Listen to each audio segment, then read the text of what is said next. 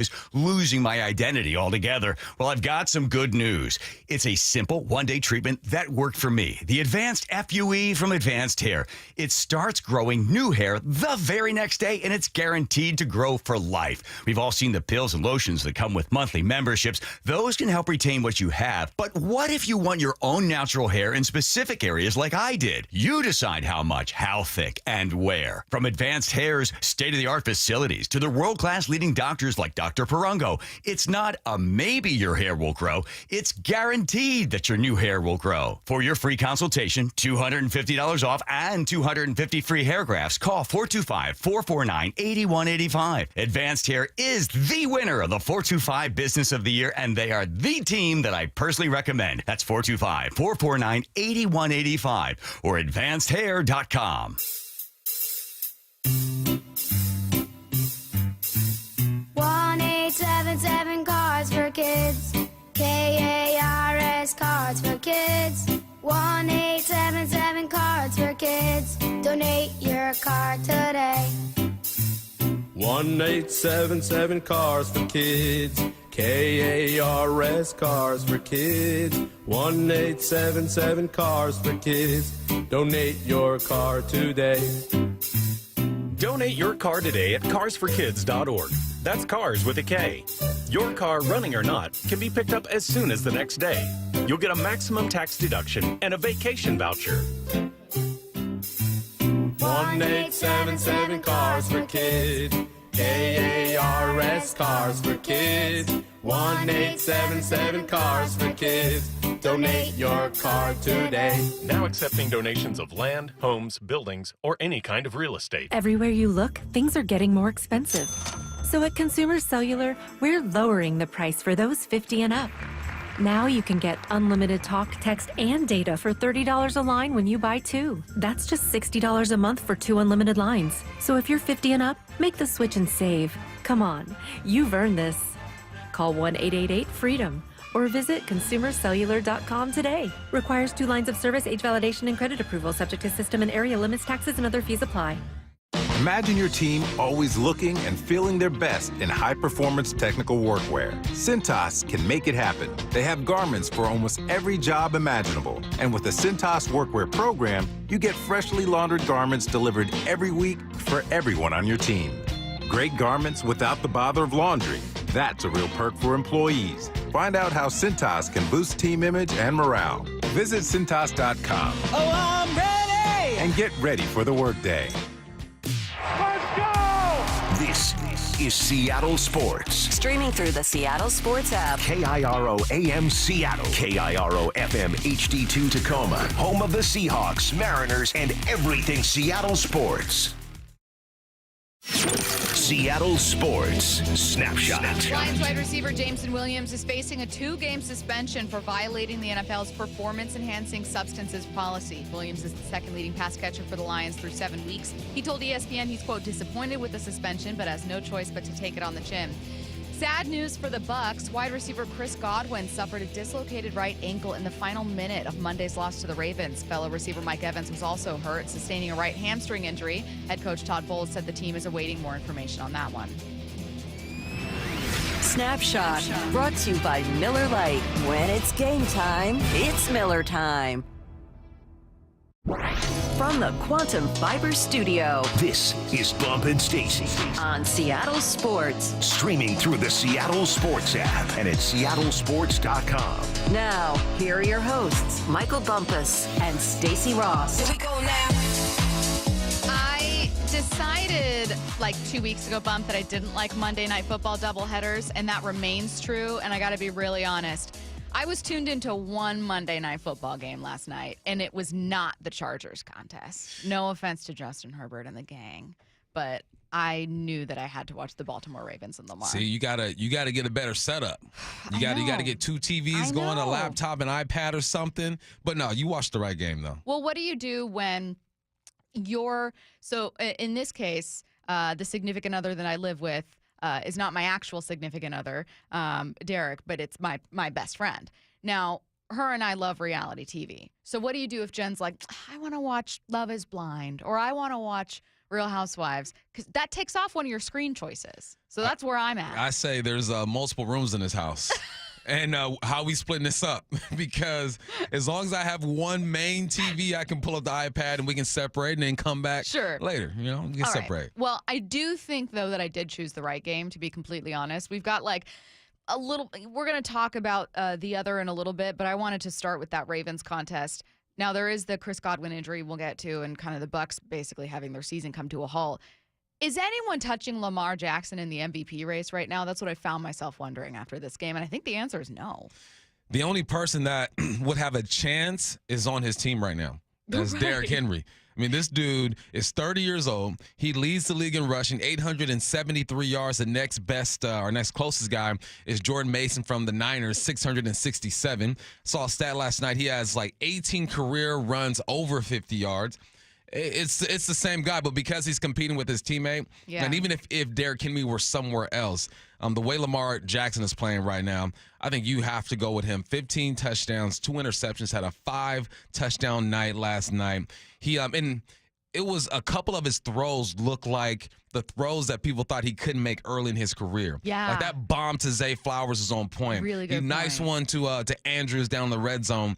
He's still growing as a passer, so I like seeing that, and then we all know what he can do with his feet. Yeah, it's got to be Lamar, but a close second, I think, is King Henry. I feel like on the one hand, we praise quarterbacks who can be evasive in the pocket and pick up yardage, and we all know collectively that you can't just be a statue anymore, that you can't just have like I don't want to say a one-dimensional passing game, because that's exactly what the quarterback position used to be. And there are some, like I wouldn't say that Patrick Mahomes is a mobile quarterback, but he is very evasive and elusive. Yep.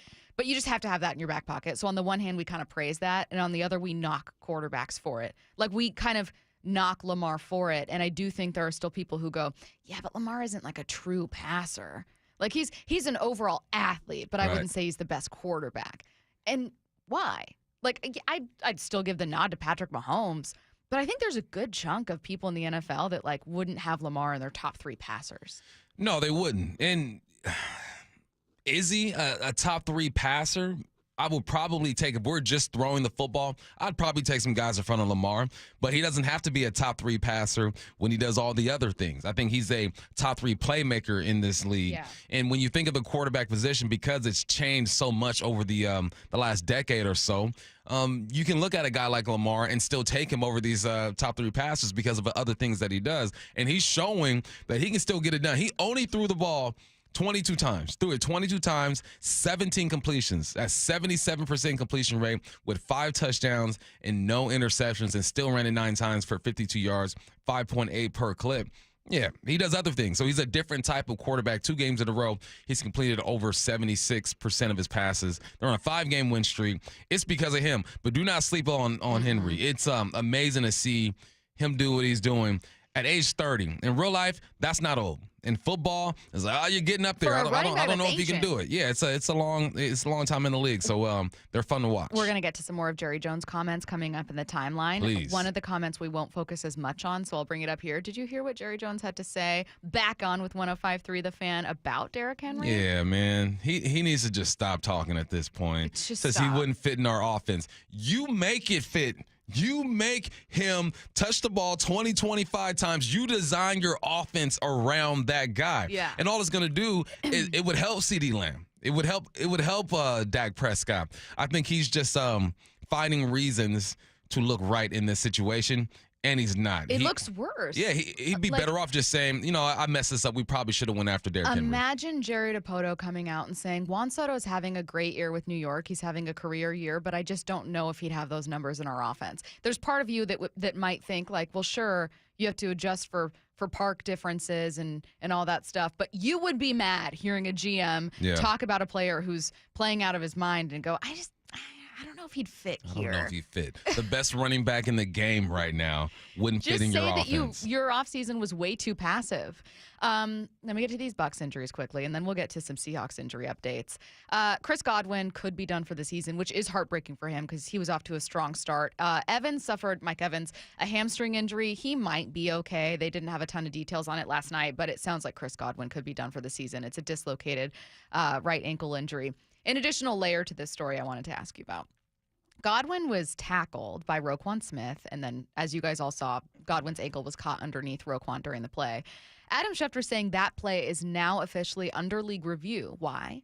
Because if it's determined to have been a hip drop tackle, Smith is going to be subjected to a fine. If you guys remember, the league approved a rule to ban hip drop tackles earlier this year. How do you feel about that?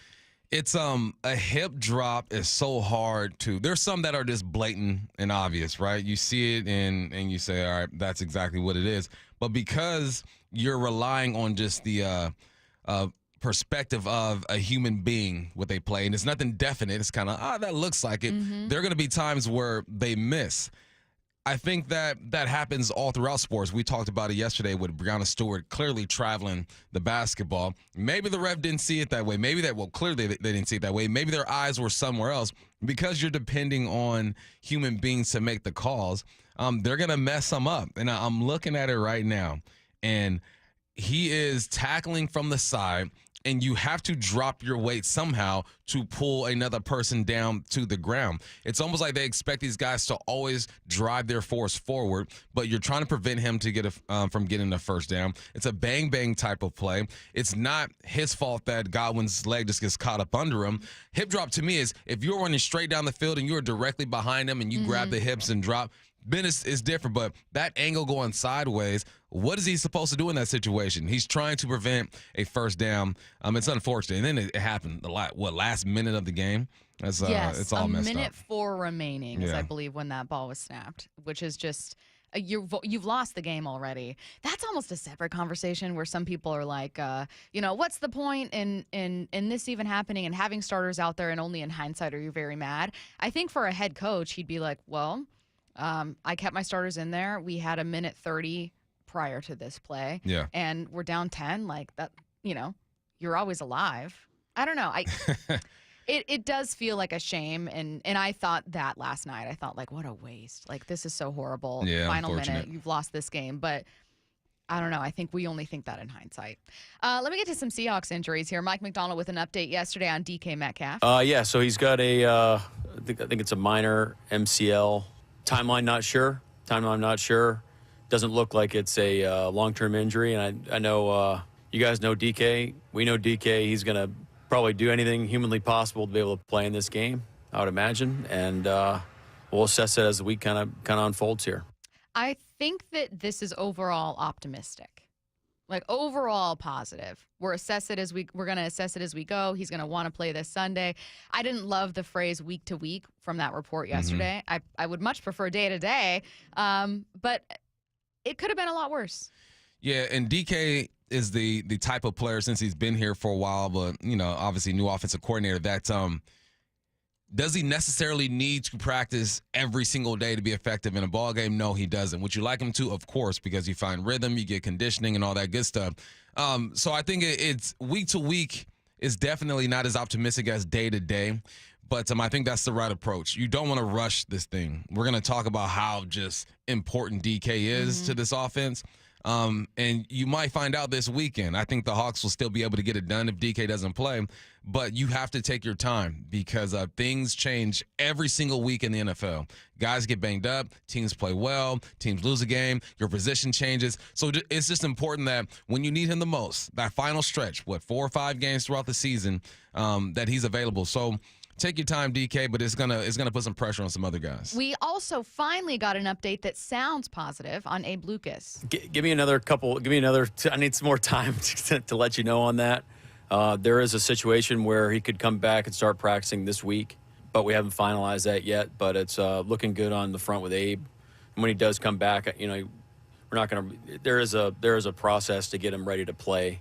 So even if he did start to practice, I think you're looking at a good chunk of a time of practice time to get him ready to go play a game. I am telling you right now, compared to what we've heard previously, that's good news. You wouldn't initially think it, but saying that or even offering more than 2 seconds of an answer is better than, yeah, we don't know yet, and then pausing. That means they don't want to talk about it. No, that's good news. You're 7 weeks in, so I hope that things are progressing in a way that he's able to speak more freely on that situation. I mean, we saw Stone Forsythe get in the game. He's been, this year he's played 414 snaps. Stone? Last year he played 505 snaps. So he's already getting reps that he didn't get last year. Michael Jarrell obviously is in the mix. We saw him play. I think you have to bring him along slowly, but this creates competition at that tackle spot, and two things could happen. The young man and Jarrell could play another game and sink, or he can get in that thing and swim. But either way, Stone hasn't played well enough to just say, this is my spot until Abe gets here. So I like the situation, honestly. You're getting positive news from Abraham Lucas, or about Abraham Lucas. Stone Forsythe has gotten a lot of snaps this year. He can only get better. He can't get worse. He can only get better. And then you have Michael Jarrell getting some valuable snaps as well as a rookie. So it's not ideal. Obviously, you want Abe Lucas in there, and then George Fant is on the IR. But you're allowing these backups to grow, because when Abe comes back, there are going to be times it's inevitable that you got to throw these guys in, and they got to perform. He also said the rotation will continue at that right guard spot. Let's go to some quick updates, though, at cornerback with Trey Brown and Reek Woolen, both of whom missed Sunday. Reek, I think we're shooting for having him some capacity on Wednesday. Trey, right now, not sure about his availability on Wednesday. And that would mean we're hoping to have Reek Woolen in like a walkthrough or like a limited participant on Wednesday. And as long as he's not moved back, right? If you start out limited and then the next day you're out, or you start out limited, and don't improve, I think that's good news for Sunday. Good news. You got to get healthy, especially against these Bills. And then you have the bye week in a couple weeks. It's important that these guys are taking steps in the right direction. But I think after last week, I'm not saying you're fine. You're not saying, oh, Reek, we don't really need you because Josh Jobe is playing great, or Pritchett filled in. No, it's you always got to find the silver lining, and the silver lining is that young guys are getting reps, and they played fairly decent against the Atlanta Falcons. So it slows down the urgency getting these guys back. But as soon as they are ready to go, you get them out there and you play some ball, man, because we know how important these guys are to this defense. The Seattle Seahawks return home this weekend, and today is the last day to enter to win 4 tickets to see them take on the Bills at Lumen Field. All you need to do is open the Seattle Sports app and then click the Win tab in the bottom right corner to find out how. If you don't already have the app, simply text the word app, APP, to 866-979-3776, and we'll send you a link to download. The contest ends today. It is your last day to enter. Let's get to headline rewrites. Extra, extra, read all about it. Headline rewrites. We must make headlines. The real story behind the headlines in today's news with Bump and Stacy. The 49ers injuries continue to pile up. Brandon Ayuk out for the season, and Deebo Samuel now sidelined with a case of pneumonia. What's the real headline? When should Bump expect to get a call from John Lynch? Let's go, John. Hit me up. Hey, I'll He's get out ready. there. He stays ready. I'll get out there for 5 or 10 plays. I need some guaranteed money. I need the housing to be on point. Put me in a nice hotel somewhere in Palo Alto, wherever you at, and I'll give you what I got. I will make sure that Pearsall's ready to go. That'll be my role. But now this is getting crazy with the Niners. This is with all these injuries. We've already talked about this, Stacey, but with all these injuries, you start to really see the mortality of an organization that has been so good for 5-6 years. When guys start getting banged up, and you're relying on a whole bunch of 2s, a couple of 3s, and you have a quarterback that hasn't really been forced to elevate people around him, you start to question some things, man. So we'll see how this thing shakes up, but they are in a place they've never been before. They've dealt with injuries, but not as many as they had at one time. The window's open. Headline rewrites. I saw a reporter yesterday who tweeted the 49ers' healthiest receiver right now was shot in the chest 2 months ago. And It's true, though. And Dang. thought, oh, my God, that's exactly right. Dang. God. Headline 2, Lamar Jackson threw 5 touchdown passes in the Ravens' 41-31 win over the Bucs on Monday Night Football. What's the real headline? This feels like a one-man MVP race. I wondered if Sam Darnold could do enough to throw his name in there. And I know that there are Geno fans that hope that, he can be part of that conversation too. He just doesn't have gaudy numbers outside of leading the league in passing yards. But Lamar Jackson has the ability to put up those gaudy numbers. He's also obviously a dual threat quarterback, and the Ravens should frankly be in the Super Bowl. They should. They could have been the last couple of years. That's the tough part about this is we know who their nemesis is, and they are still undefeated. Their quarterback is not playing well, Pat Mahomes. Their defense is on point, but you still got to get over that hump. There's been a couple of years where we look at the Baltimore Ravens, and we feel good about them. This might be their year, but sometimes teams just have a mental edge over you, and Pat Mahomes is doing just enough to win ball games. It's almost like you're waiting for him to have that breakout game. Meanwhile, the Baltimore Ravens started their season differently. You lose 2 in a row, now you got 5 in a row, and you are getting it. But everything goes through Kansas City. I like their odds right now. You got to stay healthy. But, man, the Chiefs just find ways to win. They really do. I mean, I would by no means say that they are the best offense in the league, nor the best defense in the league, and yet they're the league's only undefeated team.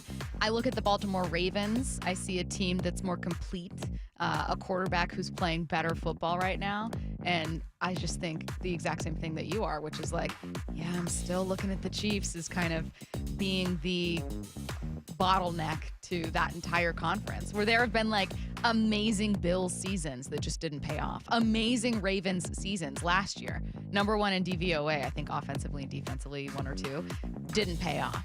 Yeah. Like, it wasn't enough. And granted, you can look at the ways that those teams hurt themselves too. I mean, you've talked about it a million times, the AFC Championship game where the Ravens just got away from the run. They just decided not to be who they are. Mm-hmm. You know what I mean? There's like, no way they're doing that this year. No. Not with Henry back there. But you hope that that wasn't your only shot to try to get to a Super Bowl. And they're different this year, man. The Chiefs have a legit defense. They were legit last year, but they're playing some good ball. So, lots of football left, but I like what Baltimore's doing. I do too.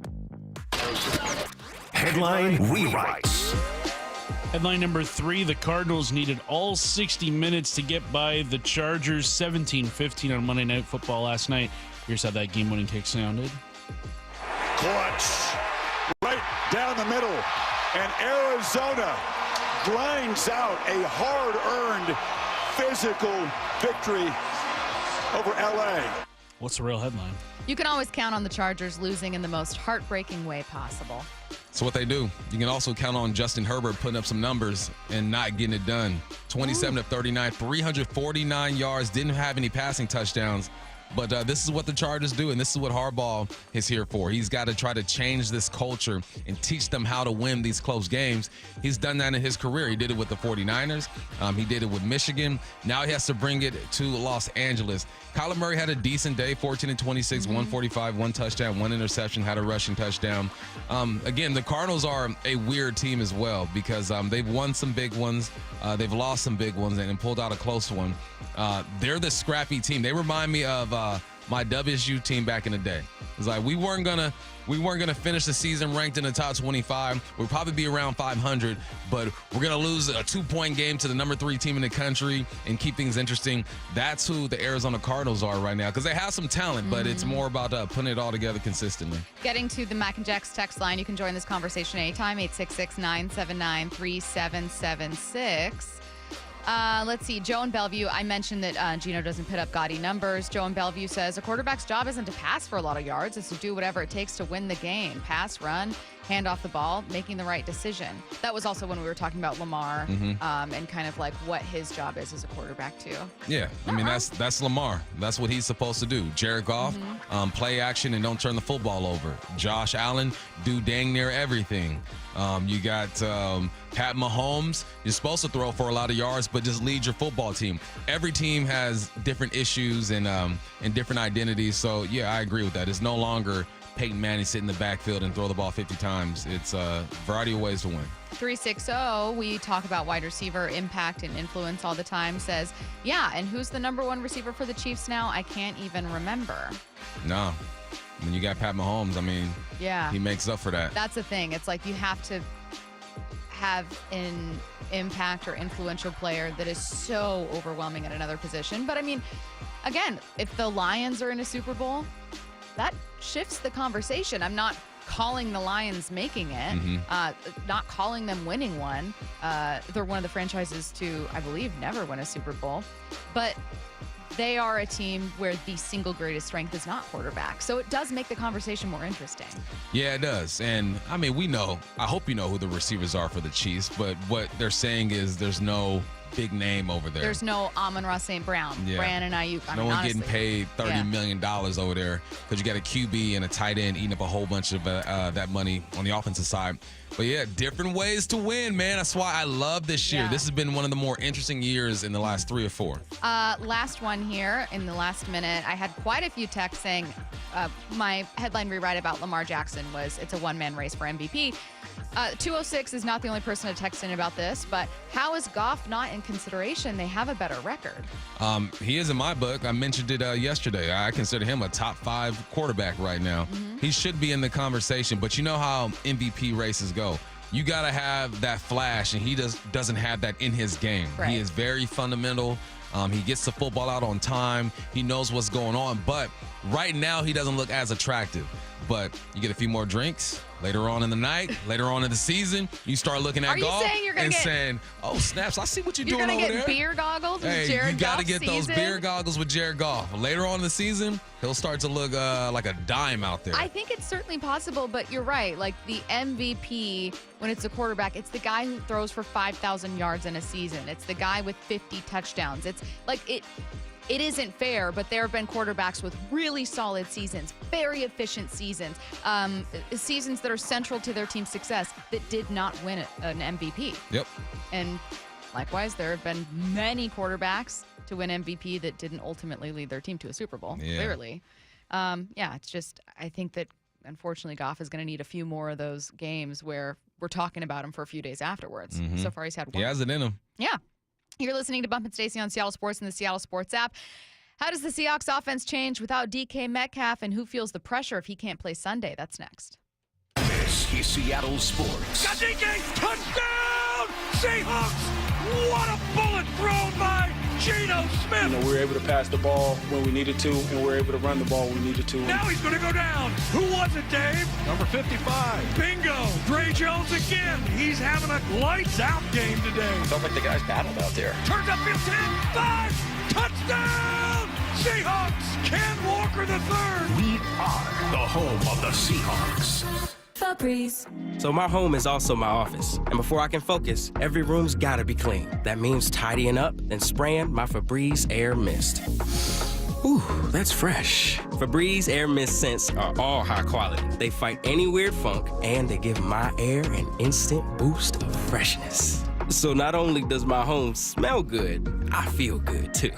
After I Febreze, it's time to start my day. Breathe happy, Febreze, la la la la la. Drivers who switch and save with Progressive could save hundreds, which could be life-changing. I mean, you could put that money towards that zero-turn lawnmower you've always wanted. And after using its edge-shaping technology to meticulously sculpt the face of the Mona Lisa into your grass, you'll become the undisputed king of Saturday morning lawn care, leaving your neighbor and sworn enemy Gary to question his place in the delicate neighborhood ecosystem. And it's all because you could save money switching at Progressive.com. Progressive Casualty Insurance Company and affiliates, not available in all states.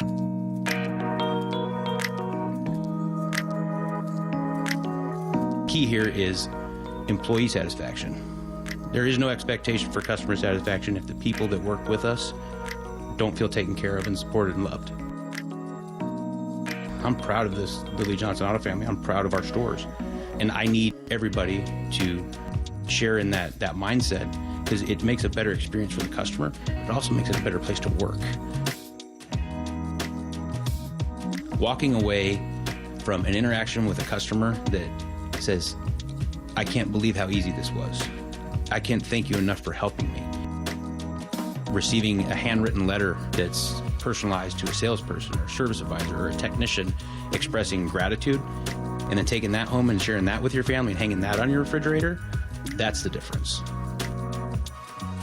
The LJ Way is the Lee Johnson Auto family. Prescriptions require an online consultation with a healthcare provider who will determine if appropriate. Restrictions apply. See website for details and important safety information. Subscription required. Price varies based on product and subscription plan. Hi, I'm Dr. Peter Stahl, board-certified urologist and Senior Vice President of Men's Sexual Health at HIMSS. In my 12 years of practice as a reproductive urologist, I've helped many guys with ED, and it has never been more convenient to treat than it is right now, thanks to HIMSS. It really wasn't easy before. You had to take time out of your day, come to a physical office and see a specialist like me in person. Now, through HIMS.com, you can get world-class sexual health care and a full range of treatment options for ED through a 100% online process. It starts with a free assessment from a medical provider licensed in your state who can determine if ED treatment is right for you. If prescribed, your medication is shipped to you for free. So don't wait. Join the hundreds of thousands of guys who've gotten help for their ED through HIMS. To start your free online visit and find ED treatment at up to 95% off brand name prices, go to hims.com/radio. That's hims.com/radio for your free online visit. Hey, Riverside Roofing is back with us for yet another year, and we're so grateful for Don, Jordan, and Brandon for allowing us to tell their story. Local family business, excellent work, all rooted in trust. You can find them at riversideroofingllc.com, the roofing company you can trust. I started Davis Law Group 30 years ago with the goal of bringing the highest quality of legal representation to accident victims. Contact Washington's best personal injury team today at 206-727-4000 or visit us at davislawgroupseattle.com. Subscribe to the Seattle Sports YouTube page to find new and exclusive content from your favorite shows and personalities daily. Just head to YouTube, search Seattle Sports, and click subscribe. Hey, it's G. Scott. Since the beginning in 2014, Nourishing Neighbors has raised over $36 million to help food banks and other hunger relief agencies in Washington. The Albertsons and Safeway Foundation would like to sincerely thank all the customers, employees, and partners over the past 10 years. Nourishing Neighbors continues to support initiatives including food for kids, grocery cards for the holidays, and innovation grants, so please keep donating and volunteering. Visit nourishingneighbors.com to learn more. Now, you've probably noticed the temperature starting to fluctuate, and that gets even more pronounced at night. Is your insulation ready for the upcoming cold season? Let me guess, you haven't checked. You're like me, you don't want to go into your attic or your crawl space. Well, that's why Crawl Pros goes where you don't want to. It's Mike Salk here. They came out to my house for a free inspection and found my insulation wasn't up to snuff. So they showed me pictures of the problem, explained it, and then they got it all fixed. Now, Crawl Pros has partnered with Puget Sound Energy to provide special rebates on insulation work. So if you're a PSE customer and your home was built before 1990, you may qualify to receive a rebate on up to 95% of the cost to properly insulate your crawl space and attic. Don't wait for the temperatures to drop. Take advantage of these enormous rebates today. Call Crawl Pros to learn what's going on behind that crawl space and attic hatch for free. Again, if you're worried about critters, mold, water damage, insulation issues, or anything else related to your crawl space or attic, schedule a free corner-to-corner inspection at crawlpros.com. You've heard the saying, you never get a second chance to make a first impression. Since 1926, my family's been helping local businesses make great first, second, and long-term impressions. We know how to make your company look good with quality uniforms, logoed apparel, floor mats, linens, and more. If you're paying for linen service or doing it yourself, let's have the conversation. The information and quote are free, but the savings and service can really add up. Visit suplinen.com. Superior Linen Service. It's what we do. You're listening to Bumpin' Stacy. Weekdays 10 to 2. On Seattle Sports and 97.3 FM HD2. All right, what if DK can't go on Sunday? We did get an update from Mike McDonald earlier today. I played it in the open of the show, but it's relatively quick, so I'll play it again in case you missed it. Yeah, so he's got I think it's a minor MCL. Timeline not sure. Doesn't look like it's a long-term injury, and I know you guys know DK. We know DK. He's going to probably do anything humanly possible to be able to play in this game, I would imagine, and we'll assess it as the week kind of unfolds here. Okay, so we'll assess it as the week kind of unfolds here. Let's just go with a hypothetical. DK can't go Sunday. Let's say he can't go on Sunday.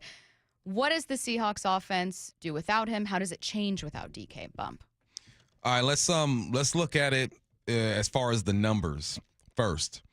Just last week against Atlanta, talk about air yards. So the attempts towards DK, the ball traveling through the air. He has a 17-yard attempt, got a pass interference, 20-yard attempt. We're talking air yards.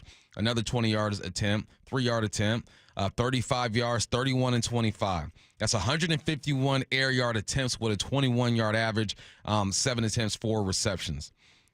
He's a guy that pushes the ball down the field or that creates the yards down the field.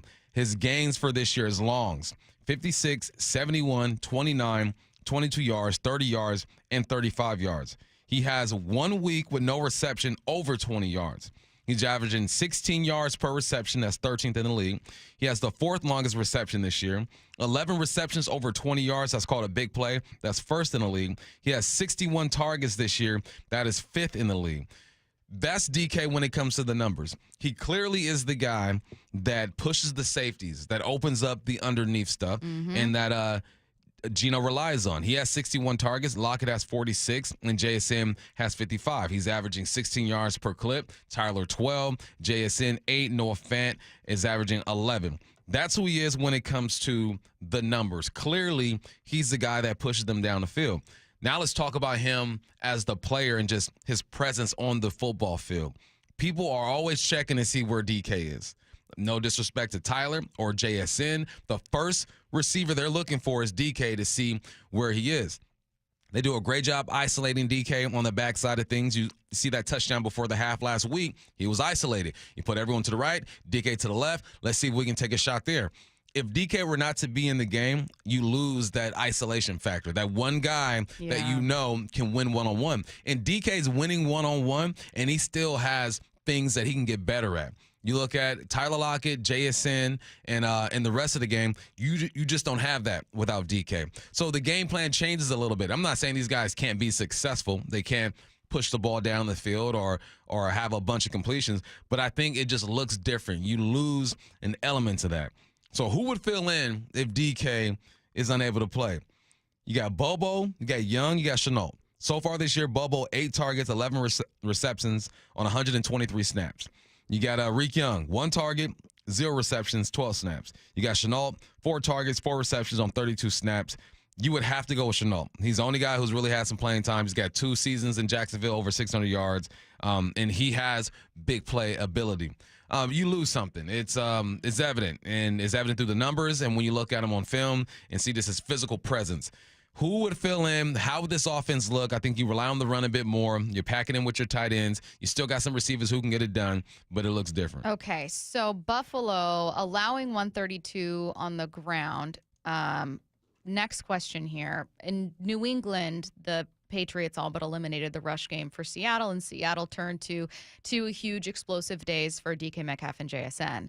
I know it's not as simple to be like, oh, no problem, just turn to the run game. Like, yeah, I wish, right, that you could just, flip to winning in a different way. However, outside of wide receivers, is there pressure that now falls on Ken Walker? I think it falls on the backfield and include the offensive linemen, just the guys in the box. You when you lose a weapon that does something at a rate that no one else on your team can do, naturally you look inside and say, all right, how do we help the guys on the outside out? How do we help the receivers and tight ends out? Because you're not going to have the guy to stretch the field the way that DK does. I think you lean on the run a bit.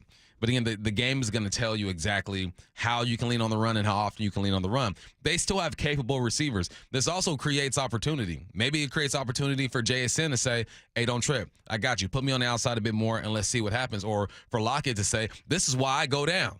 So I'm healthy and I can be available for these situations. 360 says, Bump, no way Bobo isn't the next man up. NFL is what have you done for me lately? What's the last thing you saw from Jake Bobo? A drop. A drop. Wide open, butt naked on a Sunday. I think it's drop. his size that people go, oh, Bobo's big, and we like saying Jake Bobo. Yeah. And then if you're replacing, you're trying to replace DK. You're not going to essentially ever be able to do it, but you're trying to find a guy who can do some of the things that DK can do. That's not Jake Bobo's game. He's more of a route runner, underneath, quick game type of dude. Maybe in the red zone, he gets the football. Not saying it can't be done and Bobo won't start, but to say there's no way, I think that's a bit aggressive. This sounds bad. I don't think DK would ever root against his team. There is part of me, though, that wonders if you're a wide receiver who's looking at a huge contract extension, you want your team to know what it looks like without you. Mm-hmm. And I do think there's part of me that's curious as to whether we feel the absence of DK. Because if you're going to pay him $30+ million, you want to know he's impacting your team. And look, if I'm looking at something like career-long touchdowns, right? Tyler Lockett has a kickoff return, 105 yards. He has receiving touchdowns that are over 60 yards, certainly. But DK is the one who's really taken off here in 2022, 2023, and obviously this year in 2024, where he has 2 of his 4 longest receiving touchdowns. There's a way that he takes the top off the defense that no other receiver on this team currently does, including Tyler Lockett. Yeah, it's just physical capabilities. He is a big man and that runs really fast. So naturally, you put him on routes that either are going to be shots like we've seen so far this year with him having the most 20-plus yard receptions in the game, or that creates space for everyone else. That's what I think some people miss at times, is that routes affect everything that's going on. You can literally put DK on a go route just to clear things up for an underneath route. DK can look at the coverage and say, all right, I'm going to try to win one-on-one, but I'm probably not going to get this football. That corner is 6-7 yards off. His butt is to the sideline. He's going to open up and run. I'm going to run my tail off because I know I have this cross coming over from the other side that's going to open up that little gap right there, and have a running back that's swinging that way that's going to pull the flat defender. It's all connected. So you lose that if you don't have DK out there. His presence on plays where he's not getting the football still has a big influence on concepts. All right, so let's talk about facing Buffalo's defense. I know that we're going to dive more into a preview, particularly on Thursday with the huddle, and obviously on Friday and what essentially becomes like a 4-hour pregame show. When I look at Buffalo, it's hard for me not to just automatically imagine their offense and Josh Allen and all the ways that they have beaten teams before. Do you feel confident still about this matchup without DK Metcalf? How much does his absence influence your outlook for this matchup? I feel less confident about it, but I think if it's really all on the defense, man. I think Geno's going to be able – you know what, we talked about Brock Purdy, right? Is he going to be able to lift up the play of everyone else around him? That's my main question when it comes to Brock Purdy. With Geno, I think he can lift up the play of everyone around him because he's going to make the right throws. He's going to put it on the right shoulder. It's going to be on time if he has time. He's that type of ball player. So, of course, I don't feel as confident. Like if we would have lost Rick Woolen this week going into the game, I would feel less confident because he's a starter. Yeah. Whenever a starter's not in there, you're going to lose something. They beat somebody out. They're paying them to do a job. So, yeah, I still think it can be done. But, yeah, of course, less confident. You're listening to Bump and Stacey on Seattle Sports and the Seattle Sports app. Let's take a look moving forward at a bit more of some Seahawks stuff at 11. Before we get to that, we've got to talk about what we learned in MLB playoffs. We have yet to see the World Series winner, and I hate to admit it, but I'm very excited about this World Series matchup. But one thing has become exceptionally clear, and no, it's not just that you need to spend money. That's next.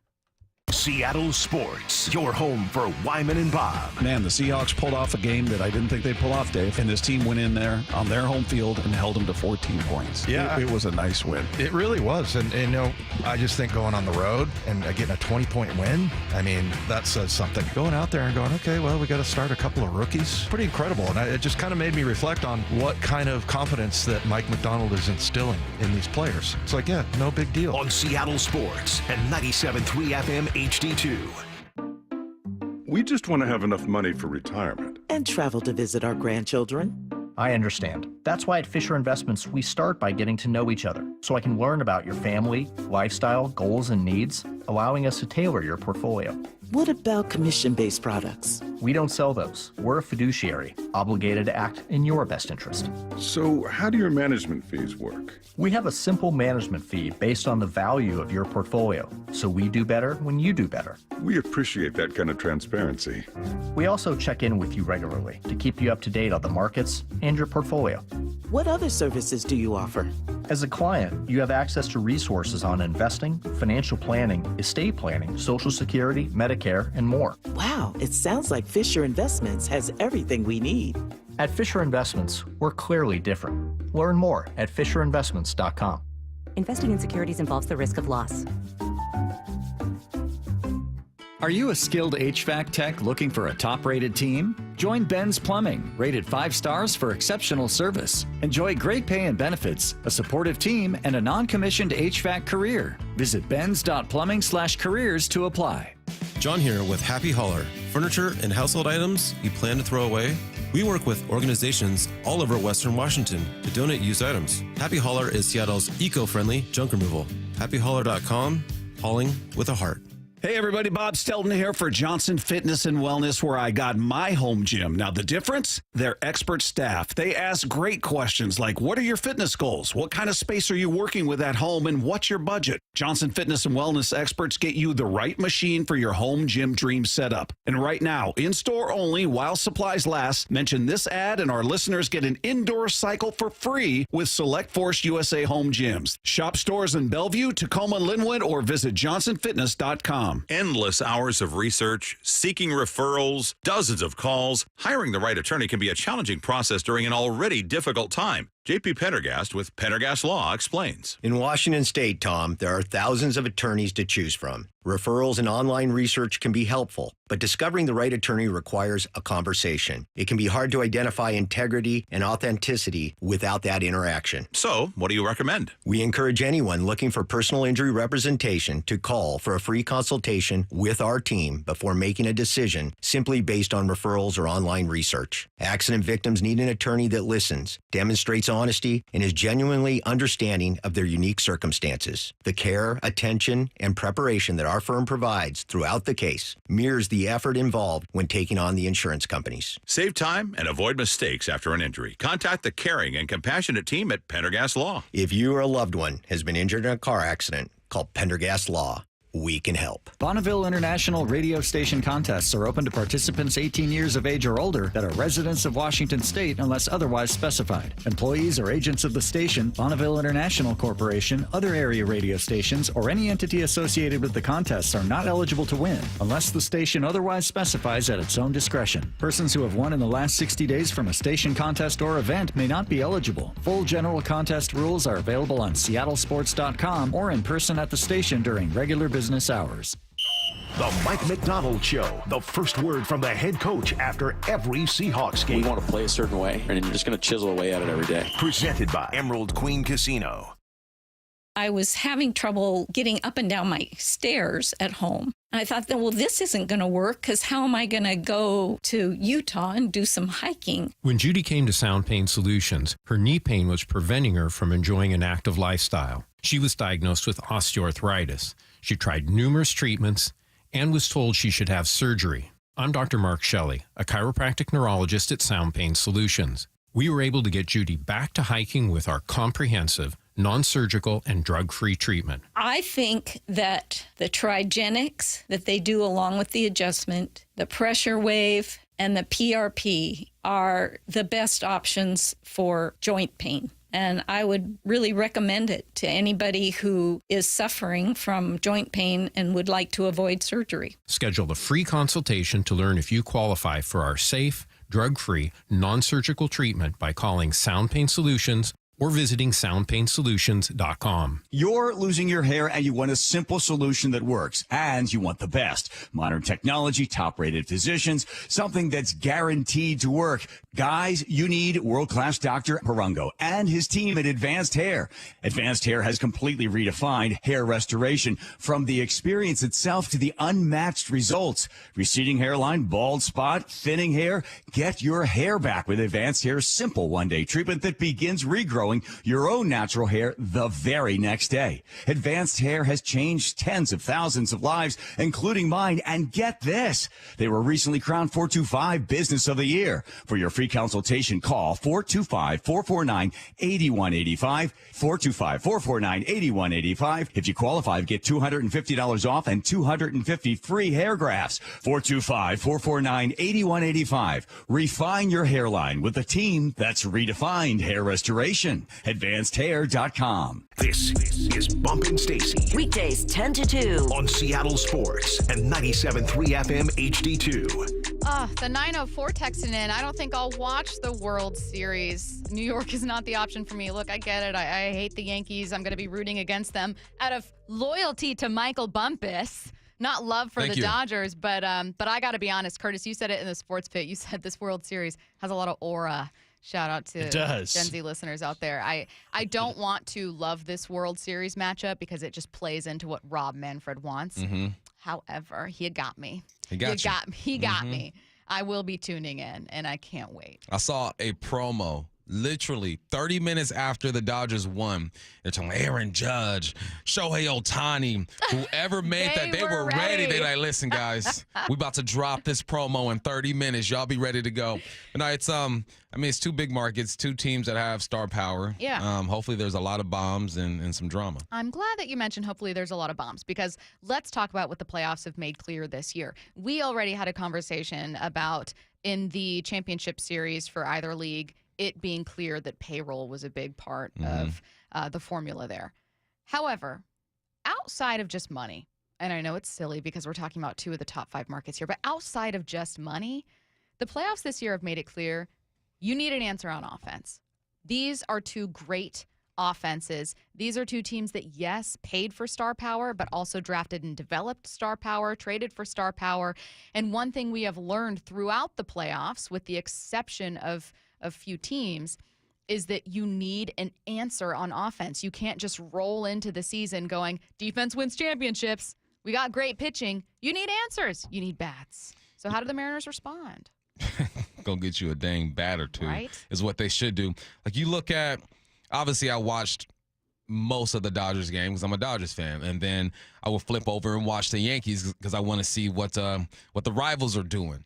And there are a couple things that are true. When you needed a big play, when either team needed a big play, one of the guys they paid to do that stepped up and did it. We saw Juan Soto do it. I saw Aaron Judge do it. I saw Ohtani do it. Saw Mookie Betts do it. It's just they are talented and are getting paid that much for a reason.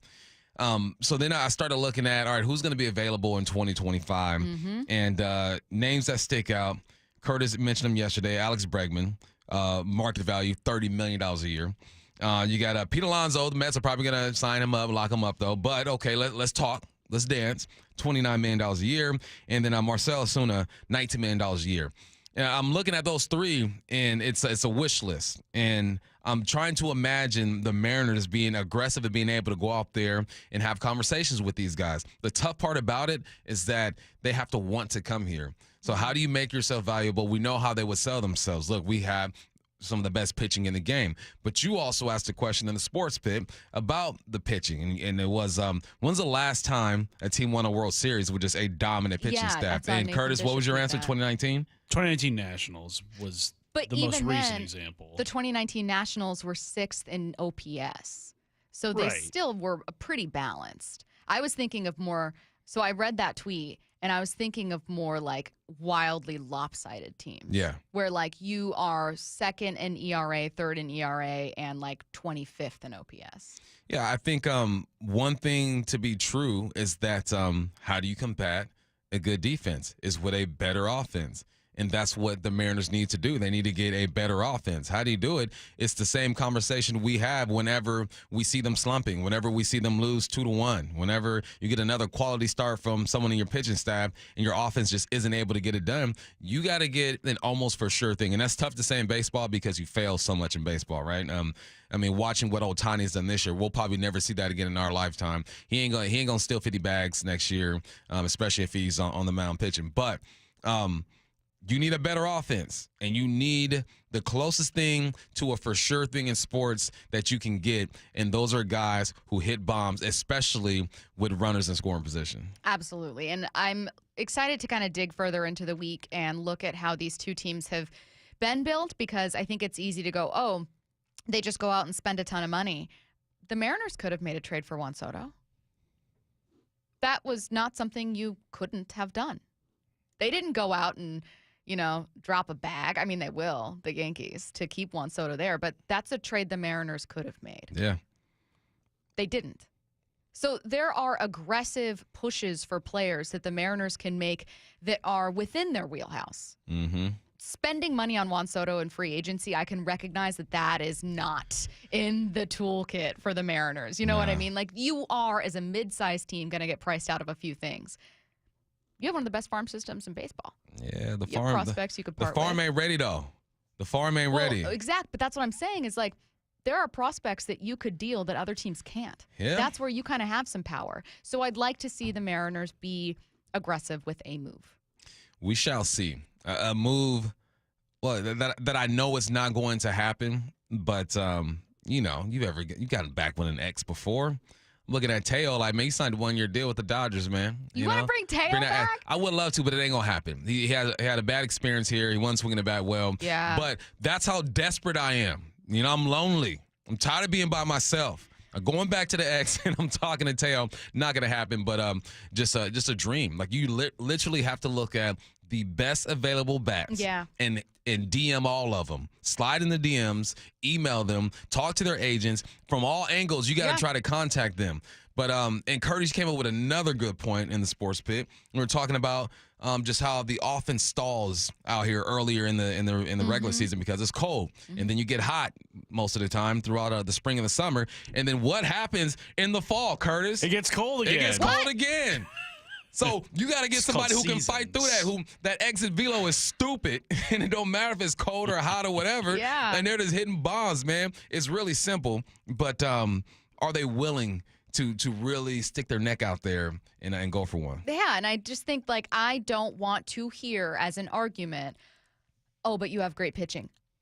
This team's pitching is its strength, and you should have a strength and an identity as a team. Don't get away from that just because other people. If you run the ball really well in football, don't get away from it just because other people say running backs don't matter. If you have an amazing pitching staff in baseball, that does matter when you get to the postseason, absolutely. But you cannot make that your only thing. You know what I mean? Mm-hmm. When people make one tiny thing their whole identity, it's like, we get it. You like 90s rap, I know. We get it. That's your whole identity. Real Housewives. Yeah. Don't. Okay. Look, I have multiple shows that I watch. First of all, I'm not just. There's Real many Housewives in isn't the Real my Housewives only franchise. identity. There's multiple cities that they go to. But look, y'all.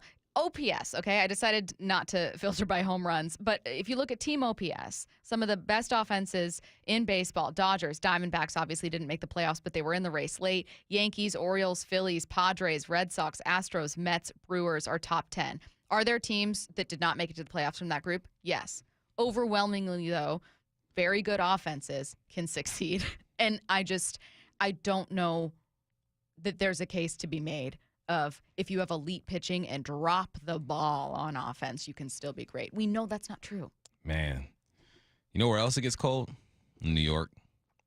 They also have a janky field, though. I mean, goodness gracious, I might be able to hit one out, Yankee Stadium. But, yeah, man, get the personnel. You know what you need. Everyone knows what you need. Everyone knows. You need bats. Everyone knows. Go get some.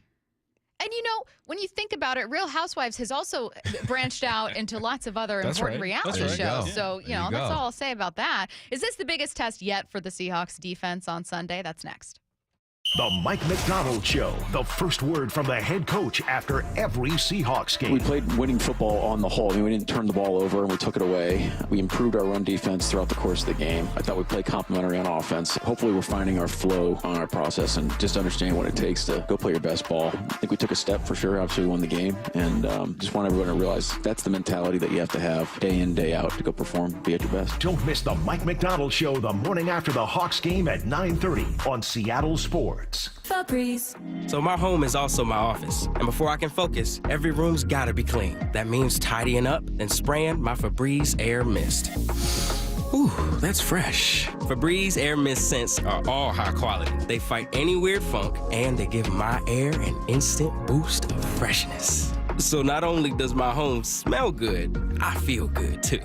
After I Febreze, it's time to start my day. Breathe happy, Febreze, la la la la la. Everywhere you look, things are getting more expensive. So at Consumer Cellular, we're lowering the price for those 50 and up. Now you can get unlimited talk, text, and data for $30 a line when you buy 2. That's just $60 a month for 2 unlimited lines. So if you're 50 and up, make the switch and save. Come on, you've earned this. Call 1-888-FREEDOM or visit consumercellular.com today. Requires 2 lines of service, age validation, and credit approval, subject to system and area limits, taxes, and other fees apply. Want to listen to Seattle sports on your smart speaker? Hey, smart speaker, play Seattle sports. This message is powered by the EQC Sportsbook at Emerald Queen Casino. Emerald Queen Casino, the entertainment capital of the Northwest. Hey, Riverside Roofing is back with us for yet another year, and we're so grateful for Don, Jordan, and Brandon for allowing us to tell their story. Local family business, excellent work, all rooted in trust. You can find them at riversideroofingllc.com, the roofing company you can trust. Prescriptions require an online consultation with a healthcare provider who will determine if appropriate. Restrictions apply. See website for details and important safety information. Subscription required. Price varies based on product and subscription plan. Hi, I'm Dr. Peter Stahl, board-certified urologist and Senior Vice President of Men's Sexual Health at HIMSS. In my 12 years of practice as a reproductive urologist, I've helped many guys with ED, and it has never been more convenient to treat than it is right now, thanks to HIMSS. It really wasn't easy before. You had to take time out of your day, come to a physical office, and see a specialist like me in person. Now, through HIMSS.com, you can get world-class sexual health care and a full range of treatment options for ED through a 100% online process. It starts with a free assessment from a medical provider licensed in your state who can determine if ED treatment is right for you. If prescribed, your medication is shipped to you for free.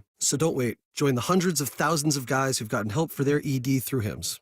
To start your free online visit and find ED treatment at up to 95% off brand name prices, go to hims.com/radio. That's hims.com/radio for your free online visit. Your business needs a network it can count on. Power's out. Comcast Business has you covered with Wi-Fi backup to help keep your business up and running, even when your power goes out. Everybody in the warehouse good? Lights are out, but the Wi-Fi's up. Let's power on. It's from the company with 99.9% network reliability.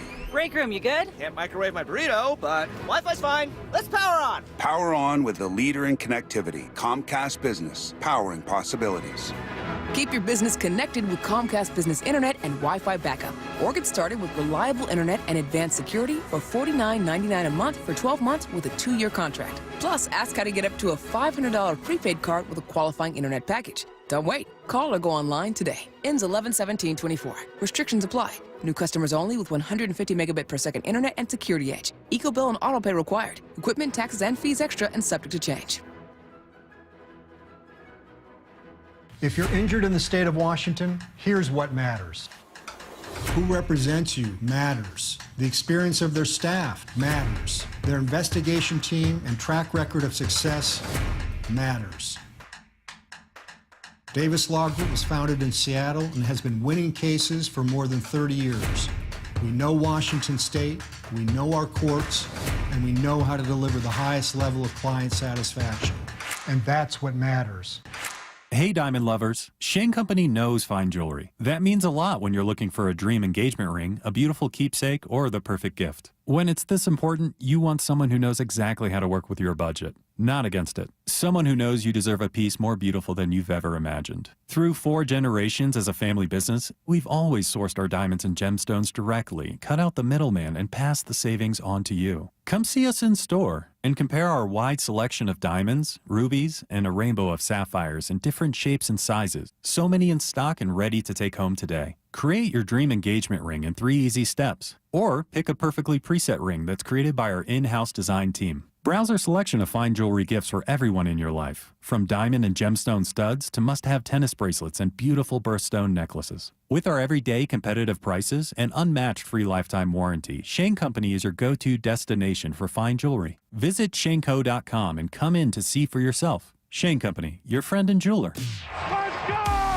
This is Seattle Sports. Streaming through the Seattle Sports app. KIRO AM Seattle. KIRO FM HD2 Tacoma. Home of the Seahawks, Mariners, and everything Seattle sports.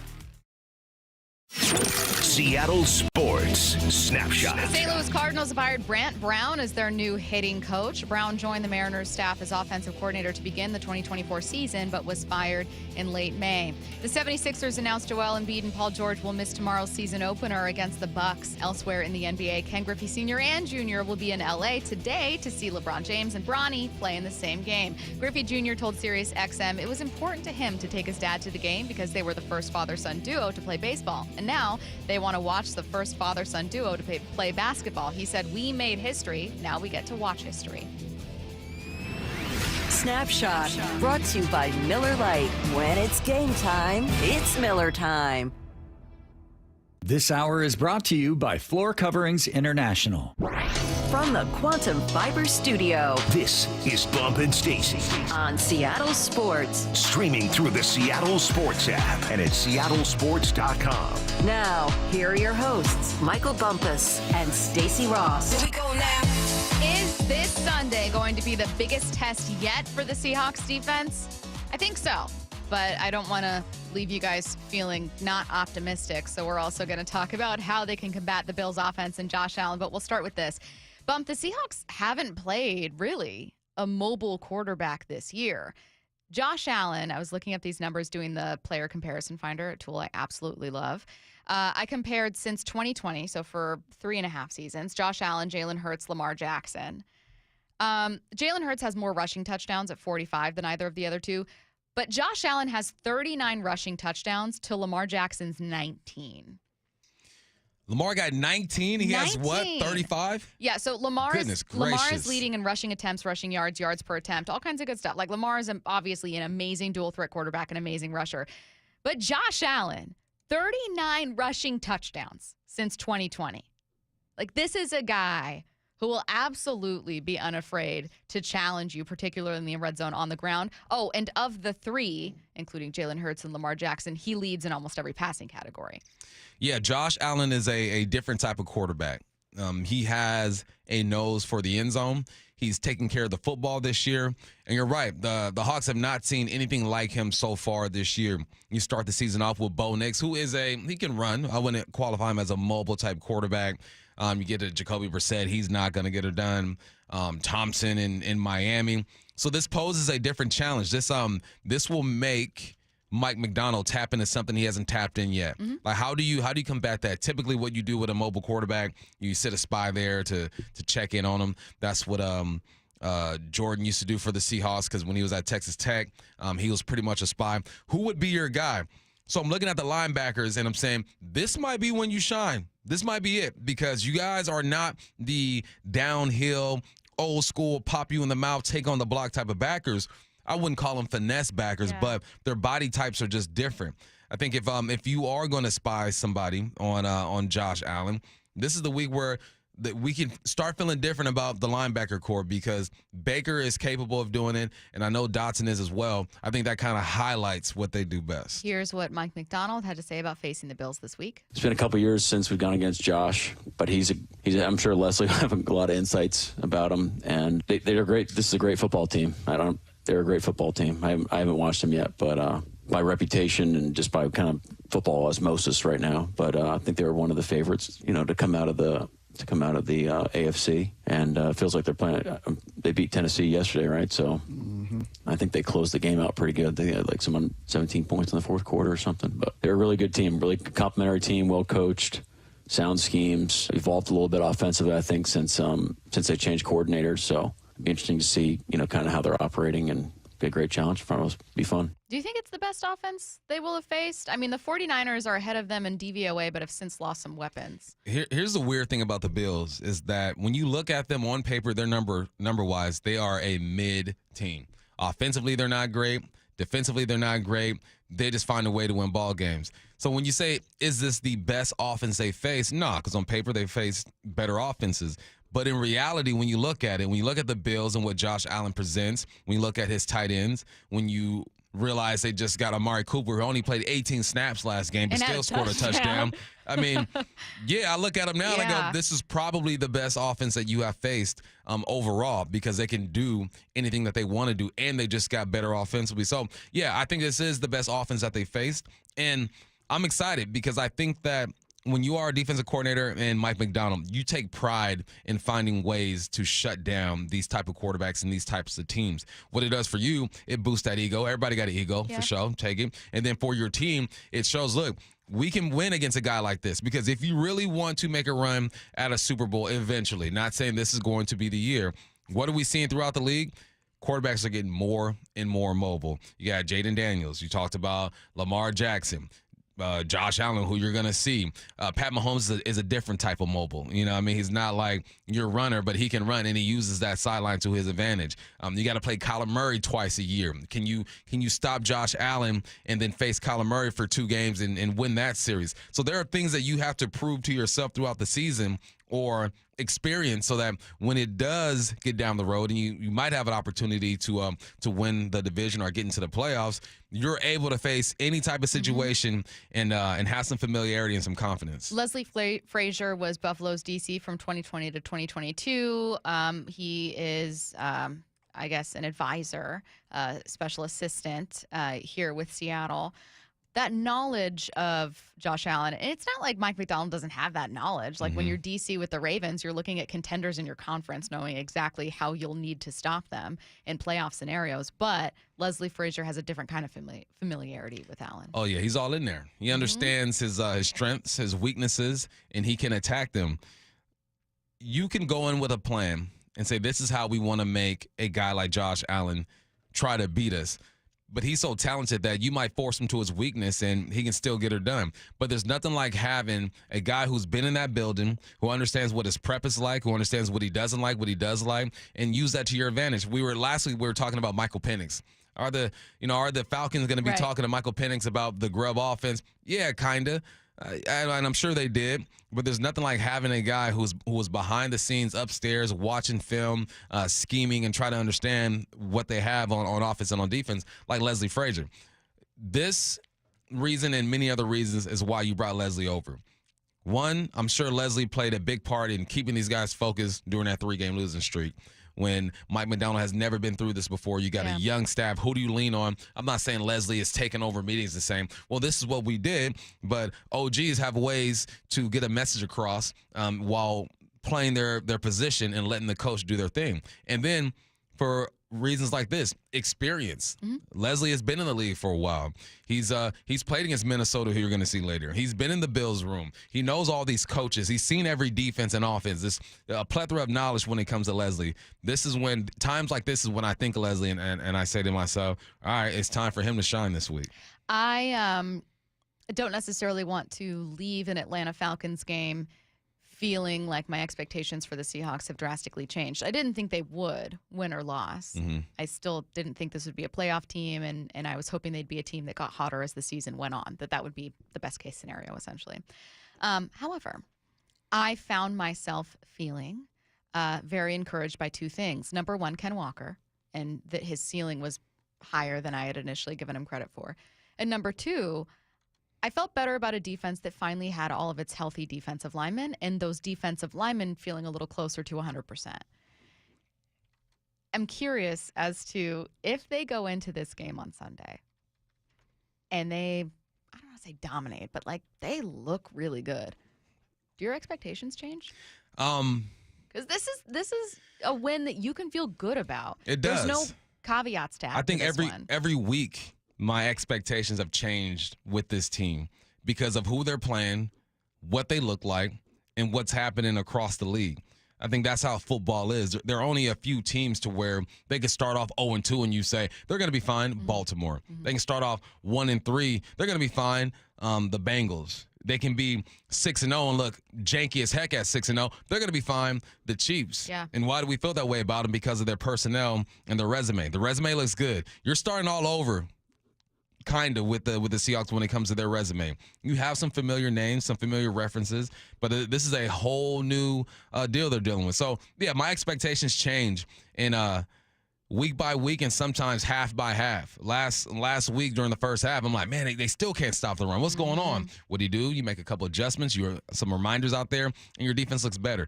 So because they're in like the adolescent stage of building this new regime over here, I think it's natural and necessary that your expectations do change because their mistakes and their successes, right? You're so critical of each because you don't know what the foundation is yet. You're 7 weeks in, about to be 7 weeks in, and you're starting to kind of figure out what's going on, but you still haven't seen Abe. Reek ain't out there yet. You lost Uchenna. You're dependent on some young guys. So, yeah, every week it's going to change for me just a little bit, and a lot of it has to do with what's happening around them. Very good question from the 253. Bills offense better than the Lions? No, I have the Lions as a better team. Maybe the best team in the NFC, and a really, really stellar offense. I think Josh Allen is the single biggest threat at quarterback that the Seahawks defense will face this year, though. Jared Goff, stellar. Part of a great offense. And the Lions beat Seattle. It was a challenge. I felt pretty good coming out of that loss, but it was still a challenge. Josh Allen has a dynamic that he adds as a quarterback who can rush for touchdowns and does. He already has 3 this year. He has no interceptions, by the way, that I just think the Seahawks haven't seen. They haven't been tested in that way. No, they haven't. It's just a different type of challenge. With the Lions, the challenge was, can you disrupt this offensive line and get into the backfield and force Jared Goff to make poor decisions? Because we know that he's been prone to do that at times. He has 4 interception games, 3 interception games, but you weren't worried about him escaping the pocket and making something out of nothing. What the Lions did was deception. We're going to run the football. We're going to hand it off. We're going to motion over. We're going to roll out this way. This is a different kind of challenge, and I feel like a challenge now that Amari Cooper is there that allows Josh Allen to be even that much more explosive. He is the most explosive quarterback these guys have faced all year. Lions are definitely better when it comes to just overall offense, but when it comes to off-script plays, and those are typically where if you can't have the deception that the Lions have and create those explosive plays, then you do it just with personnel, and Josh Allen is that type of player. So it's a different kind of challenge that will require Mike Macdonald to coach things a bit differently. Well, and directly as a result of what Josh Allen can do, Buffalo is 7th in red zone scoring this year. The Detroit Lions, and you looked at it at the time, had like a really horrible day in the red zone that skewed everything. But entering into that week 4 matchup against Seattle, they had been up and down in the red zone. The Bills, if they get in the 20, if they get in the 10, Josh Allen with certainly the ability to run that thing into the end zone, I am nervous. I am suddenly thinking back to those audio cuts we've listened to about undersized linebackers and the risks and gambles that Seattle took with its defense. However, I'm also looking at the investment it made in the defensive line going, this is when you guys got to show up too. And it's happening at the right time with this D-line. Byron Murphy getting healthy, Roy Robinson-Harris getting into the mix, Draymond Jones flashing, having his best game of the year so far. These edge rushers, Boye Mafe looking good, Derek Hall. It's every week you got to take a step in the right direction, and that's what we've seen so far with this defensive line. They've been banged up for a while. So, yeah, it's time for the D-line to shine. I think they glimmered last week, a little shimmer. You see them. Now it's like, all right, now you get dirty. Now let's go and be creative and, what do they say, exotic with your blitz package and your twists and all that stuff. I would go so far as to say sexy. It would be sexy out there with the big sexies on that defensive line. Exactly. It's time for them to go because on the outside, I think that even with Amari Cooper, obviously there's more opportunity for the Bills to be explosive, but I like the guys on the outside. Even if Josh Jobe has to get in there and do it again. All right, I've seen it one time. Let's see if he can do it again. I'm more optimistic about that, but I understand that if you really want to help those guys out because you're going to have dudes missing, every week it starts with the boys up front. Yeah. And the violence that I saw in that box this week did not look like anything I've seen in the past few weeks.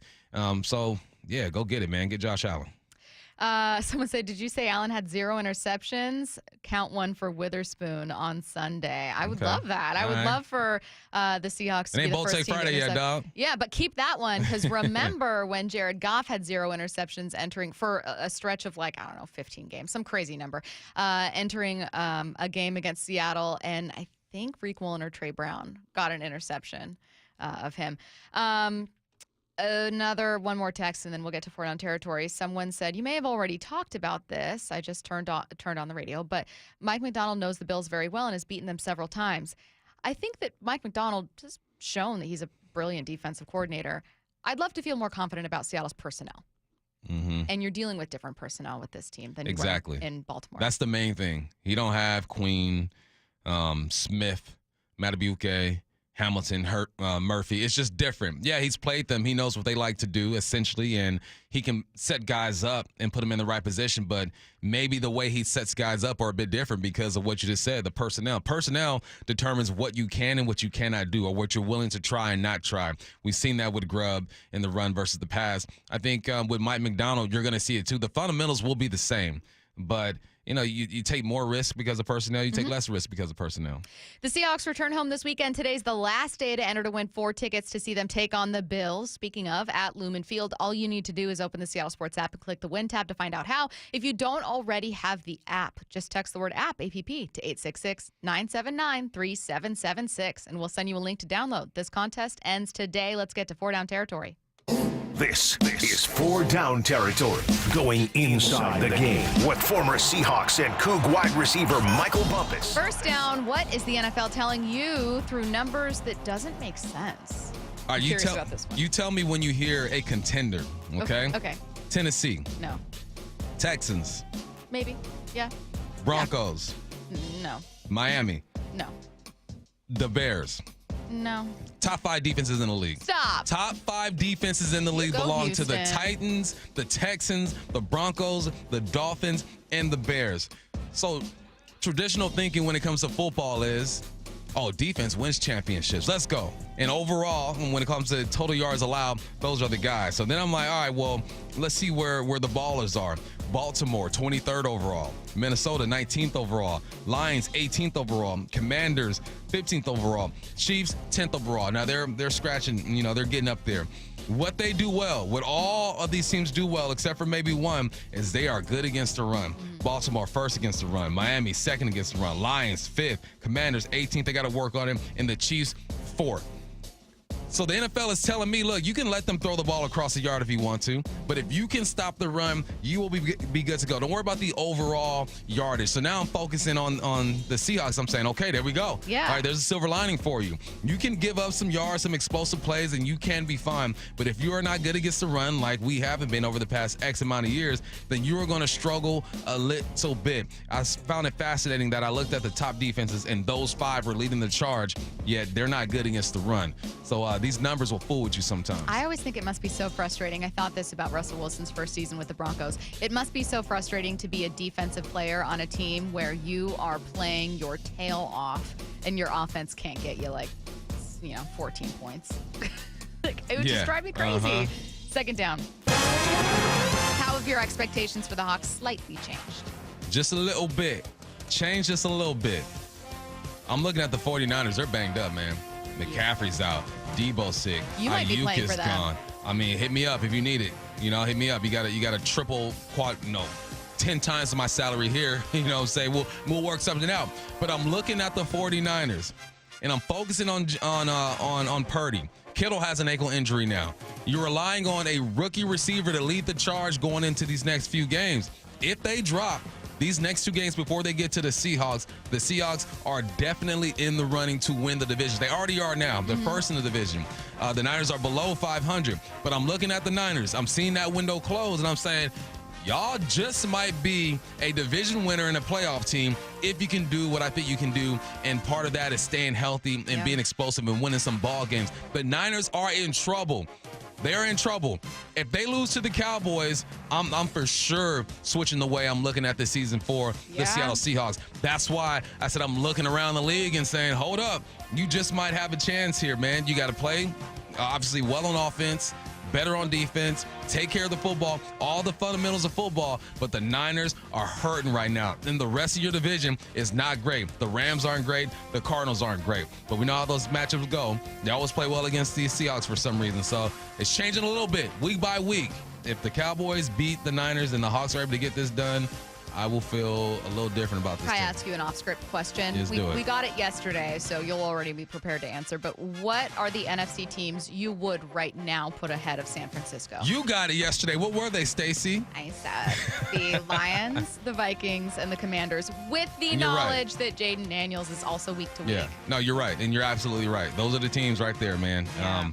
It's weird. The NFC West so might weird. be the second weakest division in the NFC. I think the East isn't looking too great right now. They got 2 ballers over there. I think they are. I think they are the weakest, honestly, right now, record-wise at least. Crazy. Yeah, What North else is am I nuts. looking at? The South is kind of weak too. Yeah. NFC just might be down all year. I think Goodness they are gracious. still. Third down. What should we see more of if DK isn't ready to go on Sunday? Quick game should be on point. I really believe that. And I would love to see more play-action rollouts for Geno. That was a highlight of his game last year. They've kind of gotten away from it this year, and I understand why, because the line hasn't been protecting at a high level. But if you can just show the run, protect a bit, I would love to see more quick game and more Geno getting outside the pocket. There's concepts that I've seen over the last few years that are just so fun to watch for me is when you play action boot, you're rolling to the right, you have your receiver who's on the left side, maybe your X with the deep cross, and last second he cuts back the other way. So you're going against the grain. Everything's rolling to the right. You go against the grain, boom, over the top. Those are the type of routes that I think JSN excels at, man. He's a smooth type of receiver. So with the possibility of DK being out of this thing, obviously we expect him to run the ball a bit, but I just want to see more play action, more boot. Move that pocket. And I think moving the pocket can help some of these linemen at time, because instead of being straight up and having that vertical rush, you're moving sideways, you're connected to the guy to the right or the left of you. It gives you more of a chance. So let's see, don't even boot it. If you want to protect the backside with a running back or whatever, just move that pocket a bit. 4th down. What positions can win the ball game for the Seahawks? Defensive line. You got to win this. You have to win it. All right. And I'm gonna go edge, defensive line. You know, those linebackers / edge rushers, but they can win it.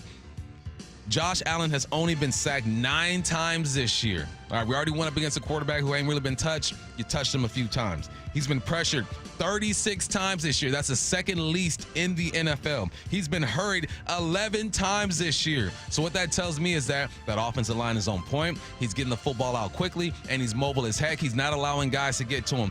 This defensive line, this is where you're making money. Love seeing Draymond Jones have a good game last week. Love Byron Murphy. We're undefeated when Byron Murphy's in the game. Hey. All right, keep the good times rolling. Keep him out, even if he's not feeling well, maybe he's inactive, just put him out there and see if the vibes still work. Put him out there. You know? The edge rushers. We're coming off a game where Derek Hall made the biggest play of his career. These guys are playing good football at the right time because you're going to need them. And then Roy Robinson Harris having another game, another week to prepare in this system. It keeps me optimistic. But because the Bills have done a great job of protecting their quarterback and Josh Allen buying themselves some time, D-line, you got to mess stuff up. Let's get it. The 425, I joked about you maybe being called by John Lynch to go play wide receiver for the 49ers. Just since they've had so many injuries there. The 425 says, Bump wanted triple, then quadruple, then remembered taking hits in the NFL and said, no, 10 times my salary here. I love football, but man, I don't know if you could pay me enough to go take some of those hits. I think I would die. You got to get down like Lockett, baby. I will get down. I'm catching, I'm down. I'm falling down as I catch the football. I would do is like hands up, like ball still in my hand. I'd be like, wait, I'm not going anymore. You're listening to Bump and Stacey on Seattle Sports and the Seattle Sports app. Jerry Jones made his much anticipated return to 105.3, the fan airwaves in Dallas after last week fighting with 2 hosts. We'll tell you what happened. Seattle Sports, your home for Brock and Salk. I was watching Russ on Sunday night, and I found myself nostalgic. This was what Russell had to say. There's a lot of outside noise that makes it seem like it's a negative thing and this rivalry internal, and it's not, man. It's just I just want to make sure that you hear all of that. Shut up, I just want to make sure that you hear all of that before you tell us you're nostalgic. Maura, you ruined my nostalgia. Good. Dude, Russ is fun. And then you play me that sound, and I'm just out. On Seattle Sports and 97.3 FM HD2. In the fall, when the weather starts to change, Washington State sees an uptick in auto theft. Help keep your car safe with these simple and important tips. Don't leave your car running or warm it up unattended with the keys inside. Park in well-lit areas. Lock up every time. Keep valuables out of sight. Use an anti-theft device like a steering wheel lock. Share this information with friends and family. Prevent the theft and keep yourself and your vehicle safe. These tips are brought to you by the Washington Auto Theft Prevention Authority. Hey, this is Stacey Rost, and if you're looking for top-notch service for your plumbing, heating, and air needs, look no further than Ben's Plumbing, Heating, and Air. For over 25 years, Ben's has been providing 5-star service to our community. Their team of experienced professionals are dedicated to making sure you get the best service possible. That means no pressure, no gimmicks, just honest, reliable work. From routine maintenance to emergency repairs, Ben's has got you covered. With their no-pressure sales approach, you can rest easy, knowing you're only getting the services you actually need without those unnecessary upsells. So whether it's a leaky faucet, a broken heater, maybe an AC on the fritz, trust the experts with over a quarter-century of excellence. Call Ben's Plumbing, Heating, and Air today at 206-789-5353 or benz.plumbing. Ben's Plumbing, Heating, and Air, where 5-star service meets no-pressure sales. Wesley Financial Group is not a law firm. Do you find yourself stuck in a timeshare? Get the real facts about the timeshare industry and your options for cancellation. Chuck McDowell, founder of Wesley Financial Group, has put together a free information guide that reveals the secrets the timeshare industry doesn't want you to know, including the 5 ways to get rid of your timeshare. Call now and get this timeshare cancellation guide absolutely free. Call 800-838-6161. That's 800-838-6161. 800-838-6161. Hey, what are you doing up on the step stool? About to clean these light fixtures. The whole family's coming over. And if there's even a speck of dust in the house, my abuela will find it. Here, I got a Swiffer duster to help with that. A Swiffer what? A Swiffer duster. It has this cool extendable handle that reaches 6 feet to get high and low, with fluffy dusters that easily trap and lock dust. So, no more step stool? No more step stool. Easily trap and lock dust from hard-to-reach places with the Swiffer duster. Love it or your money back. Hey, Brock Ewart here, and the Harnish Auto family is so excited to team up with the Carol Milgard Breast Center in the fight against breast cancer. For every test drive this month, they'll donate $25 in both Puyallup and Everett. Harnish Auto family. People matter. Does your snoring keep others awake at night? Choking or gasping can be even worse. Hi, I'm Dr. Nick Kugler with the Washington Center for Sleep. Snoring is often a sign that something is wrong. Don't ignore it. We can help fix it. We specialize in treating snoring and sleep apnea so that you can get better sleep, giving you more energy and a more fulfilling, healthy life. Visit us in Seattle, Bellevue, or at wasleep.com. That's wasleep.com. Sleep better, feel better. That's the Washington Center for Sleep way. Your favorite Seattle sports show is available anywhere you go through the Seattle Sports app. Brought to you by Fred Hutchinson Cancer Center Proton Therapy. Full shows and interviews, exclusive video and articles from the home of the Seahawks and Mariners. The Mike McDonald Show, the first word from the head coach after every Seahawks game. We want to play a certain way, and you're just going to chisel away at it every day. Presented by Emerald Queen Casino. This is Brock Ewart. If you're retired or retiring soon and concerned about the future, call Tila Mortgage today to find out the benefits of a reverse mortgage. Tila's been locally owned and trusted right here in the Seattle Metro for over 25 years. Just ask yourself, do I settle for a retirement that just gets me by? I say no. Tila will see if you can retire more comfortably with a home equity conversion mortgage. They can help you refinance your current mortgage and convert a portion of your home's equity into a line of credit, providing benefits like no monthly mortgage payments or cash back to pay off bills, do home improvement projects, or build up a cash reserve for safety and peace of mind. Plus, you get to keep your home. Tila, spelled T-I-L-A, is a name you can trust for truthful, honest, and ethical advice for all your mortgage needs. Call 206-766-8888. That's 206-766-8888 or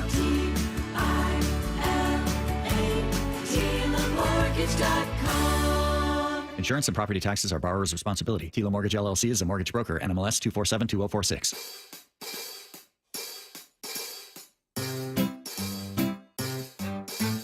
1-877 Cars for Kids. K-A-R-S Cars for Kids. 1-877 Cars for Kids. Donate your car today. 1-877 Cars for Kids. K-A-R-S Cars for Kids. 1-877 Cars for Kids. Donate your car today. Donate your car today at carsforkids.org. That's cars with a K. Your car, running or not, can be picked up as soon as the next day. You'll get a maximum tax deduction and a vacation voucher. 1-877 Cars for Kids. K-A-R-S Cars for Kids. 1-877 Cars for Kids. Donate your car today.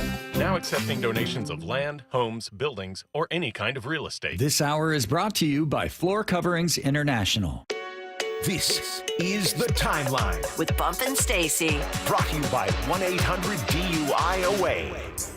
It's the timeline on Bump and Stacy, letting you know the top stories you're going to see and hear around the world of sports. Let's talk about what's trending. We're going to start with maybe the biggest story from last week. You guys all remember when Jerry Jones went on 105.3 The Fan, which is the flagship station out there in Dallas for the Cowboys, and completely lost it when the hosts asked him about inactivity for Dallas's front office during the offseason. And he basically threatened to take away their jobs. He said something like, if you don't ask these questions, I'll get someone who will. I forget what he said, but Don't talk about all the bad. Talk about the good. Yeah, talk about good things I do. It's crazy. It sounds like Jerry is here right now.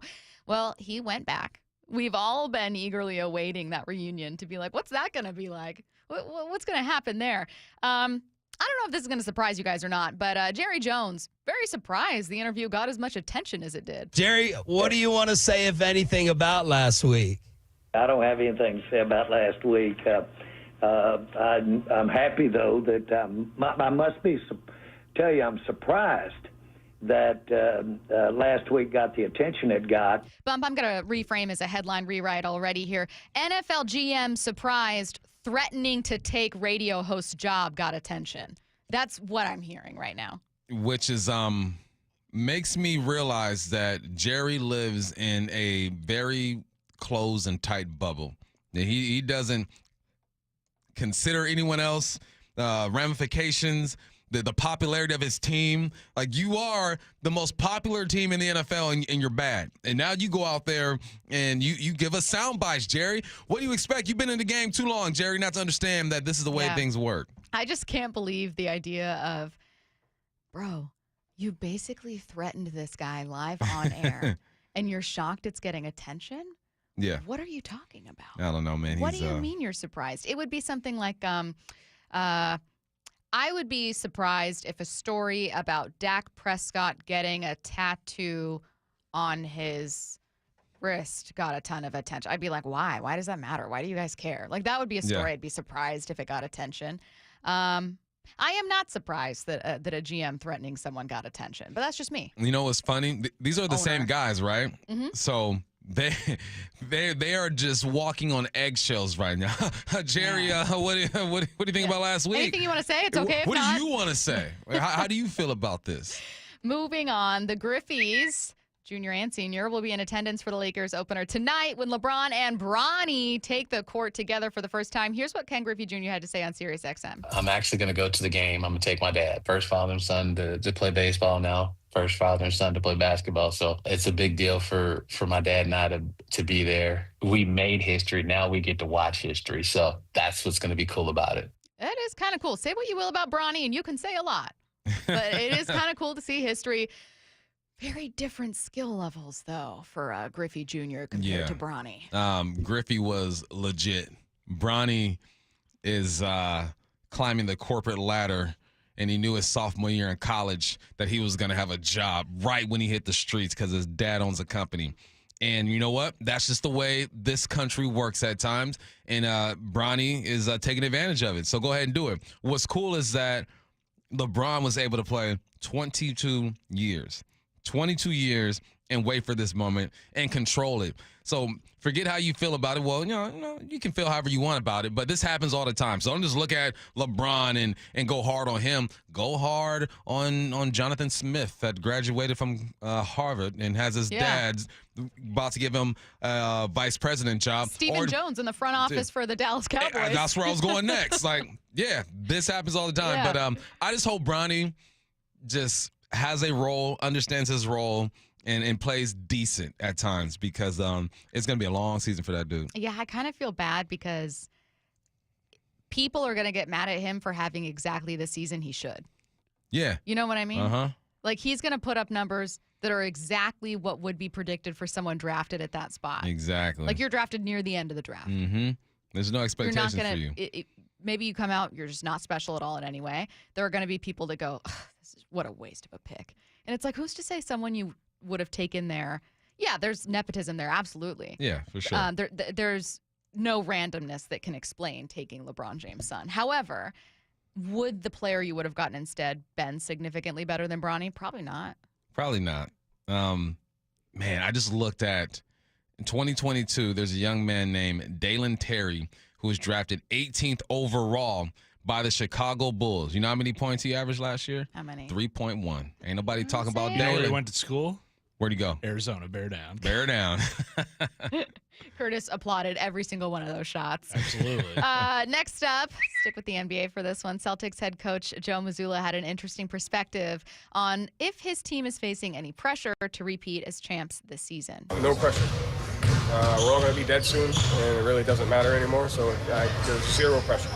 You're either going to win or you're not. What was the Kyle Shanahan cut, Curtis? Do you remember that one? It was along the same lines. Yeah, very similar. And you know what, Bump? Who was that?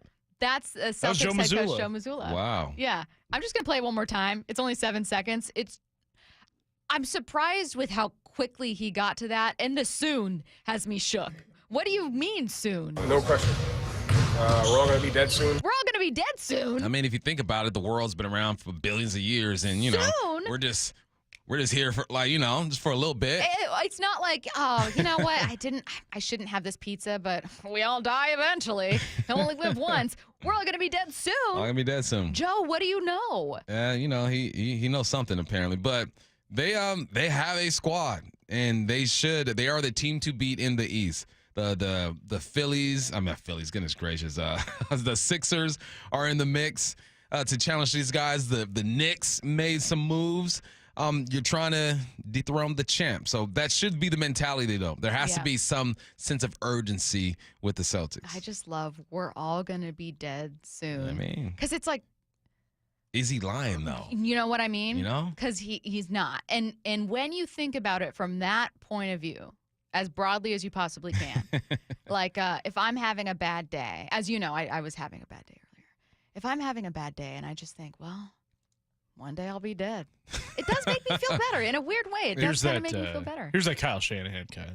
I can't guarantee that anybody in the world will be alive Sunday, so I can't guarantee who will be on our roster on Sunday. So that goes for all of us. A lot of nihilism. It's the urgency for me, though.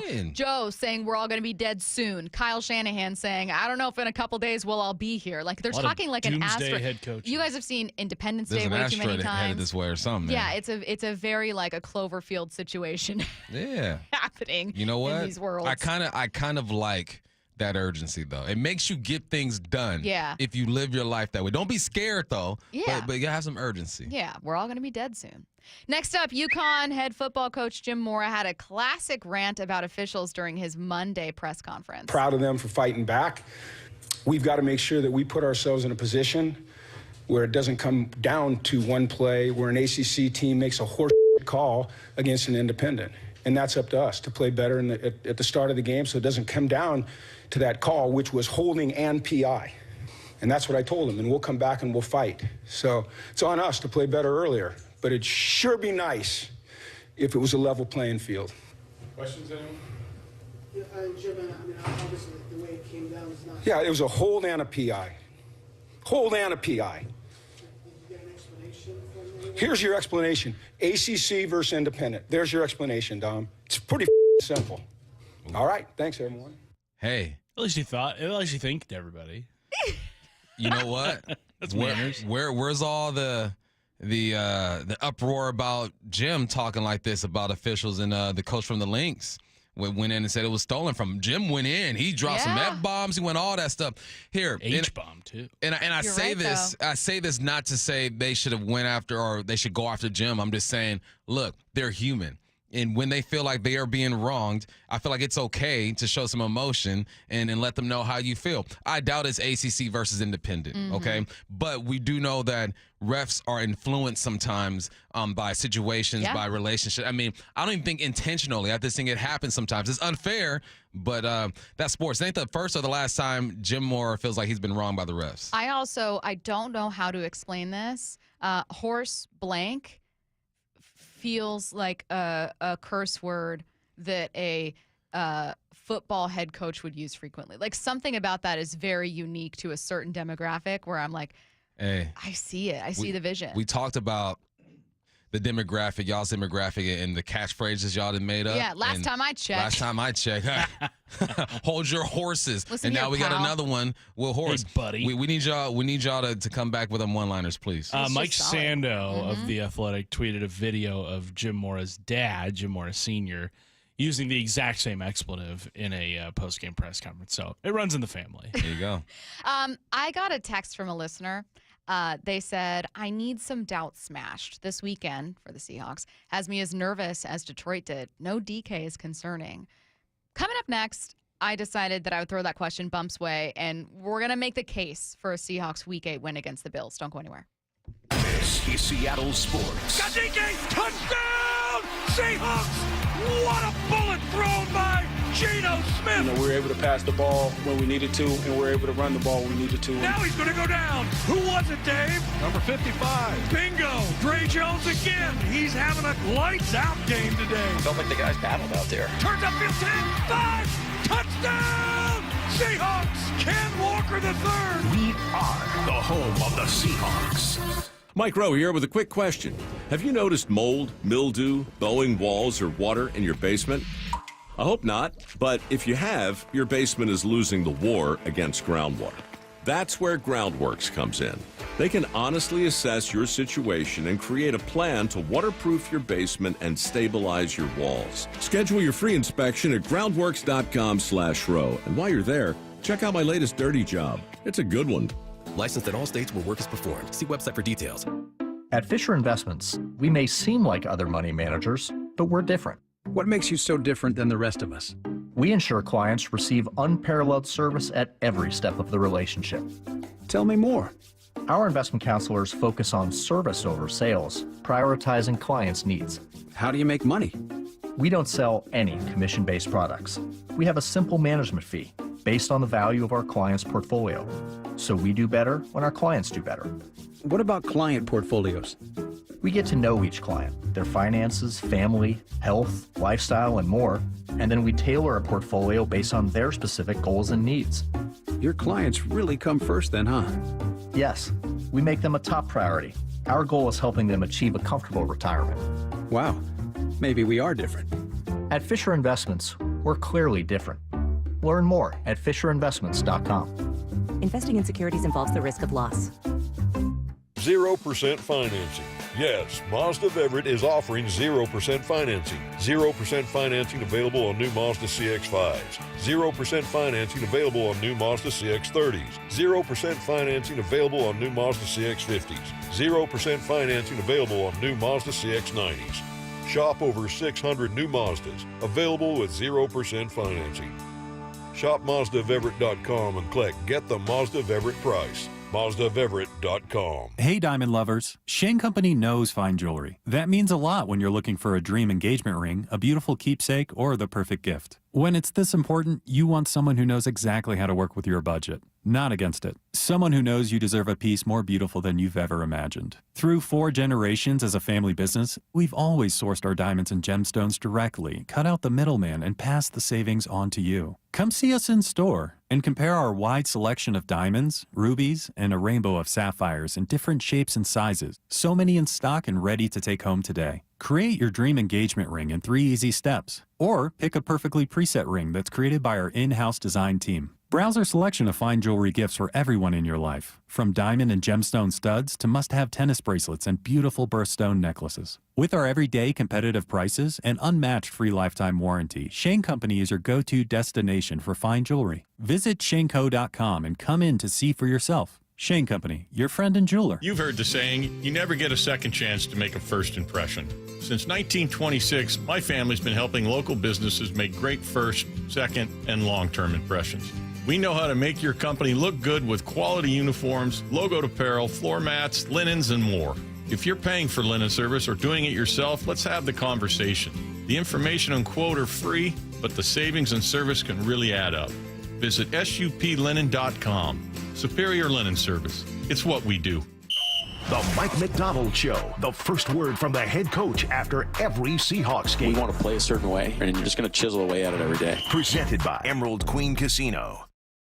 At Sound Pain Solutions, some of the most difficult cases we see are patients suffering from failed back surgery syndrome. Bill is an avid golfer, but his pain got so bad he couldn't play and was considering surgery. My back was killing me. I could not play any more golf. I could not walk more than half a block. I did not want surgery on my back, and I researched many different ways of getting this fixed. Behind that was horror stories from my friends who had back surgery, but it wasn't worth it, and I just made conclusion to that. There's got to be another way. I'm Dr. Mark Shelley, a chiropractic neurologist at Sound Pain Solutions. We were able to get Bill back on the course without the risk of surgery. We did this using non-invasive, FDA-cleared procedures like non-surgical decompression, laser, pressure wave, and bioelectrical treatments. Now, Bill is back to playing golf and enjoying life. Schedule a free consultation to learn if you qualify for our non-surgical and drug-free treatment by calling Sound Pain Solutions or visiting soundpainsolutions.com. What's one of the biggest issues when you're trying to hire a roofing contractor? Are they going to do what you hired them to do? On time, on budget? Asset Roofing knows in addition to putting the premier roofing system on your home, the most valuable things they can provide to you are communication and transparency. I encourage you to check out and see what Asset Roofing is all about. Head to AssetRoofingCo.com. Certified work that's never in doubt. Asset Excellence is on the house. O'Brien Auto Group has some of the best new car brands in the Northwest. Those great new vehicles make the best pre-owned vehicles as well. O'BrienAutoGroup.com for the best factory certified vehicles. O'BrienAutoGroup.com for a large selection of the best pre-owned cars and trucks. O'BrienAutoGroup.com. Choose from hundreds of SUVs, trucks, hybrids, EVs, and more. O'BrienAutoGroup.com. One site is all you need. That's OBRIEN Autogroup.com. O'Brien. This is Bumpin' Stacy. Weekdays 10 to 2. On Seattle Sports and 97.3 FM HD2. Before I get to this, Bump, can I please mention the incident that occurred? My misery. Okay, Bump's having a no good, very bad day. I'm going to file what happened to you under equally as annoying as when you're in a bad mood and you start to walk out of a room and your belt loop gets caught on the door and then you get caught or the door shuts on you and your head just explodes. Would you tell the people what happened? I'm sitting here, talking to Stacy, and I wanted to show her this meme that I saw on X. It was funny. It's about her people and what happens when fall happens. We love pumpkin spice. Very, very funny. And I turned the monitor to show it to her, and it knocks over my lovely pasta salad that my wife made for me. Protein pasta salad at that. The whole pasta salad. It looked good. Oh, it looked man, delicious. It smelled devastating. delicious. So now I'm gonna have to starve until I get home today. That's tough stuff. Yeah. It's really nothing is worth. It's like dropping a sandwich open face on the ground. Yeah. When you're like, there's no saving this. No saving that. It's not like I can do like a 5-second rule and pick it up and eat it. Like it's done for. It's a there's wrap. no saving pasta salad. It's over. It's in the trash. Yeah. It's a wrap. Anyways, I'm really sorry that happened to you. No, that's fine. Anyway. Yeah, moving on. I got a text from a listener who said, I need some doubt smash. This weekend has me nervous, as Detroit did. No DK is concerning. So I thought that what we would do here is kind of like a hear me out. Make the case for a Seahawks Week 8 win by basically making the Bills seem very human or talking about things that we have liked seeing from the Seahawks so far. I wanted to point first to, and then I'll let you just roll with any direction you want. Bills' run defense is not exceptional. Yeah. I mean, they're 20th, and that's not horrible. It's not nearly as bad as Seattle's, but they've struggled at times to stop the run. Yeah. And what did I say about teams that are great at stopping the run? Those are the teams that we consider contenders at this time. So yeah, they have trouble stopping the run, and they don't run the ball particularly well either. I mean, they're 19th in the NFL, 116 yards on their ground. But the last three, they're averaging 124. Last year, they averaged 135. So they've taken a step back when it comes to the run game. And we all know if the Hawks can stop the run, you have an opportunity to win this. And you look at Josh Allen, and before I pull up his stats, I'm going to go out there and say he's probably the second leading rusher on the team. And he is the third leading rusher on the team with 179. You have Ray Davis and James Cook, who I confused with Dalvin Cook yesterday, with 341 yards and 5 touchdowns. If you can control the tempo of the game, you can kind of dictate the way things are going to go. And I think that is going to be extremely important. Also, you have to make them do things that they typically don't do, and for the Buffalo Bills is turn the football over. You have to force some turnovers. Guess what we did last game, Stacy? 3 of them things. Yep. 2 interceptions, 1 fumble recovery. So it's all about making teams do uncharacteristic things. And for the Hawks, it starts with the turnovers and getting Josh Allen to maybe cough one up or throw an interception. The Bills' single worst game this season defensively was against the Houston Texans. I think the Houston Texans are a better offense than Seattle. And C.J. Stroud is a very aggressive passer. So the defense allowed 331 passing yards. Did have 2 takeaways, but Seattle isn't packing the same kind of power that the Houston Texans are going to have. However, that does not mean that you can't find ways to beat Buffalo. They have a loss to the Baltimore Ravens, lost to the Houston Texans, but they've had some close contests. I mean, the Jets, who are 2-5, lost because they missed a field goal, essentially. They are a team that is not immune to hurting themselves, not immune to making mistakes. So I think I look at the defensive line, too. Yep. Seattle's defensive line was healthy and played together, which has happened relatively infrequently this season. And I felt pretty good about them coming out of that game against Atlanta, even if the defense gave up 150 plus on the ground. It didn't. You mentioned it. It didn't feel like that. No, it didn't. They're making strides. They're moving in the right direction. Another thing to keep you optimistic is that Buffalo is 24th in the league when it comes to completion percentage. The last 3 games, they're completing 55% of their passes. That is the worst in the NFL. So let's connect the dots. You stop the run, you force the throw. They're not doing what they're usually doing. You can win that game because they've shown they're not the greatest at throwing the football, at least not recently. But they did get Amari Cooper. That should help that situation out there. So we're searching, we're looking, we're clawing for reasons to be optimistic, and I think that's it. And this is the NFL, man. I mean, yeah, I know we've heard it all the time. Any given Sunday, it's a real thing. That's a reason why that quote exists, is because you don't know who's going to show up, who's going to be available, and how the coaches are going to set their players up.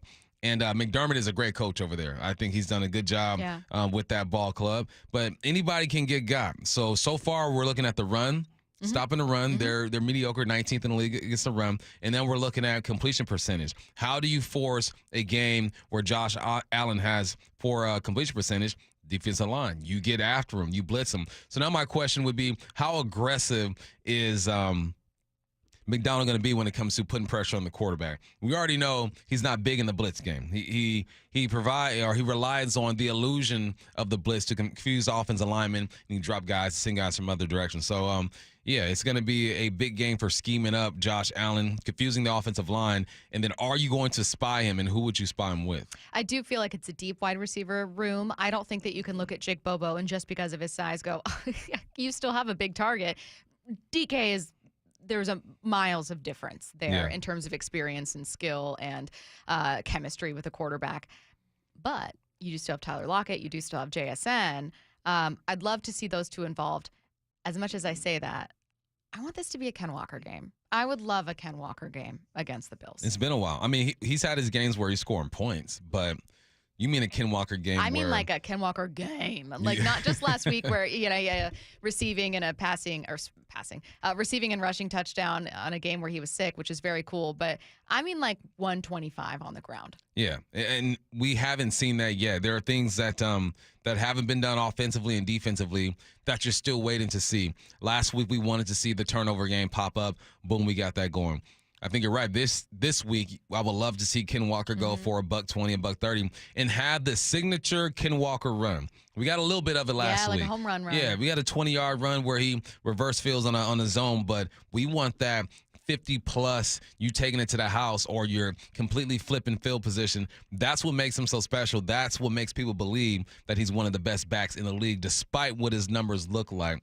I could use a K9 game. And if K9's having a game, play action is ready. If DK's not there, that's how you open things up even more for your wide receivers. Okay, so to that texter, I hope that helped the doubt a little bit. I think this will still be the most dynamic quarterback the Seahawks defense has faced all season, and there is a huge challenge in taking on the Bills, but you are at home. You still have some weapons, and you're facing a run defense that's struggled at times. So we'll hope that helps. Let's keep the Seahawks talk going with Seattle Times' Bob Condotta. He joins us next. Seattle Sports, your home for Wyman and Bob. Man, the Seahawks pulled off a game that I didn't think they'd pull off, Dave. And this team went in there on their home field and held them to 14 points. Yeah. It was a nice win. It really was. And I just think going on the road and getting a 20-point win, I mean, that says something. Going out there and going, okay, well, we got to start a couple of rookies. Pretty incredible. And it just kind of made me reflect on what kind of confidence that Mike Macdonald is instilling in these players. It's like, yeah, no big deal. On Seattle Sports and 97.3 FM HD2. Are you looking for a construction loan to build your dream home? Are you a local builder needing a better financing option for your next spec project? Hi, I'm Scott Rireka, CEO of Legacy Group Capital in Bellevue. Stop wasting time with local banks and credit unions and their endless guidelines. We're the experts for common sense residential construction loans. We lend our own money, we make our own decisions. And if your deal makes sense, we'll get it done fast with flexible terms. For homeowners, we advise you every step of the way with things like budget and timeline, ensuring the completion of your dream home. For builders, Legacy's not only your lender, we'll source your next deal, provide permitting services, And if you're short on equity, we'll invest alongside of you. Legacy Group Capital has lent more than $1 billion, helping over 130 local builders and hundreds of homeowners. We can help you. Construction loans don't have to be hard.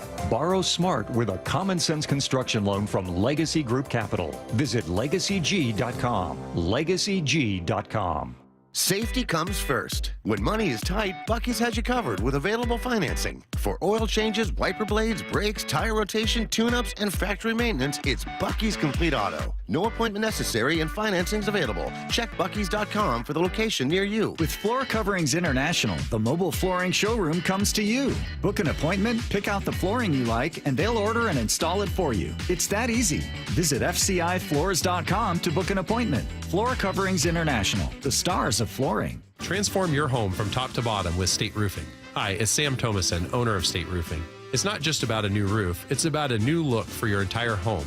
Deck out your backyard or give your exterior a facelift with our siding and window options. And there's no better time to start than now with our incredible offer. 0 down, 0 payments, and 0 interest for 12 months. Why wait to make your dream home a reality?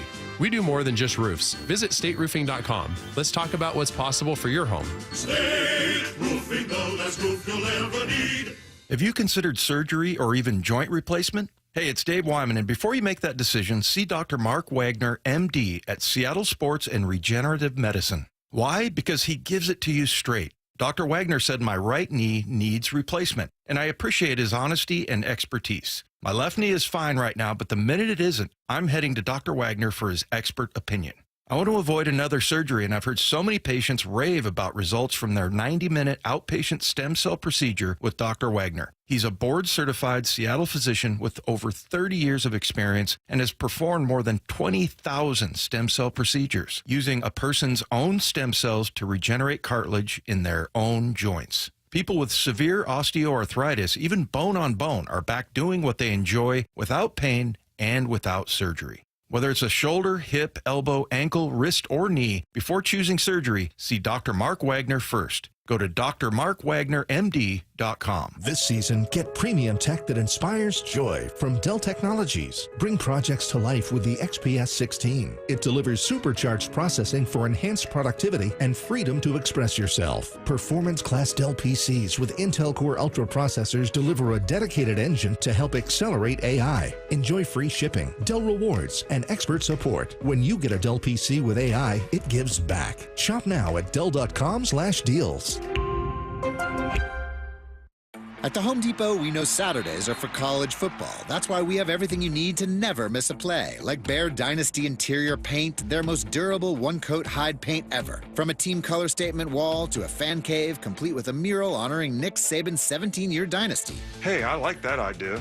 Nothing beats Bear Dynasty interior paint. It's everything you need all in one can. Defend your game time with Bear and the Home Depot. How doers get more done. Valid only when tended to colors from the Bear Dynasty and Marquee Interior One Coat Hide Color Collection. Prescriptions require an online consultation with a healthcare provider who will determine if appropriate. Restrictions apply. See website for details and important safety information. Subscription required. Price varies based on product and subscription plan. Hi, I'm Dr. Peter Stahl, board-certified urologist and senior vice president of men's sexual health at HIMSS. In my 12 years of practice as a reproductive urologist, I've helped many guys with ED. And it has never been more convenient to treat than it is right now, thanks to HIMSS. It really wasn't easy before. You had to take time out of your day, come to a physical office, and see a specialist like me in person. Now, through HIMSS.com, you can get world-class sexual health care and a full range of treatment options for ED through a 100% online process. It starts with a free assessment from a medical provider licensed in your state who can determine if ED treatment is right for you. If prescribed, your medication is shipped to you for free. So don't wait. Join the hundreds of thousands of guys who've gotten help for their ED through HIMSS. To start your free online visit and find ED treatment at up to 95% off brand name prices, go to hims.com/joy. That's hims.com/joy for your free online visit. Let's go! This is Seattle Sports. Streaming through the Seattle Sports app. KIRO AM Seattle. KIRO FM HD2 Tacoma. Home of the Seahawks, Mariners, and everything Seattle sports. Seattle Sports Snapshot. Lions wide receiver Jameson Williams is facing a 2-game suspension for violating the NFL's performance-enhancing substances policy. Williams is the second leading pass catcher for the Lions through 7 weeks. He told ESPN he's disappointed with the suspension, but has no choice but to take it on the chin. Snapshot, brought to you by Miller Lite. When it's game time, it's Miller time. From the Quantum Fiber Studio, This is Bump and Stacy. on Seattle Sports. Streaming through the Seattle Sports app and at seattlesports.com. Now, here are your hosts, Michael Bumpus and Stacy Ross. Here we go now. Sticking with the Seahawks-Bills preview, let's bring on Seattle Times Seahawks reporter Bob Condotta on the Emerald Queen Casino Sportsbook Hotline. Hi, Bob. How's it going? Good. How are you guys doing? Good. We started the show with it, but it sounds like we got some positive injury news when it comes to DK Metcalf and Abe Lucas. What's the latest? Yeah, I mean, it's at least not as bad as it looked like it could have been with DK. It sounds like he's week to week, a grade 1 sprain, so kind of the least of the sprains you could have of your knee. And so I don't know if that means he'll be able to play Sunday. I think that's probably up in the air as week to week denotes. But certainly when you saw him carted off, it's that's the best news you can get probably when you see a guy get carted off, that they don't think it's anything too significant. They've got 2 games here and then they've got their bye. So if nothing else, maybe it's one of those things where if it bothers DK for a couple of weeks, maybe it's only a couple of games that are impacted. And then with Abe Lucas, Mike McDonald held open the idea when we talked to him yesterday that they might have him return to practice this week, and so that would start his practice window. He's on the PUP list, the last guy that the Seahawks have that are on the PUP list, and so if he comes off that, they would then have 21 days for him to practice and kind of see where he's at, and then they'd have to elevate him to the 53-man roster after that. So that's another thing they probably wouldn't do until after the bye. Logically, they'd give him a couple weeks to practice. But, good news that Abe is at least getting to the point where it sounds like he might be ready to return to practice.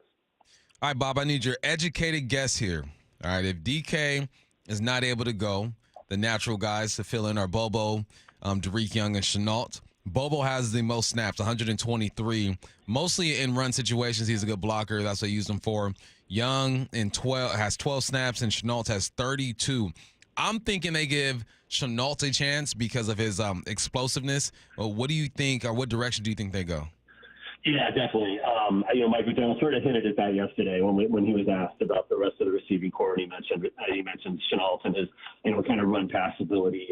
And you're right. I was watching the replay today, and I'd sort of forgotten it live. But there was a play late in the game where the only receiver on the field was Bobo, and it was a running play. And he does tend to kind of get used a lot in run game situations, and they would have to use him more in receiving situations too. I mean, but I think Chenault would probably become, say, the third receiver. If you're talking about actual receiving targets, I think that might be the way they go, and then Bobo would kind of stick with, in general, the role he had. He'd have to play more for sure, but I agree with you totally. Just given the totality of what Chenault's done in the NFL, I think he'd be the guy you'd kind of prep up to take a larger role in sort of the passing game.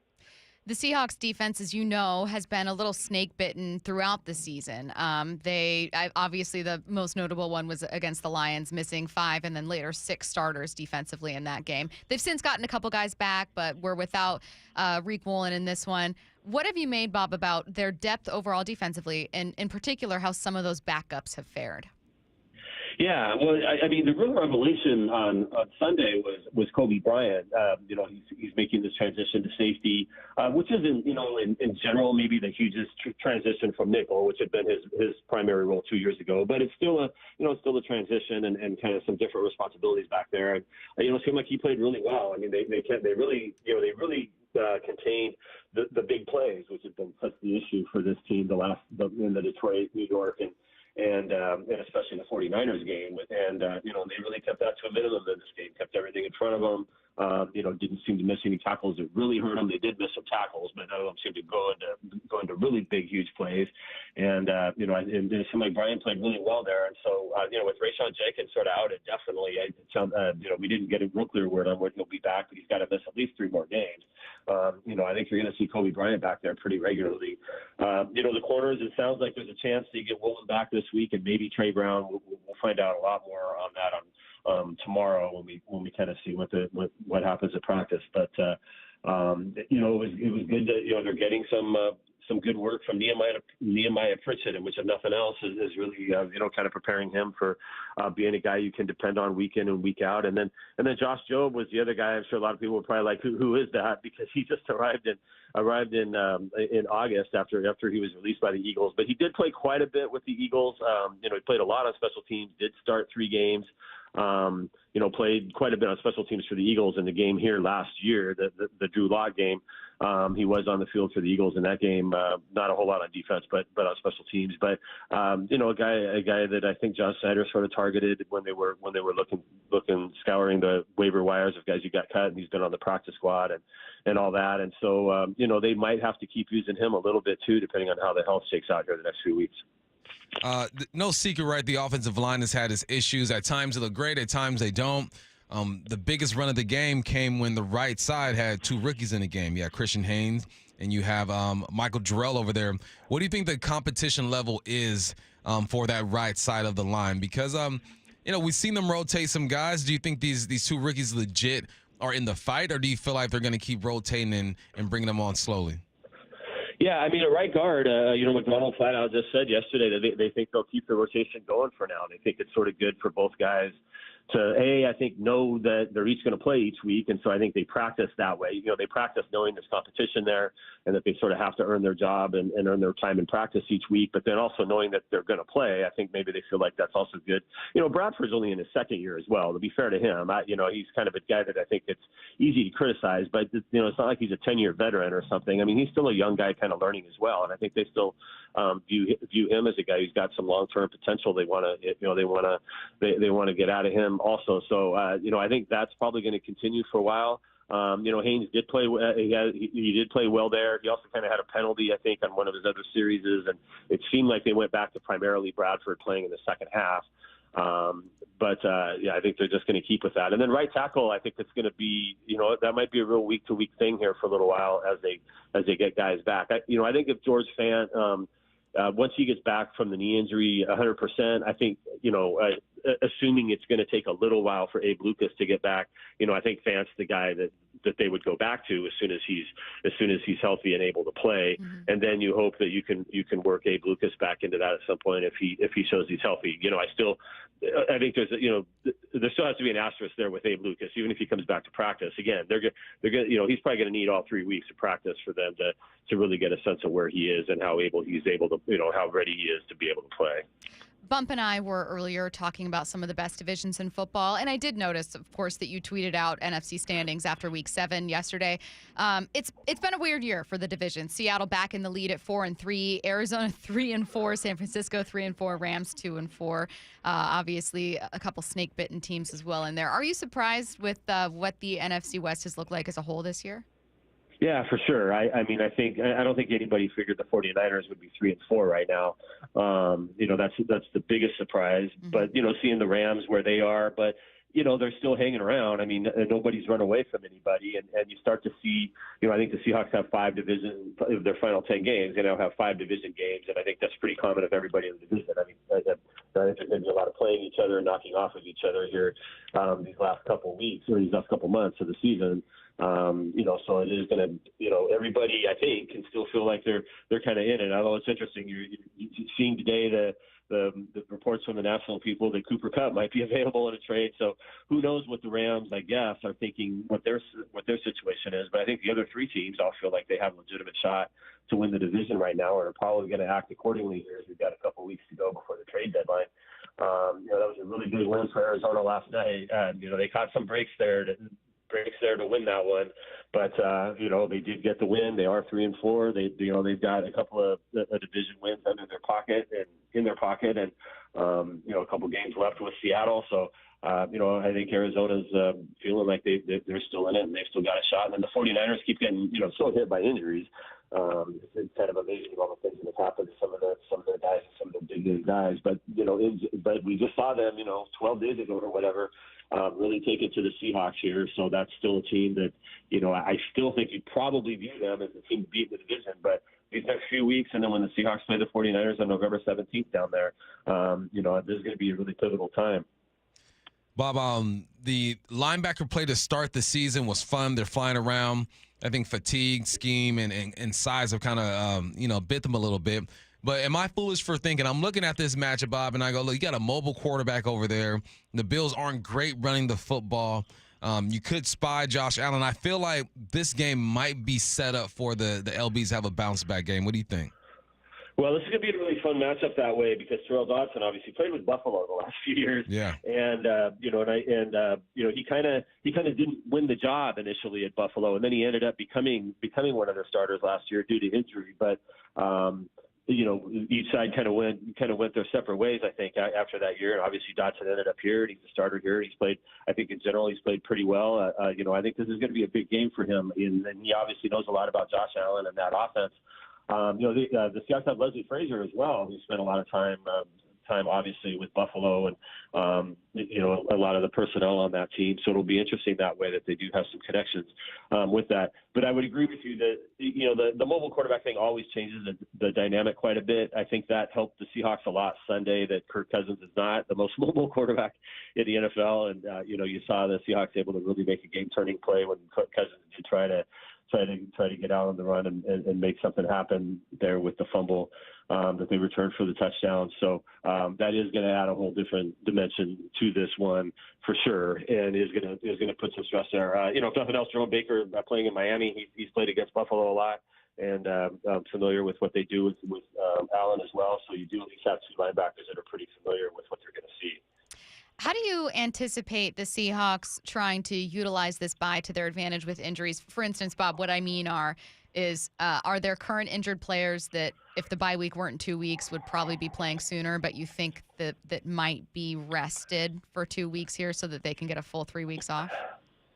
I don't know if there's anybody. I mean, boy, when you're leading the division and you've got a chance right now and again, when you look at what's happening to the 49ers, you really got a legitimate shot to win the division. But you've got the thing, with the 49er game on the 17th is if you don't win that game, then you obviously have been swept and you're not going to get any tiebreakers with the 49ers. But if you can win that one, you've not only dealt them a loss, but then you've got the split, and you might be able to win some tiebreakers depending on how the rest of things go. So I don't know that you're in a position. I think the Seahawks put themselves in a position where you've got to put your best team on the field probably each week and get these wins against the next one. The game after this is the Rams, obviously, and who knows what the team's records will be at that point. But theoretically, that could be a game where the Rams are looking at, if we win this, we're right back in things. So I don't know if they're going to intentionally, you intentionally do that right now or not. But, I think DK is the one guy that you would look. It's just the fact that, we've got 2 games and then a bye. Do we not make sure we don't want to make this worse kind of thing? So without knowing without being the doctor looking at it, it's hard for me to answer, I guess, where it is on that. But I do think you take that into consideration a little bit. But I think with the corners, I think if Woolen and Trey Brown are ready to go, this is a pretty big game against Buffalo. I think you go ahead and throw them out there. Only had one game this year so far, Bob, but I like the way the defensive line looked as a whole. Byron Murphy being back, Ward Robinson-Harris, his contributions, the edge got going. And I think that could be key when it comes to winning this game. But focusing on Roy, what have you heard from the coaches about his performance and how he's fitting into his role here? Yeah, I think they were really happy with it. The Falcons did get some yards early in that game. Running the ball, but then they really didn't at all. They kind of completely stonewalled them in the second half there. Granted, I think the way the game got, once you build a lead again, that's the kind of thing Mike McDonald, talked about these last few weeks that, stats can kind of get out of hand a little bit at the end of these games, depending on what teams need to do, right? And so the Falcons suddenly were kind of in a drop back game, mostly because they were behind by a lot. And that takes the running game kind of out of the picture. So maybe, but still, the Seahawks, especially on the first couple of series, after the first series anyway, where the Falcons scored, it seemed like they were able to take the running game and make it largely a non-factor. And I think they felt like Robertson-Harris helped with that, setting the edge strongly. The other thing it just does is it puts everybody back sort of in their more preferred roles. And I think the biggest guy there is Draymond Jones, who I think, they've had to move him in and out a little bit, had to play him inside some in some of these games, but getting him back out, I think they felt like he played really well as sort of the other, base end, kind of when they're in the 4-3, Robertson-Harris, that's primarily what you saw him doing the other day as well. I think they felt like that gave them sturdier play on the ends there, and that allows Mafe and Hall to just kind of be pure pass rushers an awful lot in situations. But McDonald, one thing he mentioned yesterday about Robertson Harris was on Sunday they pretty much stuck him in one spot because he just showed up on Wednesday. His first practice was on Wednesday, and they're flying to Atlanta on Friday, so there wasn't a lot of time to give him a ton of playbook. And I think they tried to keep it pretty basic for him in terms of his role, and I do think they want to move him around, get him in some more varied packages and things like that as it goes forward. But I think as a first impression, I think it was from him. I think it was a really good one. Good stuff. He is Seattle Times Seahawks reporter Bob Condotta. Make sure you're reading Bob's work at seattletimes.com. Thanks, Bob. Thanks, Bob. Okay, thanks, you guys. Yep, bye. I wanted to quickly talk about 2 points that I really loved from Bob before we get to headline rewrites. The first was I asked the question about, do you think they'll utilize their bye week a little bit differently? Because I'm wondering if they hold DK back to be absolutely safe and maybe have him come back after the bye. That's why I asked the question. But I loved Bob pointing out as part of his answer, you can't be it's like a beggars can't be choosers situation with Seattle. The NFC West is kind of down right now, and you need to be able to take advantage of it. You are not so good a team as to be able to rest people who are 70% if they can play. You need to go pedal to the metal. I loved the answer. Yeah, you got to be aggressive. There's an opportunity here. We're going to talk about it in a timeline. Niners are down.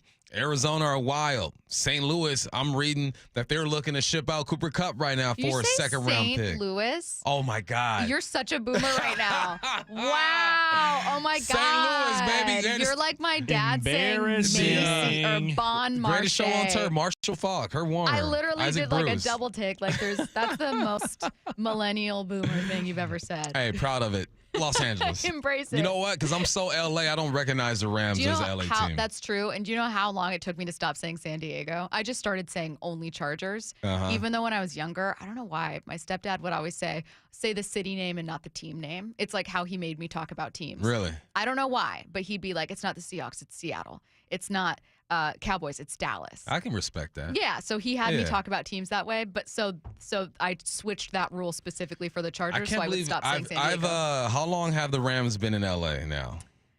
I don't think 2017, 16. About 6 or 7 I've years. never made that mistake. Started in 16 or 17. Never made it. The CTE just jumps in every now and like, hey. I truly here. I don't know why I liked it so much. It was great. Anyway, to your point, the Rams really are down too, okay? Matthew Stafford is gone, or he's not playing great. He doesn't have weapons. Yes. Cooper Kupp, they're looking to ship him out. It's going down in Los Angeles. I'm just telling you, you would have heard it from the text line, so I had to jump in. I appreciate that. You know what I mean? And stop you from that. The second thing I really loved is his last point, and I saw you kind of nodding along, so I wanted to get your opinion on it. His last point about, look, basically what Bob is saying is, when you're hamstrung defensively, it's not just about playing backups. It's that the guys that are starters aren't always playing in the roles that you love for them. They're doing double duty, or they're playing in places you may not love to have them. So what was encouraging about getting guys back on the defensive line is it changes the ways that you can play some of your outside backers or Dre Jones. Yeah, it does, because like Dre Jones is a guy who can be moved everywhere.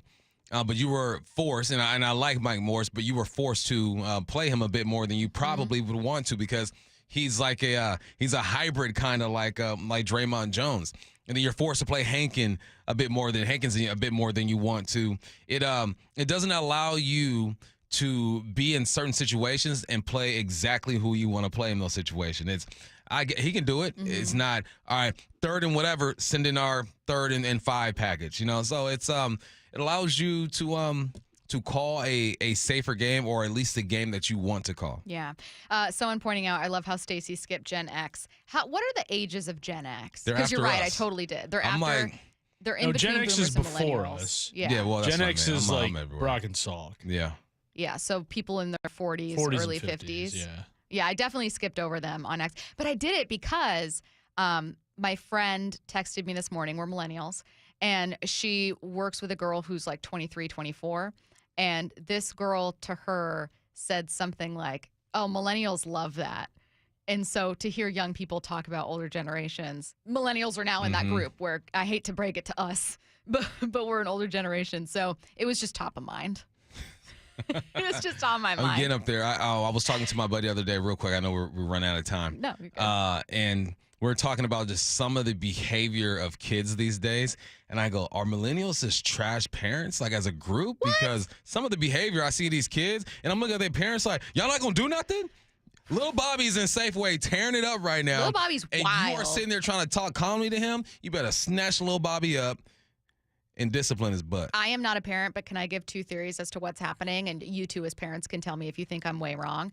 Number 1, I don't think soft parenting as a concept existed for us when we were kids. Did not. No, it didn't. Not at all. Whereas I think it does now. And I don't think there's anything fundamentally wrong with it. If it works for you and your family, it's not my place to say anything. But I do think that there is a different approach that millennial parents have compared to boomers who were often their parents. The second thing is just technology. And millennial parents have no control over that, but I do think technology has drastically affected the attention span. And like, I don't know what else, but I swear to God, other stuff with like younger than Gen Z. No, I think all that is correct, but I also think that exposure to a whole bunch, it's a plus and a minus, right? Because I think that now you have access to development, how kids develop and what's best. And everyone has an opinion about the best way to raise a child. And I'm like, all right, well, I'm going to go off of what my mom, my dad, and my grandma did because I'm okay. And if I use most of what they did and add my little sprinkles in there, my kids should be better than me. But one thing to be true, any generation, respect your elders. Don't embarrass your peoples in front of other people. Yeah. Get good grades. Don't be mean to. It's just little basic things that are lost because how do you feel about this? Nah, man, you clean your room. I don't care how you feel about it. Clean your room. Turn off the dang TV. I agree. We've gone so off the rails. I do kind of appreciate though that. And honestly, you could apply this to a change. You can make a sports conversation out of this because it's the way that coaching has changed. I do like that we have evolved as a society to at least consider that. Yeah, for sure. But respect your elders. Can I tell you the theory Salk told me the other day? I'm Yeah. not sure if he told the same thing to you. He was like, I think when Pete Carroll, and his theory was also that this is because of changing generations and just a pendulum that goes back and forth. He was like, when Pete Carroll was coming out onto the scene, it really ushered in a wave of player-friendly coaches, and he wonders if a newer, younger generation of coaches have then gone back to being tougher. I hope so. That's his theory. I don't know. I'm not around NFL coaches enough to do that, but Mike McDonald is definitely an old school type of coaching style. I will say the same person who said, love how Stacey skipped Gen X, said, it's fine. We could care less. Just leave us alone, which is so Gen X. We get it. You're rock and roll. Awesome. All right. We still have some NFL stories to get to, some injury updates. A major name could be traded and a major player gets suspended. That's coming your way next. The Mike McDonald Show, the first word from the head coach after every Seahawks game. We played winning football on the whole. I mean, we didn't turn the ball over and we took it away. We improved our run defense throughout the course of the game. I thought we played complementary on offense. Hopefully we're finding our flow on our process and just understanding what it takes to go play your best ball. I think we took a step for sure. Obviously we won the game, and just want everyone to realize that's the mentality that you have to have day in, day out to go perform, be at your best. Don't miss the Mike McDonald Show the morning after the Hawks game at 9:30 on Seattle Sports.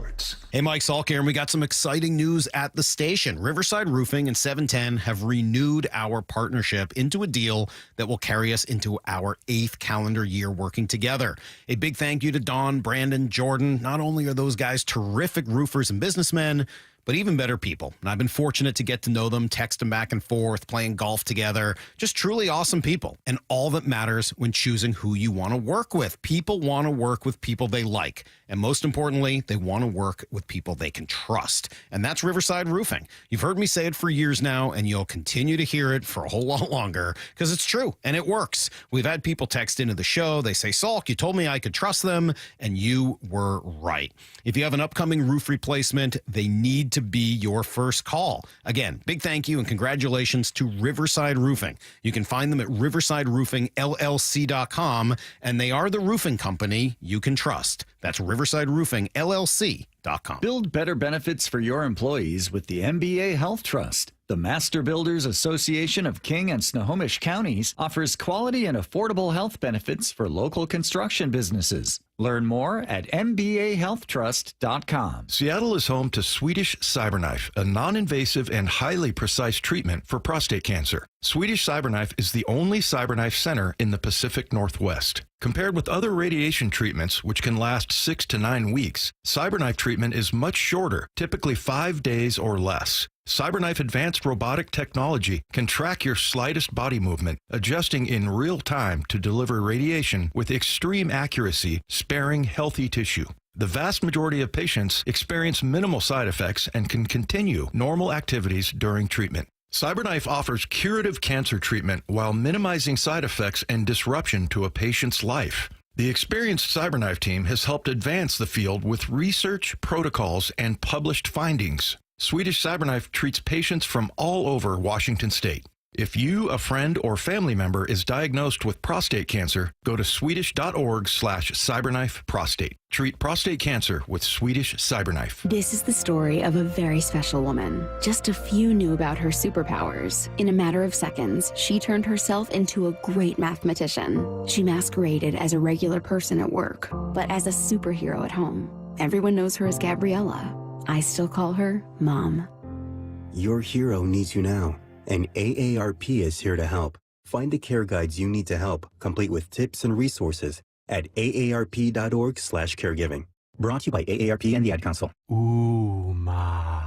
What was that? That is business phone bliss with the Ooma Cloud Phone System. It handles all our voice, video, and messaging needs. You sound very calm. I am. Ooma has everything I need to run my business more efficiently, like virtual receptionist, call routing, and video conferencing. And it starts at just $19.95 per month per user, plus taxes and fees. Ooma. Nice. Find your business calm at ooma.com/radio. Emerald Queen Casino, the entertainment capital of the Northwest. The best place to watch all your favorite sports. Featuring wall-to-wall viewing screens, 6 windows, and 30 kiosks. Be there at emeraldqueen.com. Emerald Queen Casino, the entertainment capital of the Northwest. Seahawks Player Spotlight. Man, it felt good to go out there and be able to contribute. Exclusive interviews with your favorite Seahawks. You know, we got a genius as the head coach. Every day with Wyman and Bob. 0% financing. Yes, Mazda of Everett is offering 0% financing. 0% financing available on new Mazda CX-5s. 0% financing available on new Mazda CX-30s. 0% financing available on new Mazda CX-50s. 0% financing available on new Mazda CX-90s. Shop over 600 new Mazdas available with 0% financing. Shop MazdaofEverett.com and click Get the Mazda of Everett price. MazdaofEverett.com.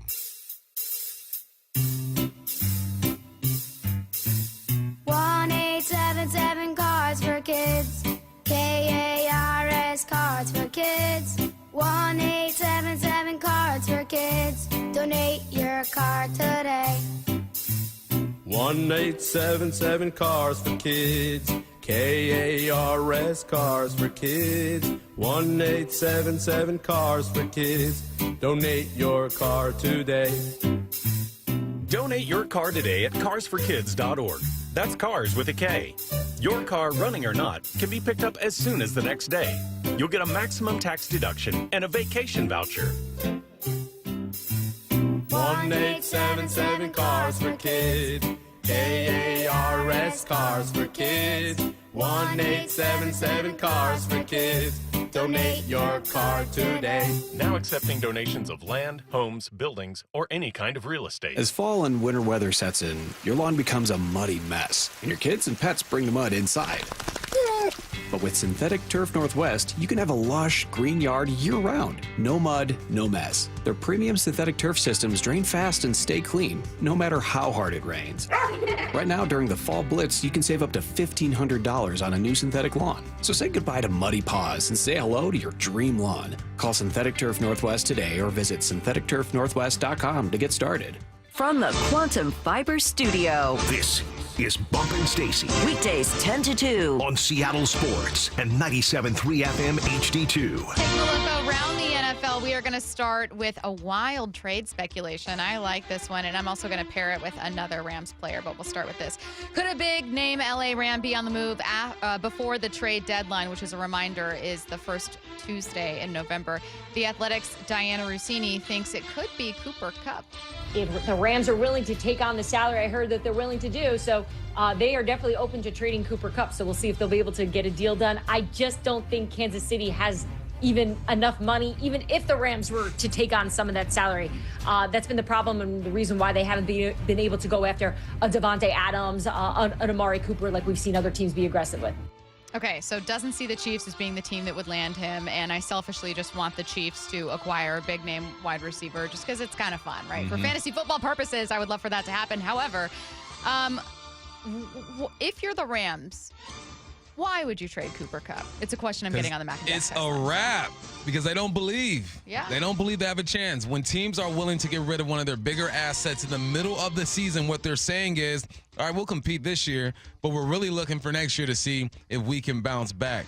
I don't blame the Rams. They can't continue to operate like this. They're not used to this space. As a Sean McVay team, they are 2-4. You've lost to a couple good teams, the Lions, the Packers as well, but they just don't see a future with this group. So they have to get younger.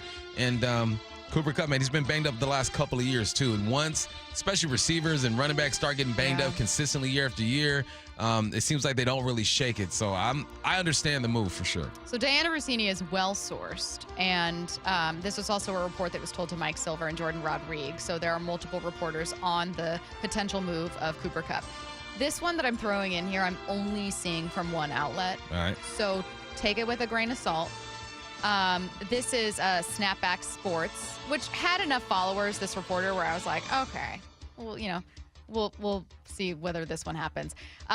He has a report that the Vikings and Rams are in trade talks about Matthew Stafford. That's interesting because what that tells me, if this is real, that means that they want to compete at a higher level, even though they're 5-1 with Matthew Stafford, and allow J.J. McCarthy to sit even longer.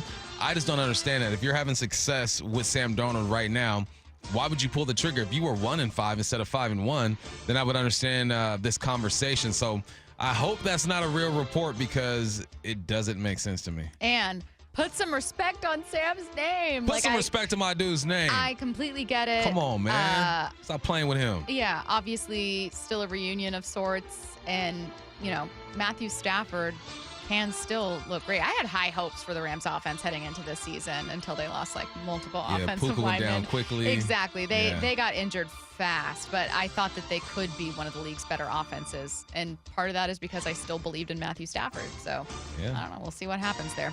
Let's talk about another quarterback. Tua Tagovailoa will return from concussion protocol this Sunday. He spoke about why he's continuing to play despite a huge medical risk. Well, how much risk do we take when we get up in the morning to go drive to work, get into a car crash? Maybe, I don't know. Everything I think takes risk. So to answer that question, every time we all suit up, we're all taking a risk that we could potentially get hurt, whether it's a concussion, a broken bone, anything. You get up off of the bed the wrong way, you potentially could risk you spraining your ankle. There's just risk in any and everything. And I'm willing to play the odds. That's it. He also said he will not be wearing a Guardian cap. What do you make of Tua's point? He also said, I love this game to the death of me, which had people all shook. And I think was Dominic Foxworth is his name, had one of the best just perspectives of this. He said the reason why people are uncomfortable because they're uncomfortable with witnessing something that could potentially happen to him. It's like we can't control it, so therefore we're trying to save him from himself when really he lives his own life. And if this is what he wants to do, then this is what he wants to do. He also sounds like an old man with that quote. I had to look up. He's 26 years old. Hey, you walk outside, get hit by a bus. How many times have we heard that, right? So he's tapping into something mentally that he has to tap into if he wants to play this game. For sure. I knew I was done playing football when I thought about getting hurt. Every snap I'm thinking about, man, because I'm not healthy, man, what if this and that? And that's when I knew I've lost my edge. It is a wrap. I don't even want to do this no more. He still has his edge. The fact that he still has his edge after being concussed 3 times the way that he's been just lets you know the mentality of an elite athlete is different. You have to be able to block out the noise and do all that. I would prefer that he retired because I don't want to see it. Yeah. But if he wants to play, go ahead and play, man. It is really poignant, though, the idea of you, like us as fans, just are uncomfortable with the idea of it. I do really like that point. I'll also, look, I don't feel comfortable like calling for Tua to retire. And my guess is that Tua looks around the league and is like, I have friends in this league who have gotten concussions in the last year. Like, why am I getting all this attention? I do, though, as not like a counterpoint, but just as like a tiny bit of pushback against what he's trying to say. Yeah. Snapping your ankle is horrifying. It is very different in terms of lifelong effects as compared to a traumatic brain injury. Like, what people are worried about with Tua is the impact of brain injuries on his livelihood as opposed to a torn ACL, which, look, for injury-prone players, like, it's, you know, one thing for them to come out and be like, I could get in a car accident and break my arm. Like, this is a violent sport. But unique to football is the risk of, I mean, you see it in other contact sports, boxing also, but like, that's a unique risk and it's a serious one. Everyone makes choices. Yeah. And that's his. All right, Lions wide receiver Jameson Williams is facing a 2-game PED suspension. We don't have further details on this. All we know is the ESPN story that said that Jameson Williams was disappointed with the suspension. I saw another reporter, Bump, who said, look, if this is anything, because the 2-game suspension is kind of weird, that's not 4 or 6 games. He said, if this is anything like Jimmy G's suspension, it could be something like a protocol violation, like he forgot to report something. Yeah, that's what it sounds like, right? Yeah. Because of the number of games and his suspension. So it's just a negligence, right? You're just not doing a good job crossing T's, down the I's, talking to the right folks, which can happen easily because unless you sit there as an NFL player and before you eat or consume anything, you look at all the ingredients and you're looking at the long list of what's banned and what's not banned, there's a chance that you mistakenly ingest something that you're not supposed to. So I'm hoping that's it because with the gambling thing that went on with him, it's just it's making the start of his career pretty difficult. Yeah, and you don't want to look careless, especially not when your team's trying to contend for a Super Bowl. Next story here, a team that will not be contending for a Super Bowl, unfortunately, unless they can find a way to get right and add more pass catchers. Chris Godwin was injured in the final minute of that game against the Ravens. I think the ball was snapped at like 104 or something. It was a horrific injury. I know I just talked about like a concussion being different from a broken leg. I don't want to see a broken leg either. And we did see a dislocated ankle with Chris Godwin, a really, really, really sad, probably ending to his season. Bucs head coach Todd Bowles was criticized for leaving his starters in what was a blowout. This is what he had to say. He's a player. We're trying to win the ball game. I mean, we were still down 10. We were trying to get extra points and kick another onside kick. It just happened. It might have gone down. We didn't have that many receivers left as it was, so we play what we got. Isn't that even more, perhaps, important to preserve Chris for the Falcons and Mike's possibly not going to play? Well, you can say that because he got hurt. We don't second guess. We got our guys. We're playing everybody we got. It's unfortunate he got hurt. We feel bad about that, but he's a football player, and he wanted to be in the game just like Baker and everybody else wanted to be in the game. What did you make of Todd Bowles' decision to leave Chris in? I always think of Bill Belichick when guys question whether they should be in the game or not, or should you have taken them out. Said, this is the NFL, man. You play until you can't play anymore. But I've also seen lately, I've seen it with the Seahawks too.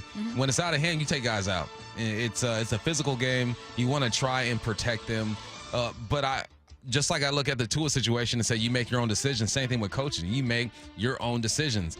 So I would have taken him out. Yeah. But I just got a text from one of my buddies who says Bucs should trade for Cooper Kupp. Well, let me add to the Rams story. The Rams are opening Puka Nakua's 21-day practice window. So they're getting wide receiver help.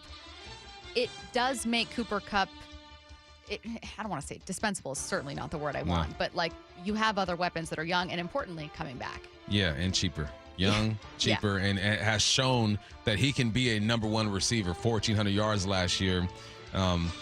It's crazy how in this league, I guarantee you, Cooper Kupp last year supporting the heck out of Puka. Oh, ball out, do your thing. Slowly but surely, he was replacing you. That's how cutthroat this league is. Can I get to just a fun story to wrap up NFL headlines? Let's do it. So y'all remember when the Lions completely dominated the Dallas Cowboys? Like it was like 47-9. Yeah, just embarrassed them. Former New Jersey Governor Chris Christie called Dan Campbell's team classless for keeping starters in and running trick plays late in that blowout win. So then Dan Campbell was asked, I think by SiriusXM Radio, like, what do you think about Chris Christie calling you classless? The only thing, the last time somebody called me classless, I was drinking wine out of a bottle. All right. So, but no, it's all good. I'm not worried about it. I love Dan Campbell. I love it. Wine out of a bottle, wine out of a box, Mad Dog 2020. I mean, come on, man. This is the NFL, professional sports. Yeah. Stop them from scoring. This ain't Friday night where I got a little Bobby Joe in the game and he rushes for a 50-yard touchdown and we're up 40. You got to tackle him.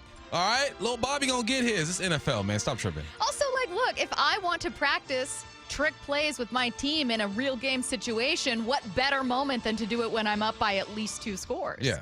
I'd love, at a tie game, you still got to take a risk once in a while. But if my guys want to play, why don't you guys play? Exactly. Did we all show up today? Apparently not. Strap up. Yeah. And let's get it. Come on now. ESPN's Bill Barnwell joins us in 20 minutes. Before then, let's take a look at college football. I've gotten so many questions about how Wazoo can find its way into the AP Top 25. I'm going to throw them your way next. Seattle Sports, your home for Wyman and Bob. Look at Atlanta. You can dismiss them all you want, but this team was red hot. To your eye, what changed defensively? Weekdays 2 to 7. Our guy Kobe Bryant, who I thought had a great game. I thought he was a difference maker, and that was the thing. I was like him, Dre Jones. Certain guys really, really stepped up. But I did see repair. There's a few times where you look at guys are getting turned. So they still have those problems, but they were doing it less. Don't miss an hour of the show. Find the podcast at seattlesports.com. I'm Bradley Johnson with 1-800-DUI-AWAY, and I want to talk to you about football. It's exciting when Seattle fans shake the earth. You can even feel that energy on your 100-inch variable refresh QLED surround sound 7.1.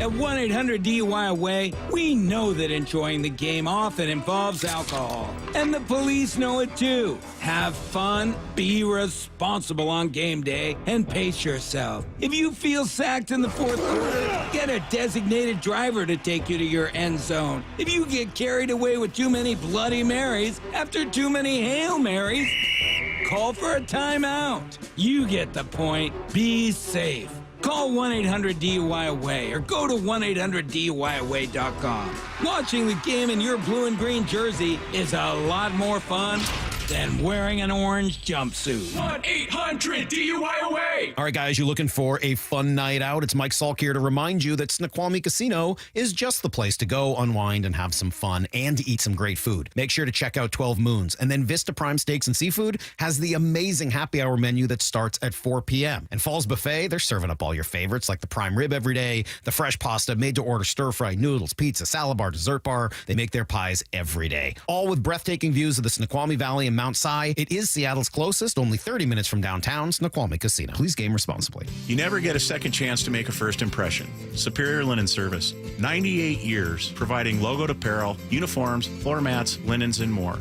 Give us a call. We answer the phone. Superior Linen Service. Visit suplinen.com. Paid for by government. Now is the time to fill your vault with Morgan Silver Bars. Grab your piece of America's silver legacy with this special offer. These spectacular shining silver bars featuring a crisp image of the iconic Morgan silver dollar, a legendary coin that has captivated collectors for generations. Americans treasure owning silver bars and coins, putting them away for themselves and their loved ones. Call now to secure 1-ounce silver bars minted in 99.9% pure silver and made in the USA. You'll be glad you did. Hurry, don't miss out on this special deal. Save $10 per silver bar. The more you buy, the more you save. Limit of 25 bars per customer. Call to learn more. Plus, with qualifying orders, you'll receive a free Morgan Silver Dollar. That's a $59.95 value and free shipping. Call 1-800-222-3967 now to secure your 1-ounce Morgan Silver Dollar bars. That's 1-800-222-3967. Harnish Auto Family is proud to partner with the Carol Milgard Breast Center in the fight against breast cancer. Hey, Brock Heward here, and all you got to do is simply test drive a vehicle during October, and Harnish will make a donation on your behalf. Harnish Auto Family, where people matter. At Shane Company, we make finding your perfect engagement ring fun and easy. Because let's be honest, you might feel a little stressed out. We get it. That's why we do all the hard stuff. It's our job to bring you the biggest selection of beautiful diamonds and colorful gemstones, so many amazing settings, and all the customization your heart desires. We've got your style and your price range covered, and we're here to guide you every step of the way. Come in for a warm welcome and leave with your dream ring and an experience you'll never forget. Shane Company, your friend and jeweler. We are Seattle Sports, the home of the Seahawks, Mariners, and everything Seattle sports. Watch your favorite show live at seattlesports.com. Jake was suffering from osteoarthritis when his doctors asked him to consider surgery. However, there's a 9-month recovery period where essentially you're not walking and you're not putting much in the way of weight on. That wasn't going to work for him, so he decided to see Dr. Mark Wagner, MD, at Seattle Sports and Regenerative Medicine for stem cell therapy. I heard the ads, and that caused me to do due diligence. And how are you doing now? There's not really any pain now at all. I have no limitations in what I want to do. Wow, so you're able to do anything you want to do? I recently played golf at Cycle House down in Pebble Beach, walked 18 holes, which I hadn't been able to do for a number of years, and then went for about a 2-mile walk with my friend. I take it you'd recommend stem cell therapy to others then? Absolutely. Had I known then what I know now, I would have done this several years ago and saved myself a lot of pain and suffering and agony and limitation to activity. Before you choose surgery, consider stem cell therapy with Dr. Mark Wagner, MD, at Seattle Sports and Regenerative Medicine. Schedule your consultation at drmarkwagnermd.com. Well, this week's First Mark Challenge victory goes to Robert. Robert, why did you call First Mark Insurance? I heard an ad, and my wife and I had just got our policy renewals from our previous provider, and everything had gone up quite a bit, 30-40%, so I thought I'd give it a try. It was a pleasant experience, very easy. It only took a couple of days to get the good news back. And were they able to save you money? Yeah, we were able to save well over $1,000. Not only did we save money, our agent found that we had some gaps in coverage, and they were able to not only save money, but improve our coverage. Well, now you can be a good friend, and you can tell everybody about it. Well, I have. I've, in fact, passed it on to a couple of my good friends, and they're taking the challenge as well. So it's been great. Robert did it. My family did it. Now you got to do it, and it's totally free. Go take the First Mark Challenge today. See how much they can save you and how much better your coverage will get. Maybe you could be our next First Mark Challenge victory. Just go to firstmarkinsurance.com. Firstmarkinsurance.com. You're listening to Bumpin' Stacy. Weekdays 10 to 2. On Seattle Sports and 97.3 FM HD2. I have two important conversations to have. One is not about sports, so I'll get it out of the way quickly. There's a viral video on X.com, I don't know if you guys have seen it, of a man and a woman, I'm assuming are married, and the mom comes up to the passenger side, right? And she tells the wife, basically, like, I'm riding in the front. So the wife gets out. She doesn't really put up much of a fight at all, and she just gets in the other car, their other car, and she's driving that one. So then, Bump, you brought up the question of, like, what's the right thing to do here? Here's the thing. I love my mama. Love her. 18 years, she been sending me off to college to do my thing. But I think once you get married, like, that is now your priority, is your wife. So I think the wife sits in the front, the mom sits in the back. And I also think my mom would just sit in the back, though. That's the thing. Yeah. Is I was thinking of me and Derek, and you asked me the same question. I was like, I automatically go to the back, but it's a height thing because he's very tall and his family's very tall. And so I just, without even bringing it up, I just moved to the back seat. But I think that his mom would not make me move at all. Yeah. I just, Curtis? Curtis, what's the right call? I think it's also based off of, like, how physically capable they are in getting into the back seat, because some back seats are higher up off the ground than the front seat. Let's assume they are. Let's assume they're perfecally capable. Everybody's good. So this is really about, do you defer to your mom, or do you, when you're married, defer to your wife? You got to defer to your wife right? when you're married. I think you have to. I think so too. Yeah. Moms hold a special place. Always. Right. Always. Yeah. But I do think there's like it has to be team us when it's marriage. Yeah. I think that's the right call, you guys. I'm pretty sure the You guys Bible are good says that. husbands. You know, if you're a Christian, I'm pretty sure the Bible says mom has to sit in the back seat. Wife sits in the front. I think all of our moms in the all chariots of our moms understand. they rode in back then. Okay, let me get to my actual question. I got a lot of people, the AP Top 25, obviously, already out. But I got a couple Bull. people, Bump, that were asking, like, how does Wazoo find its way in? Now, I'm not shocked that the Cougs are not in it. Curtis, I am shocked that your Wildcats and my Huskies aren't. It's been a tough year for both teams. We're robbed. Bad. But let's talk about Bump's Cougs. Bump, you were looking at a path that they could, and then I got a question about Bama. Yeah. But you tell me how the Cougs make their way to top 25. So Vanderbilt, the Commodores, have no idea what those are. I know that was a group in the 60s, though, I think. Exactly. They're the 25th team. I'm looking at their record. I go, all right, well, they're 5-2. They lost to number 7 Missouri and then number 1 Alabama. So then it starts making sense to me. I go, all right, cool. We're 5-1, 6-1, and we lost to the Broncos. We're top 15 right now. So the way that the Cougs get in, you have to win. Are they on a bye this weekend? Is the other bye week? You have to win this weekend, and then Vanderbilt has to lose. They're playing number 5 Texas. They are going to lose. It's going to go down. They're going to lose. That's how we get in. UW hurt us, and Michigan hurt us because we beat UW. UW beat then number 10 Michigan. Michigan's now not in the top 25. It looks bad. So that is how our Cougs get in this thing. Come on. They are on a bye. Next up is San Diego State, October 26th. You're right. That's this Saturday. Oh, my God. Stacy. Whoa. Peeling back the curtain. Are you going to call me out from what I said earlier? In show prep I'm today. so mad at you. I forget what it was. It was Lefko's birthday. It was Lefko's birthday. Well, it's not his birthday His yet. birthday's tomorrow, by the So, way. If you want to wish Kyle. him a happy birthday, Yes, you you can do should. so. But Kyle goes, yeah, I think Lefko's birthday is this week. And so she goes, no, it's in October. Today is October 22nd. We're 3 weeks into I am October. not the sharpest knife today. It has not been, you know what I mean? Like, this has not been my A-game day. We're But closer to the sometimes start of November than we are to the start of October. I'm batting 127. Hey, but you're scrappy. You know? You're It getting happens. base. I'll Find steal ways a to get on base. base. You know what I mean? I'll make a defensive gem. Okay. My second question is, since we only have 2 minutes left, I just for fun want to talk about Bama and Kalen DeBoer. I'm legitimately worried for him.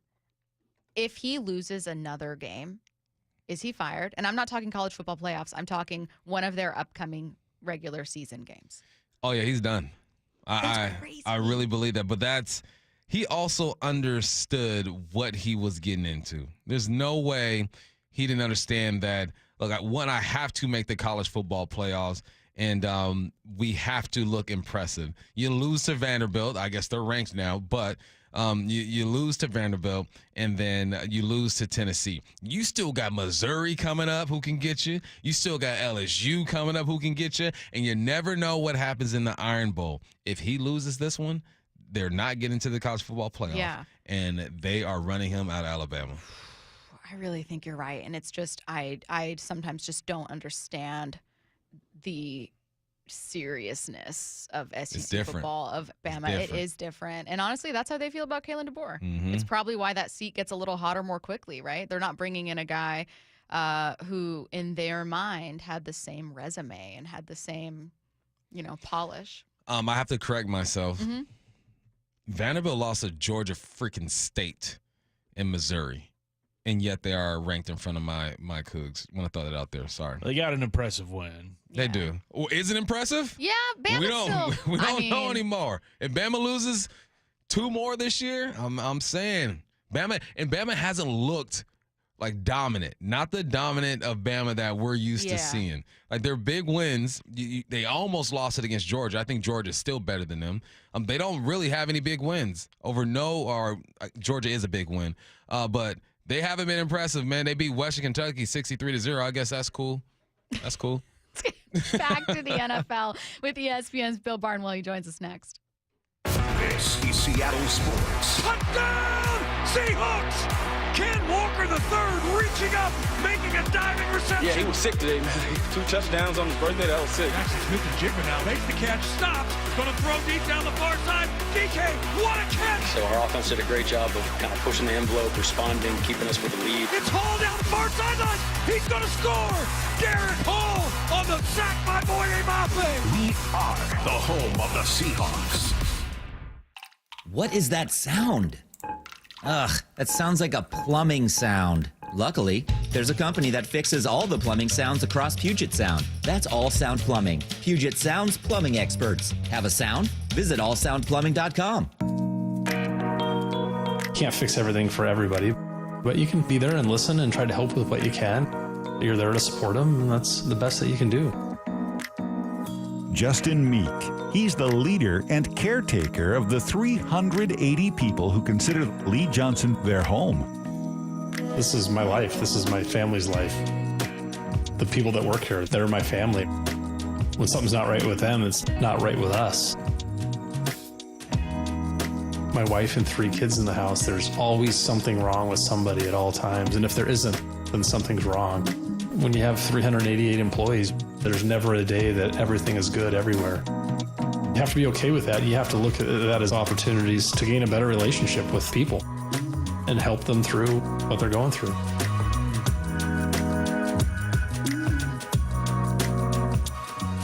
The LJ Way is the Lee Johnson Auto Family.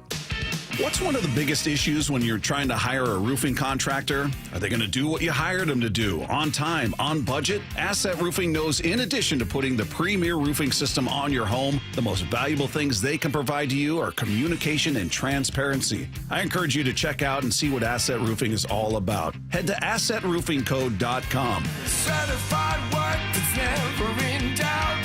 Asset Roofing, excellence is on the house.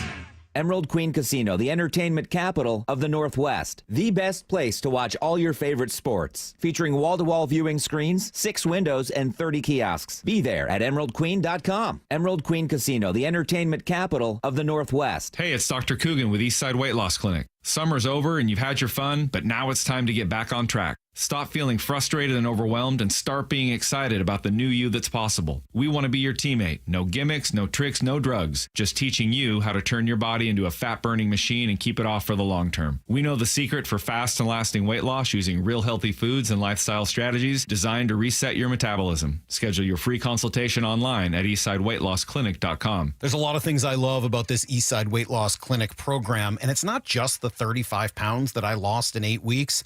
That was big, but it's keeping it off. It's the sustainability, and this program does it better than anyone else. Our program has successfully helped thousands of people lose 20 to 30 pounds or more in just 60 days. You can start our program in person in Kirkland or virtually from anywhere you live. Schedule your free phone consultation today by calling 425-588-0080 or eastsideweightlossclinic.com. Dr. Ryan Coogan, D.C. Results may vary. I'm Brian Tedesco, CEO of Blaupunk Americas, the pioneers of the car stereo. Today, we're not just about sound systems. We are revolutionizing the e-bike scene with Blue Dot Bike. Thanks to AmericanEagle.com, our online presence now features a dynamic e-commerce website that showcases the quality and affordability of our foldable e-bikes. And our collegiate e-bikes, just perfect for the college fanatic. These e-bikes offer a new way to experience freedom on 2 wheels, no matter your age. When we needed a top-notch website to match our cutting-edge e-bikes, we turned to AmericanEagle.com. They made the impossible seem easy, tackling digital challenges like pros. Check out the Blue Dot Bike website to see AmericanEagle.com's amazing work in action. Need the best in website and digital marketing solutions? AmericanEagle.com is your go-to. They've been a game changer for us, and they can be for you too.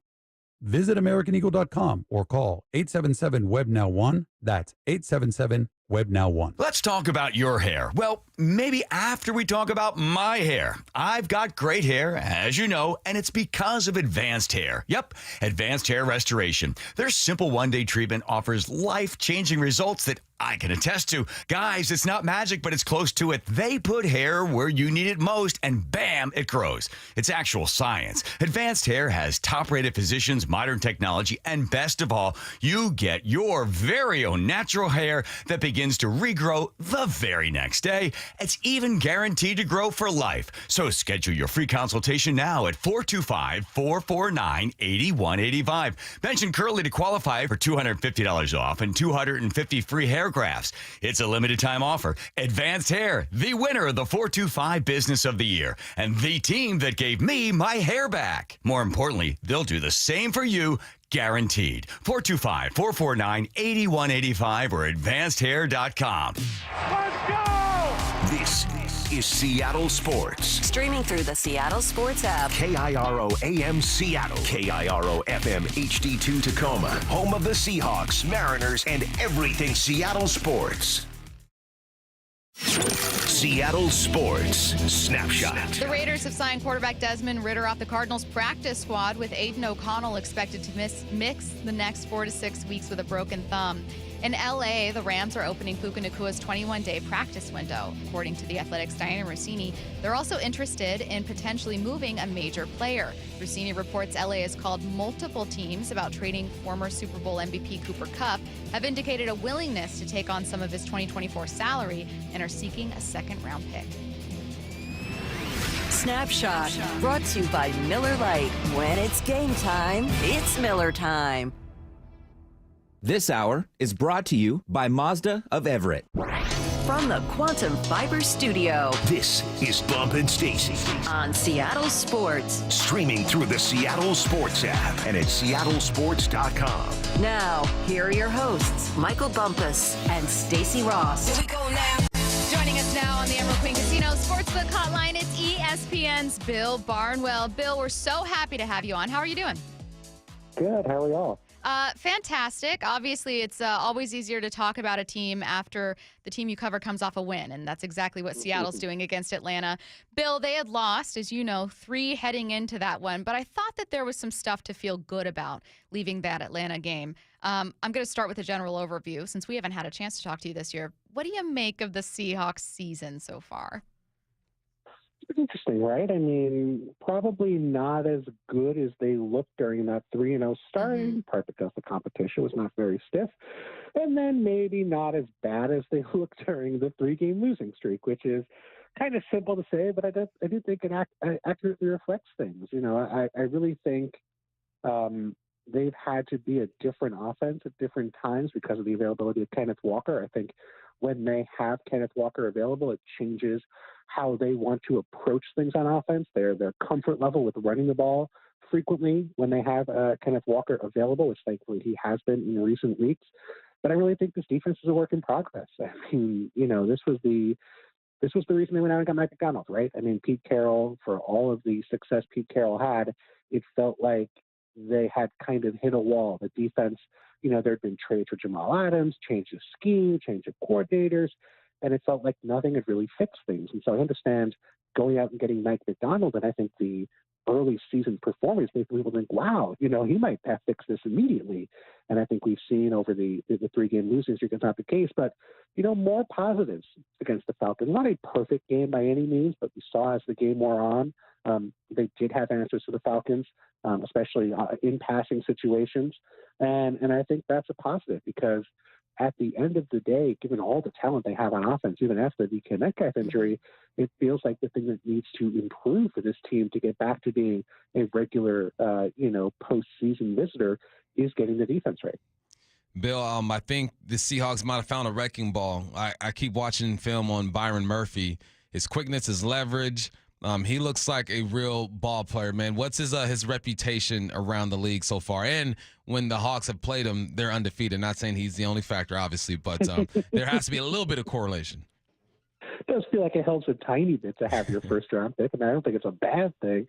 But, you know, I think there's a lot to be excited about there. Just in terms of the physicality, I think the explosiveness of a Byron Murphy. You're talking about a player who, I think really completes a lot of what they need on defense. And what really got that defense going last year in Baltimore was the breakout year from Nnamdi Madubuike. And that was a player who had been promising earlier in his career, but never really put it all together, never really had that, dominant season until a year ago. And that makes your life so much easier if you're Mike McDonald, because now you don't have to dial up something fancy. You don't have to have some crazy sim pressure every single snap to get pressure. You have a guy who's a wrecking ball in the middle, who can win one-on-one, who's going to collapse pockets, who's going to make quarterbacks pay if they try to step up in the pocket against those blitzes.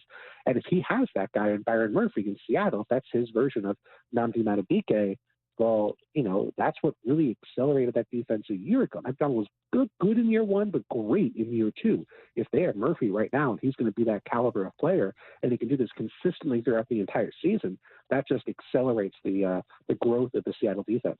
Hey, you had a fun column on ESPN, Who's Got It Worse Than Us, where you were looking at teams that need to rebuild and kind of how far away they are. And it's always sobering, in a good way, to look at teams that are in a worse situation if you feel down on your own team. I think that Seattle has some ground to make up with personnel, but with the context that other teams have it far worse. Bill, when you look at Seattle's team, do you see a team that needs like a multi-year rebuild, or do you see a team that just needs a few tweaks?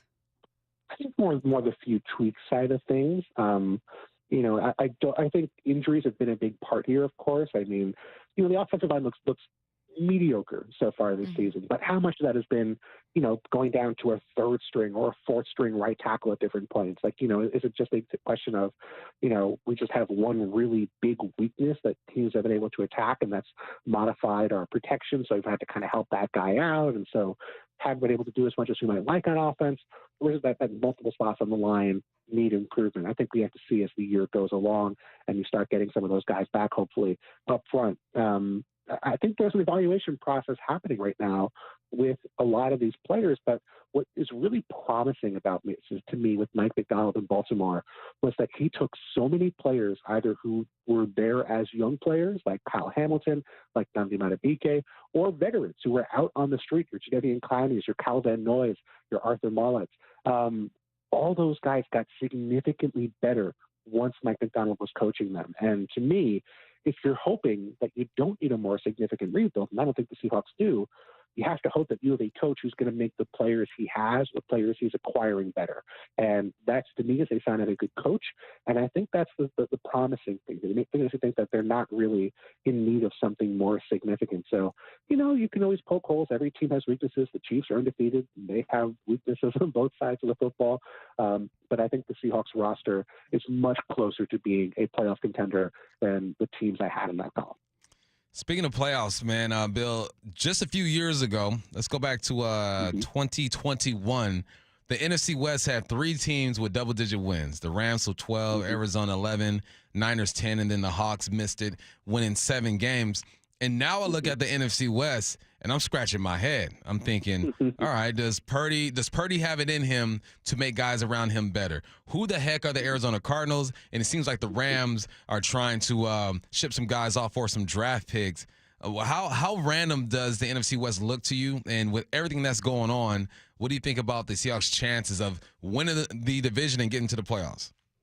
It's a big jumbled mess, right? I mean, I don't know how we can really make too much in the way of heads or tails about this division, given where they are right now. And actually, the season this reminds me of is 2022. Remember, at that point, at this point in 2022, the Niners were 3-4. The Rams were, I believe, also 3-4. Yeah, they were 3-4 as well, or 3-3. They were actually in their bye week, and they were both competing for Christian McCaffrey. And the Niners won that competition for McCaffrey. They traded for him right before a loss to the Chiefs, ironically, which is the team the Niners lost to in Week 7 of this year as well. And once McCaffrey got going, that offense accelerated. One team separated from the pack. The Niners won the division. The Rams did not really compete. They fell off. Ended up having a high draft pick. The Seahawks end up making it to the postseason at 9-8 with that late season one. They beat the Jets and the Rams. And I think, to me, that's what this is going to come down to, because these teams it's so hard to gauge where they're at. They've been so inconsistent in so many ways, and across the board. I mean, the Cardinals, they got blown out one week. They beat the Chargers the next week. That's hard to pull off. And so, to me, it's health. To me, it's, who's going to get that player who really makes a difference. That could be via trade, but more likely, I think it's getting a guy back from injury. Maybe it is a Christian McCaffrey coming back to the Niners. But even though Brock Purdy has been struggling, even though the offense has been struggling, maybe getting McCaffrey back propels them forward. Maybe it's the Rams getting Cooper Kupp back if they don't trade him, or Puka Nacua back, and that accelerates their offense moving forward. I really think it is a division where it's kind of a big lump of teams. I don't think anyone is really separated from the pack so far. Hey, Bill, as you know, folks in the NFL, including ourselves, love having different trendy conversations because it's just fun to talk about the NFL. And one of the conversations that we've all been having for several months now, yours, is wide receiver value and how that's changed over time. And we, as a city, weren't really deep in that conversation, but will be soon with DK Metcalf becoming, eligible here, looking at a potential contract extension. So one thing, just as so that you know that people have been talking about a ton locally, is DK Metcalf's value and the value of a top wide receiver in general to a team that could really use help on the offensive line. I'm not asking you so much like whether you think the Hawks should extend DK. I think what I'm asking is, what do you make of the overall conversation, and what's your stance when you talk about wide receiver value and giving those massive wide receiver deals? Yeah, it's really tough, right? I mean, the tough part for me is not just having a great player, because of course, in a vacuum, you want DK Metcalf on your roster. You want CeeDee Lamb, Justin Jefferson, Jamar Chase. You want those guys. Like, those are critical players to great football teams. But the hard part is that there's been so many good wideouts coming out of the draft, and so many wideouts who make a fraction of what these superstar wide receivers are making. Marvin Harrison Jr. this year is not off to the best start, but we'll say Malik Neighbors, who's the second wide receiver off the board. He's making as much over the next 4 years as Justin Jefferson makes in 1 year of his deal. And that is as good of a player as Justin Jefferson is, as good of a player as DK Metcalf is, that math is just reality. I mean, you can go out and spend $28 extra million on your roster if you have a wide receiver you feel good about in the first round or the second round of the draft. And so I know those guys are not guarantees. You can't expect to get another DK Metcalf in the draft. I look at Tennessee, where they traded A.J. Brown. They drafted Treylon Burks. Said, okay, big, strong wide receiver, big, strong wide receiver. Didn't exactly work out that way in reality. No disrespect to Treylon Burks, but that's just, you can't predict it. And so I think the question for Seattle and for their front offices, from John Schneider's perspective, okay, well, what do you think about these draft classes? What do you think about the chances of getting a wide receiver you really like to replace DK Metcalf? You got to figure Jackson Smith-Njigba is going to be a starting receiver here for the next few years to come. Tyler Lockett, obviously in his mid-30s at this point, still productive, but closer to the end than the beginning. So you're probably moving on from him at some point in the next couple of years. But, do you have a significant chance that you feel good about getting a replacement for DK? If you do, then I think you're probably more likely to take the plunge. But if you don't see that guy, if you don't see a path to that guy, then I think you're more likely to re-sign DK. And then I think the other complicated factor here is the quarterback situation, right? Because, you look at the teams who had expensive wideouts, and the Vikings have Sam Darnold, the quarterback, but Justin Jefferson is there for J.J. McCarthy, who was on a rookie deal. You look at the Stephon Diggs situation.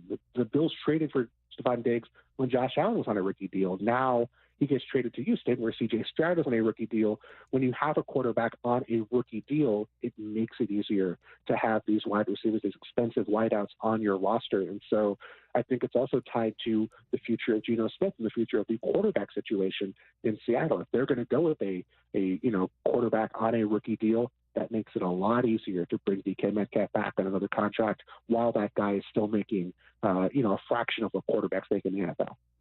Bill, I think an easy position to evaluate, an easier position, are the wide receivers that you mentioned, right? There's going to be a lot of guys coming out. I think it's they're one of the easier ones. The hardest position, in my opinion, to other than quarterback, to evaluate and kind of project to see what's going on, is anybody on that offensive line. They're so hard to find, but yet you rely on them so much. What do you think is going on with the evaluation of the offensive line here in Seattle? Because it's not like they're not trying, right? You go out, you draft Chris Haynes, Anthony Bradford last year, LeMahieu this year, but they haven't been able to really find their guys. Is it an evaluation process or just them being unlucky? Yeah, probably a little bit of both, right? I mean, you've had some offensive changes as well. Ryan Grubb's scheme's a little different than Shane Waldron's scheme. They're spreading out a little more, and so you have fewer tight ends to work with. Maybe you're relying more on your linemen for one-on-one blocks and pass protection. Maybe in the past they would have figured, okay, we're going to have tight ends to help. We're going to have sniffers to help. We're going to have, more players to help out. And so you're looking maybe for, guy, you're not as concerned about one-on-one pass blockers as opposed to maybe you would be, with this new Ryan Grubb scheme.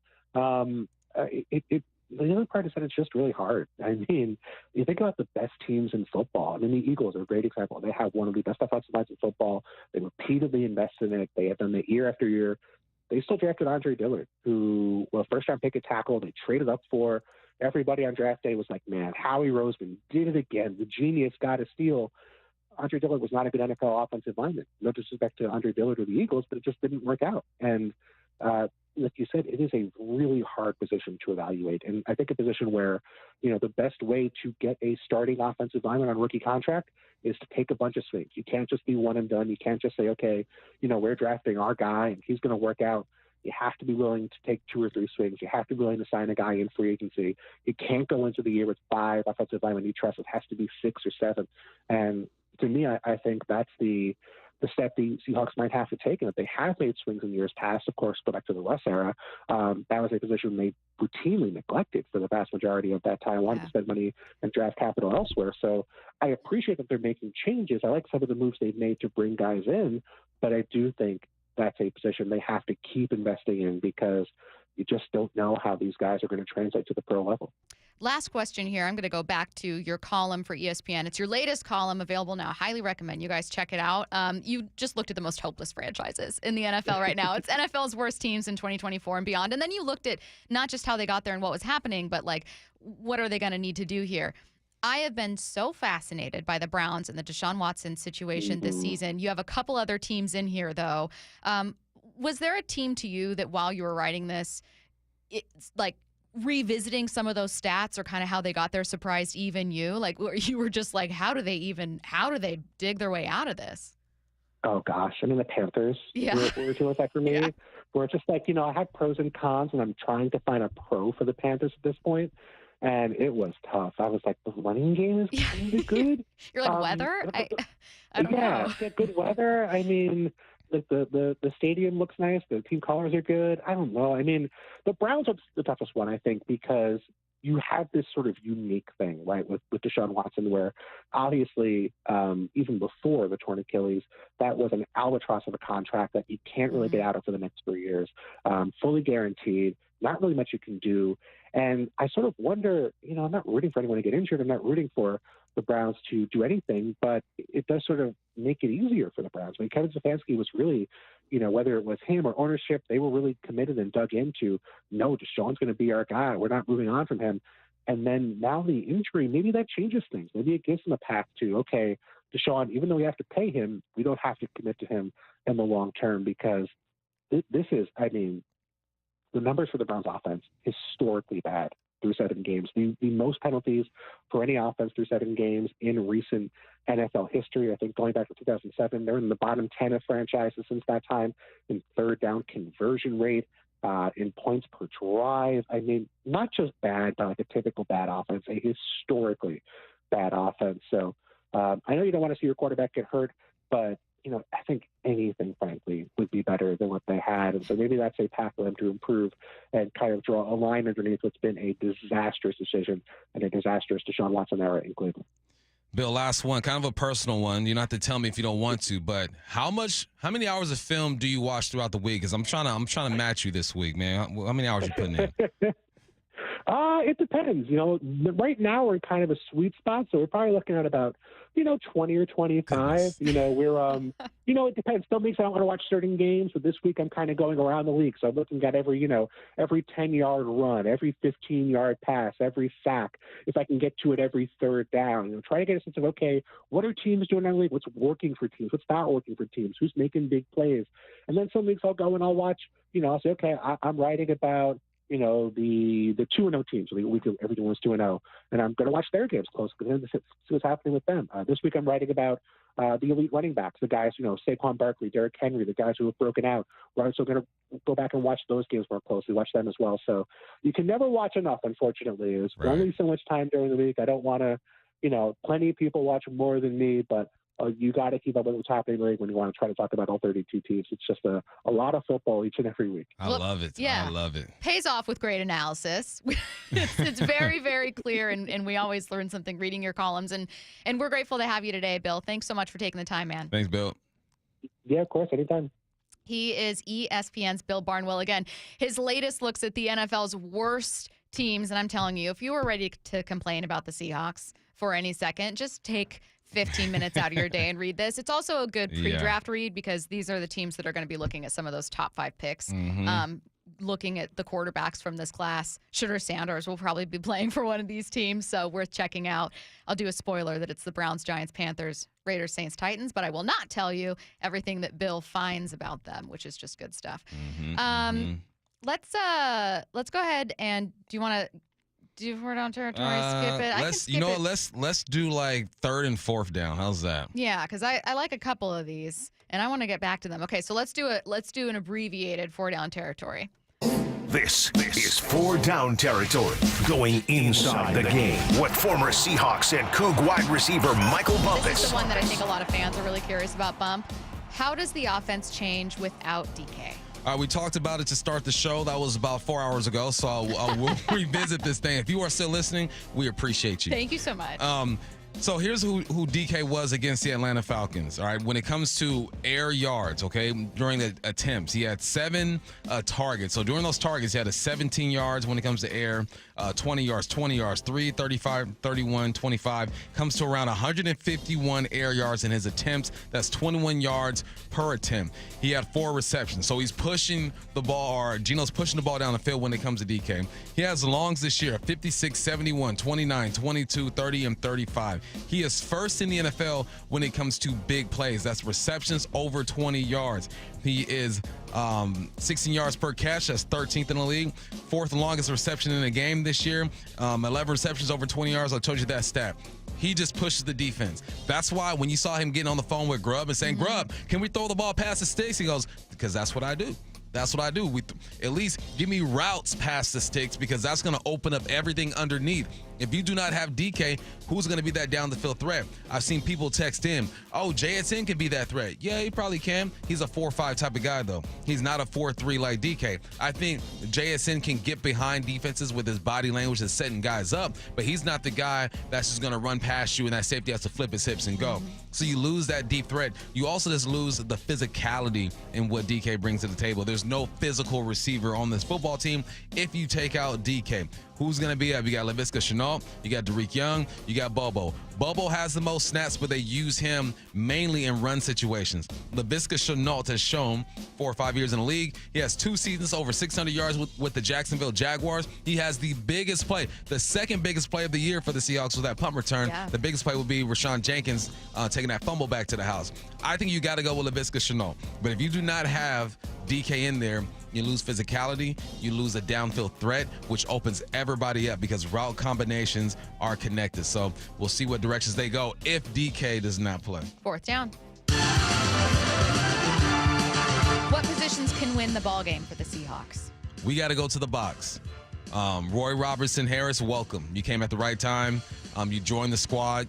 You help crack down the numbers when it comes to the amount of snaps Hankins is getting, Jay Reed is getting. Byron Murphy, welcome back. I'm watching clips of him right now, and this young man is a problem. He might have the quickest first step on this team when you look at that defensive line. You're going up against a team that's only allowed 9 sacks.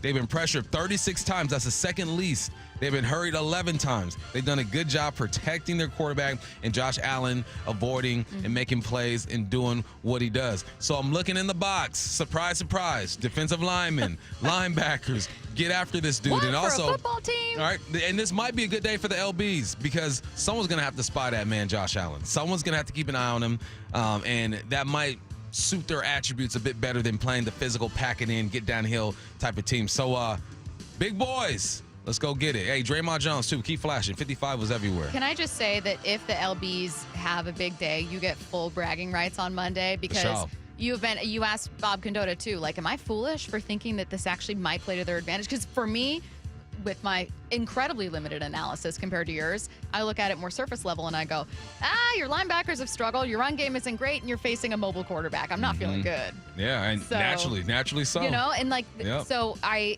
find it very interesting that a lot of your film study has been like, I don't know, I'm kind of feeling like maybe. It might, but here's the thing. The Bills might counter and say, run at him. Right. You know, Right. there's always a counter, so we shall see how I'm they just saying, decide you to definitely attack get to come in Monday and be like, what? It's like the Sam Darnold thing all over. Right. What did I say? What did I tell you? Hype Train coming your way next. The Mike McDonald Show, the first word from the head coach after every Seahawks game. We played winning football on the whole. I mean, we didn't turn the ball over and we took it away. We improved our run defense throughout the course of the game. I thought we played complementary on offense. Hopefully we're finding our flow on our process and just understanding what it takes to go play your best ball. I think we took a step for sure. Obviously we won the game, and just want everyone to realize that's the mentality that you have to have day in, day out to go perform, be at your best. Don't miss the Mike McDonald Show the morning after the Hawks game at 9:30 on Seattle Sports. This is Stacey Rost. Is that leaky faucet driving you crazy? Don't wait until it becomes a flood. Call Ben's Plumbing, Heating, and Air. At Ben's Plumbing, they pride themselves on 5-star service, where your satisfaction is their priority. Whether it's a stubborn clog or a complete plumbing overhaul, their team of dedicated professionals is here to help with no commission sales tactics. Just honest, reliable service you can count on. Call today at 206-789-5353 or visit Ben's.plumbing. That's Ben's.plumbing. Choose the right flooring for your home, right in your home, with Floor Coverings International. They bring the mobile showroom to you, loaded with samples of carpet, LVP, hardwood, laminate, tile, and more, so you can see the flooring in your light, not just in a store or on a screen. They handle every aspect of installation, ensuring your complete satisfaction. Visit FCIFloors.com and book a free in-home consultation. Floor Coverings International, the stars of flooring. Hey, it's G. Scott. Since the beginning in 2014, Nourishing Neighbors has raised over $36 million to help food banks and other hunger relief agencies in Washington. The Albertsons and Safeway Foundation would like to sincerely thank all the customers, employees, and partners over the past 10 years. Nourishing Neighbors continues to support initiatives including food for kids, grocery cards for the holidays, and innovation grants, so please keep donating and volunteering. Visit nourishingneighbors.com to learn more. You never get a second chance to make a first impression. Superior Linen Service will help your company with logoed apparel, uniforms, floor mats, linen, and more. Give us a call. We answer the phone. Superior Linen Service. It's what we do. Visit suplinen.com. I was having trouble getting up and down my stairs at home. And I thought, well, this isn't going to work because how am I going to go to Utah and do some hiking? When Judy came to Sound Pain Solutions, her knee pain was preventing her from enjoying an active lifestyle. She was diagnosed with osteoarthritis. She tried numerous treatments and was told she should have surgery. I'm Dr. Mark Shelley, a chiropractic neurologist at Sound Pain Solutions. We were able to get Judy back to hiking with our comprehensive, non-surgical, and drug-free treatment. I think that the Trigenics that they do along with the adjustment, the pressure wave, and the PRP are the best options for joint pain. And I would really recommend it to anybody who is suffering from joint pain and would like to avoid surgery. Schedule a free consultation to learn if you qualify for our safe, drug-free, non-surgical treatment by calling Sound Pain Solutions or visiting soundpainsolutions.com. Are you constantly dealing with a runny nose, nasal congestion, or stuffiness? Always having to clear your throat or coughing? I'm Dr. Ryan Stern with the Stern Sinus Center. Rhinair is a simple, non-invasive procedure that can significantly reduce your symptoms. This long-lasting treatment is available here in my office.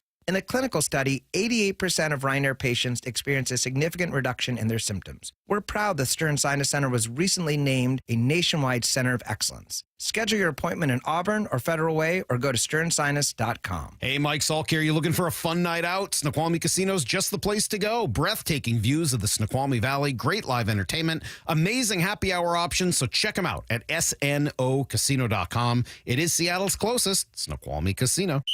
The Mike McDonald Show, the first word from the head coach after every Seahawks game. We want to play a certain way, and you're just going to chisel away at it every day. Presented by Emerald Queen Casino. Seahawks Insider, brought to you by Pacific Lamp and Supply. Now here's Maura Dooley. If you watched closely on the Derek Hall fumble recovery returned for a touchdown on Sunday, you probably saw Devin Witherspoon appear from out of nowhere to lay down a block on Falcons tackle Caleb McGarry. On the Mike McDonald Show with Brock and Salk, the head coach raved about his cornerback's effort. I sent him a text with an inside joke, colorful language, and that was a great play. I hope everybody gets to see that, but that's what we're looking for right there. Just this shocking effort, man. And just like this, like spirit and enthusiasm to go make a play for your teammate and be excited for it, but like go play and then don't celebrate when the ball's on the ground. Let's get in plus mode. Let's go score. And all the things are that play right there. That's going to be a fun one to show and talk about. The Seahawks Insider is brought to you by Pacific Lamp and Supply. For the latest on the Seahawks anytime, go to seattlesports.com. Mike Rowe here with a quick question. Have you noticed cracks in your drywall, chimney, or exterior walls?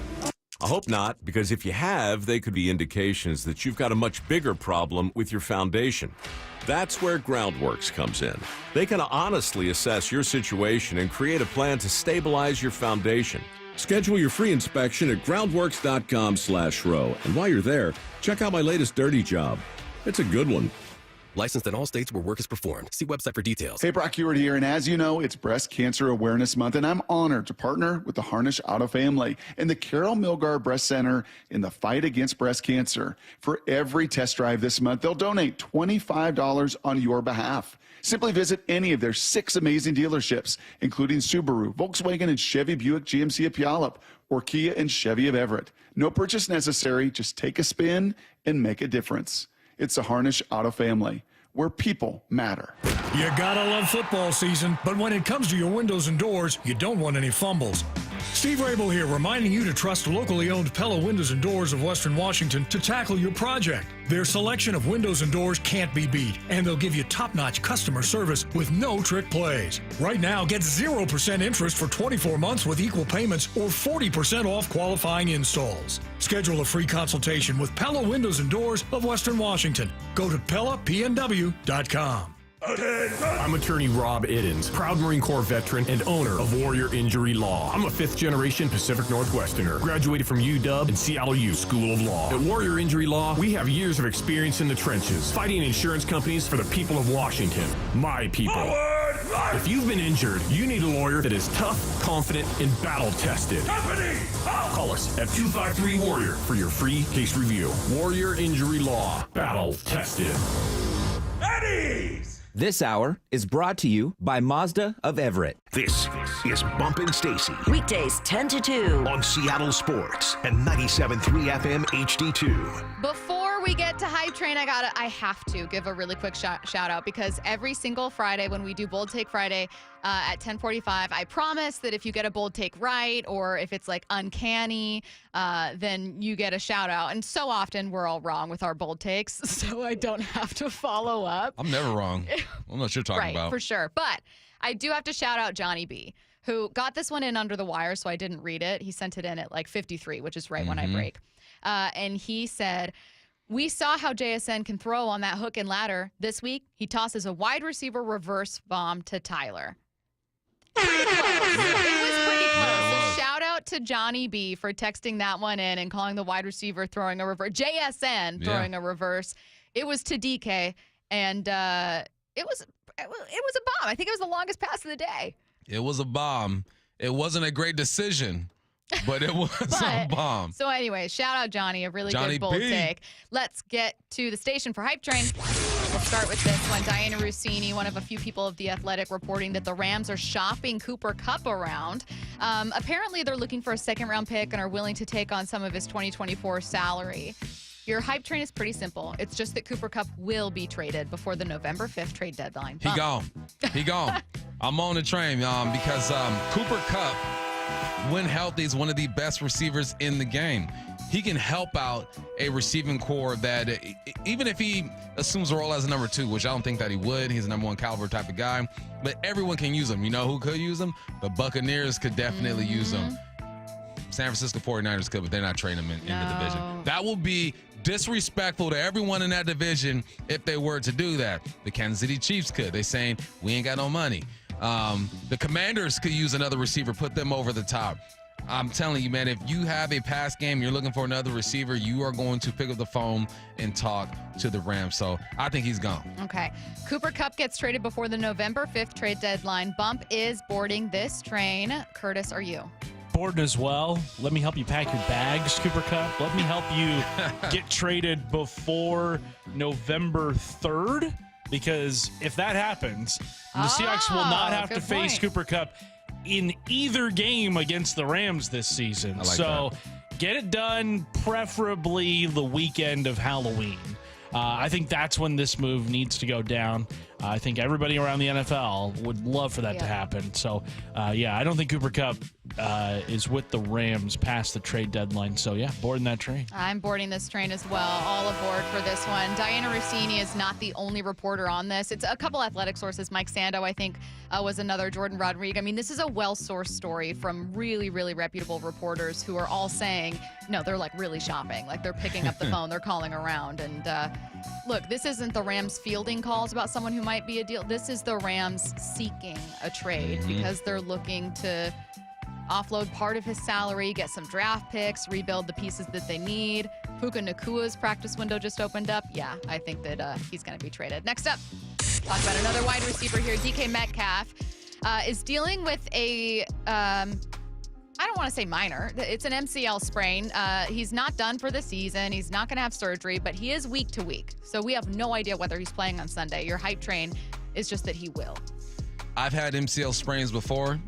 Takes over a week to get past that. So I don't think it's gonna happen. And this is my professional opinion. Okay, I've been hurt, sprained the MCL, and it's just different, man. It's not a very comfortable thing. There are some things you can kind of get through, like contusions and all that stuff.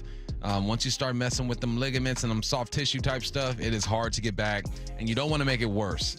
So I'm not on this train. He's gonna sit out. Laviska Shenault is going to step up, but JSN will lead the way in receptions. DK Metcalf plays on Sunday against the Bills. Bump, unfortunately, is not boarding. Curtis, are you? I don't see it happening either. I'm not going to board this train. And with them being so close to the bye, I mean, maybe they push it past that Rams game too. I don't think there's a lot to gain from playing DK on Sunday other than, potentially getting this win over the Bills. But you're going to need him in the season second half for sure. Pushing it right now may do a little more harm than good. So who do I think is going to step up in his absence? I think Jake Bobo steps up. More Bobo, please. I'm not boarding this train either. I think Break Woolen comes back. I think the swap is at DK. Oh. You know what I mean? You confused me for a second. I go, you lose a wide receiver. I go, think that's were we talking Reek this whole time? No, Did I just mess that up? I think that you do get someone back, but you lose out on DK this week is kind of what I'm feeling for this one. Next up, Ravens dominated the Bucs in Monday Night Football, and Lamar Jackson is playing like an MVP. The Ravens are the best team in the NFL. Bump, are you boarding? Ooh-wee. When you look at Derrick Henry, leads the league in rushing by like over 150 yards or something crazy. 5 touchdown performance last night from Lamar Jackson. There's only one other team that I'm looking at and saying they can throw hands with him right now, and that is the Detroit Lions. Complete, but they're also looking to get better because obviously they lost their defensive lineman. I'm going to go out there and say they are. Right now, they are. Would I still take Kansas City over them right now? Probably. Just because there's a mental aspect that doesn't show up on the stat sheet. Because they're inevitable. Yeah, exactly. It just happens. Like Thanos. The Ravens are the best team in the NFL. Bump is boarding this train. Curtis, are you? Boy, I would not want to face them if they were on my schedule. And they're putting up tons and tons of points here over this 5-game win streak. Yeah, I think the Ravens are the best team in the NFL right now. That rushing attack is scary good. Derrick Henry making a push for Eric Dickerson's single-season record. Lamar Jackson is Lamar Jackson. They've got the Browns on Sunday. I would expect them to continue to put up points the way that they have. Their defense, though, interesting enough, has given up quite a few points this season. In fact, they've allowed less than 20 just once this year. That was against the Bills, a team that they blew out 35-10. But offensively, no scarier team right now than Baltimore. Well, and Baltimore's defense, in their defense, has had a takeaway in all but one game. Didn't get one from Washington, but otherwise were able to force a turnover against the Chiefs, Raiders, Cowboys, Bills, Bengals, Bucks. I mean, 2 against the Bucks. So God, they've already ran for, as a team, almost 1,500 yards. They were for 3,000 yards this season. This is an all aboard situation. Like Bump, I look at the Chiefs and I go, until I've been proven wrong, I just cannot count them out. Like they time and time again have found different ways to win with a bad defense, with a great defense, with a bunch of weapons in the pass game, with no weapons. Like I can't count against them. However, if it's just looking at resume, roster, stats, I'm going Ravens. Next up. There was a viral video earlier, and it led to a conversation that we were having very briefly. But in the video, husband and wife are in the car, and the mom of the husband comes up and basically tells the wife, "You're sitting in the back." And the wife doesn't put up a fight; she goes to another car, and so we brought up like, who gets the front seat, your mom or your wife? And this is assuming everyone is able. Capable. There aren't things you need to worry about where like, oh, well, if she's, elderly or if you've got stuff in the back seat. No, this is the hype train. Your wife gets the front seat over your mom. Yeah, and everyone's good. Everyone's healthy. Everyone's young enough to move around and do what they got to do. And I think that the wifey gets the front seat. But you know what? I'm low-key toxic.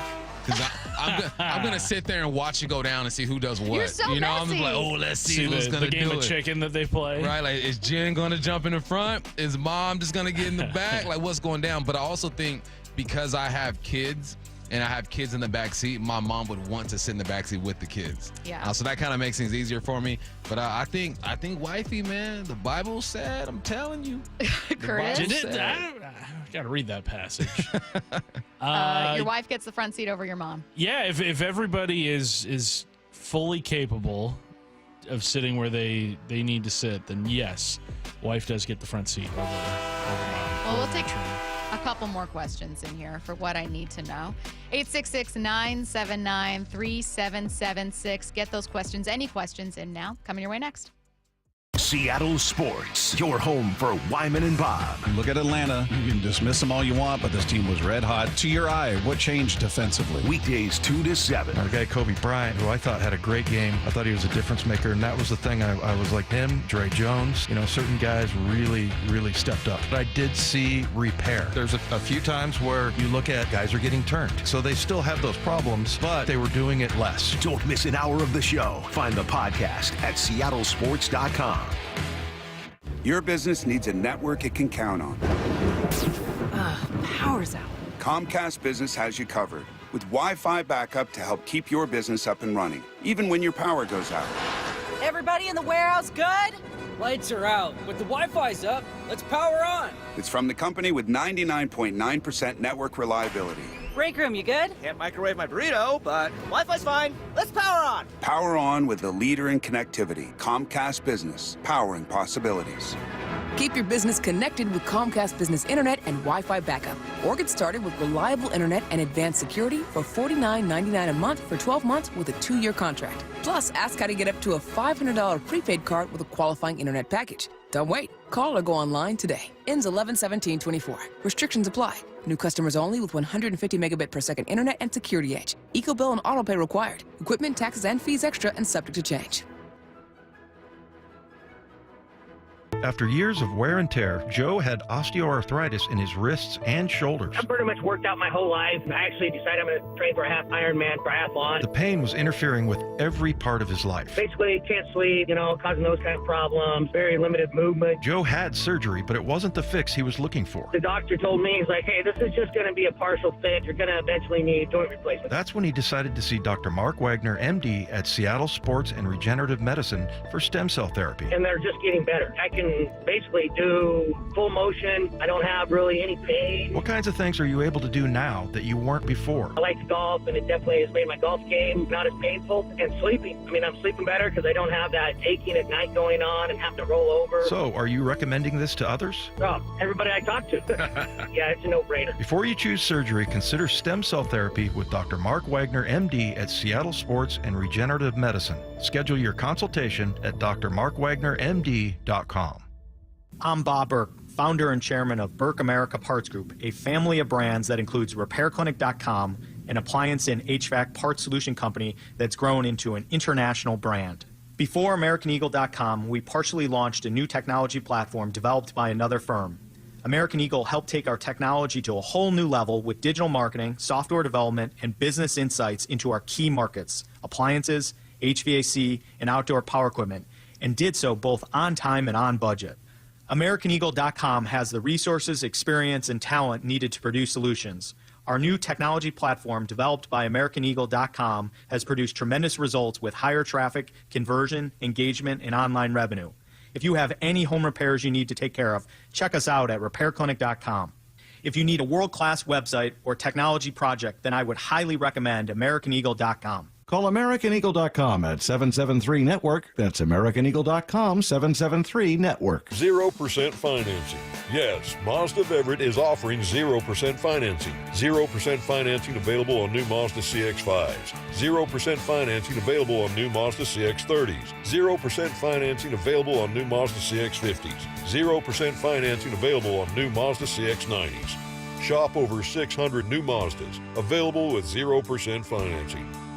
Shop MazdaofEverett.com and click Get the Mazda of Everett price. MazdaofEverett.com. The noon hour of the Bump and Stacy Show is powered every day by the caring and compassionate team at Pendergast Law Personal Injury Lawyers. Go to PendergastLaw.com. I'm Bradley Johnson with 1-800-DUI-AWAY. Let's talk about the bar. Not where you get drinks. I'm talking about the bar exam. That rigorous beast that's required to practice law. You've got to pass it, but not anymore. Soon students can pass on the bar exam instead of passing it. Can you imagine unlicensed electricians burning down the house? Plumbers? Yuck. Dentists? Ouch. Fortunately, all our lawyers have passed the bar exam with flying colors. And with that comes over 300 5-star reviews, over 30 years in business, and a 90% success rate getting cases reduced or dismissed. So call 1-800-DUI-AWAY or go to 1-800-DUI-AWAY.com. The world is changing fast. Rely on the best in the business. Bar none. 1-800-DUI-AWAY. Hey, Brock Heward here, and as you know, it's Breast Cancer Awareness Month, and I'm honored to partner with the Harnish Auto Family and the Carol Milgar Breast Center in the fight against breast cancer. For every test drive this month, they'll donate $25 on your behalf. Simply visit any of their 6 amazing dealerships, including Subaru, Volkswagen, and Chevy Buick GMC of Puyallup, or Kia and Chevy of Everett. No purchase necessary. Just take a spin and make a difference. It's the Harnish Auto Family, where people matter. At aimyourdigital.com, we'll help you target the right audience, build your leads, and crush your quota. Take your business to the next level. Our digital marketing strategies help grow awareness of your product or service, all while building trust in your business. Our approach involves leveraging multiple tools and strategies to deliver exceptional results that are customized to your unique business needs. Don't wait to run out of sales leads. Keep your business growing. Get started with aimyourdigital.com today. From the Quantum Fiber Studio. This is Bumpin' Stacy. Weekdays 10 to 2. On Seattle Sports and 97.3 FM HD2. It's what I need to know. Get your questions in to the Mac and Jack's text line 866-979-3776. What I need to know. I got a lot of lifestyle ones, which is fun, but I'll go to a sports one first. Is there anything the NFL does that MLB can implement in its own way to improve the game or its popularity? It's a great question. Yeah. Let Aaron Judge tackle someone. No. I think that, if anything, baseball players are more popular than football players per capita just because you can see their faces. In football, you can't really see. Technology, I guess football uses more technology, even though you can challenge some things in baseball now. No, I think the games are so different. It'd be hard to compare the two. Yeah. I was thinking about it too. So full disclosure, I read this during the break because I was like, I need to think about this one. The other one we talked about was just access. Like, you can watch any primetime NFL game, unless you, like, let's say it's Thursday night and you refuse to subscribe to Amazon Prime, it's still on at a bar. Like, it's any game you can access. And I think baseball is clearly still struggling in terms of access. Yep. And it's just in general more regional. Like, I am interested in what's happening with the Dallas Cowboys and what's happening with the Browns and what's happening with all these other teams. Do I care about the Brewers all the time? No. Do we know what station is going to carry the World Series, Curtis? You know?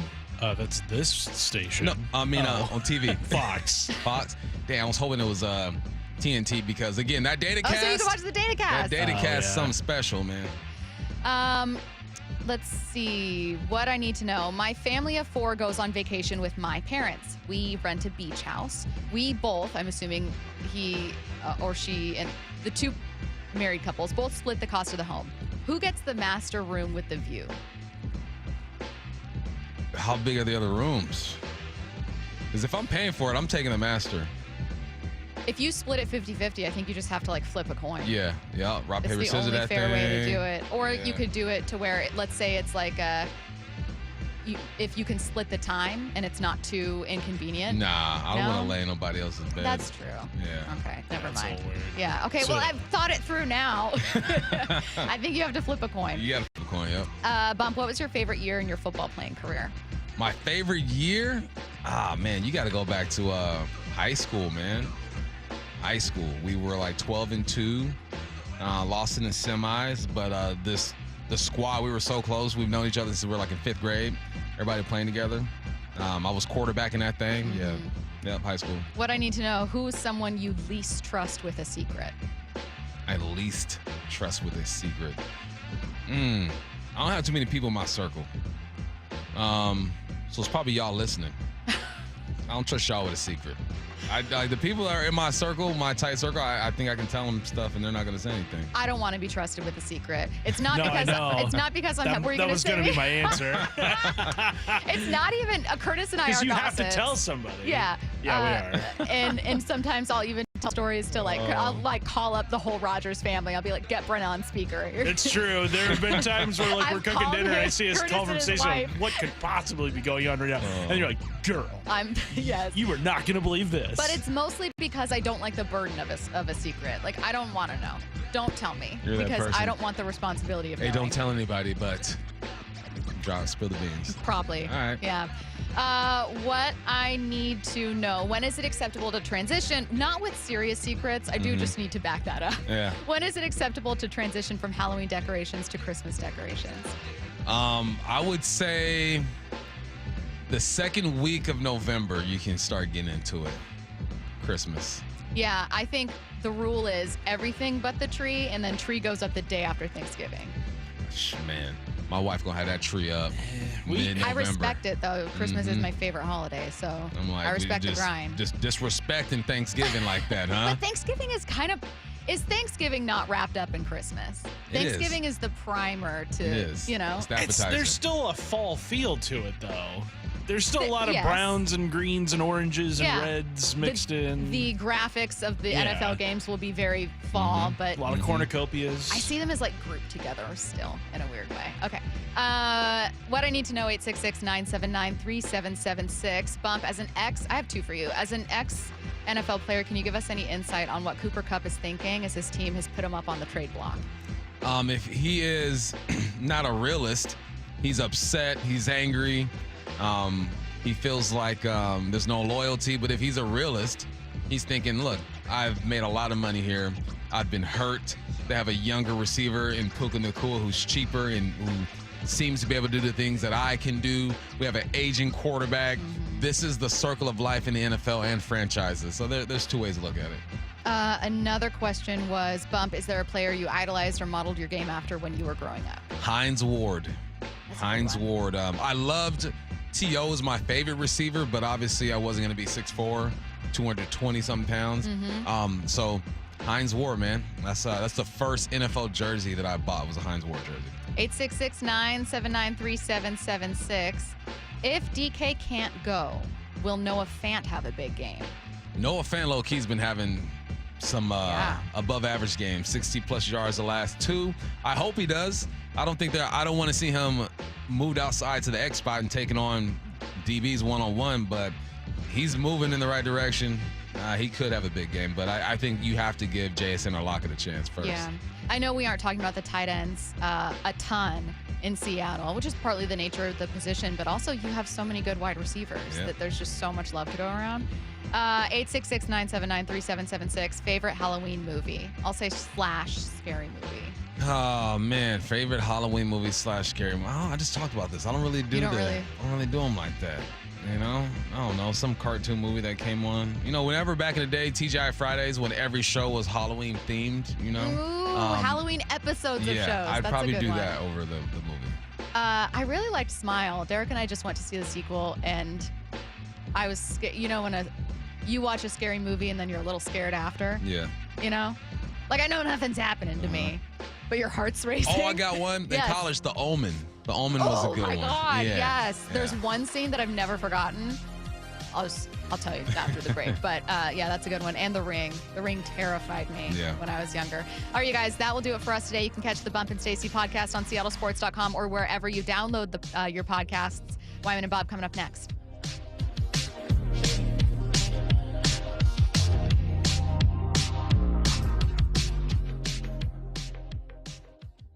Seattle Sports, your home for Wyman and Bob. Look at Atlanta. You can dismiss them all you want, but this team was red hot. To your eye, what changed defensively? Weekdays 2 to 7. Our guy Kobe Bryant, who I thought had a great game. I thought he was a difference maker, and that was the thing. I was like him, Dre Jones. You know, certain guys really, really stepped up. But I did see repair. There's a few times where you look at guys are getting turned. So they still have those problems, but they were doing it less. Don't miss an hour of the show. Find the podcast at seattlesports.com. To me, the LJ way is to provide an experience that people really enjoy being a part of. And they enjoy being a part of it because they're getting great service. They're talking with somebody that actually they feel cares about them. They care about what their impression is going to be walking away. It's also understanding you're now part of our family, and thank you for doing the business with us. And this is how we're going to show our appreciation through customer service. We're going to show our appreciation with taking care of you if you ever have an issue. The majority of the people that are coming to see us are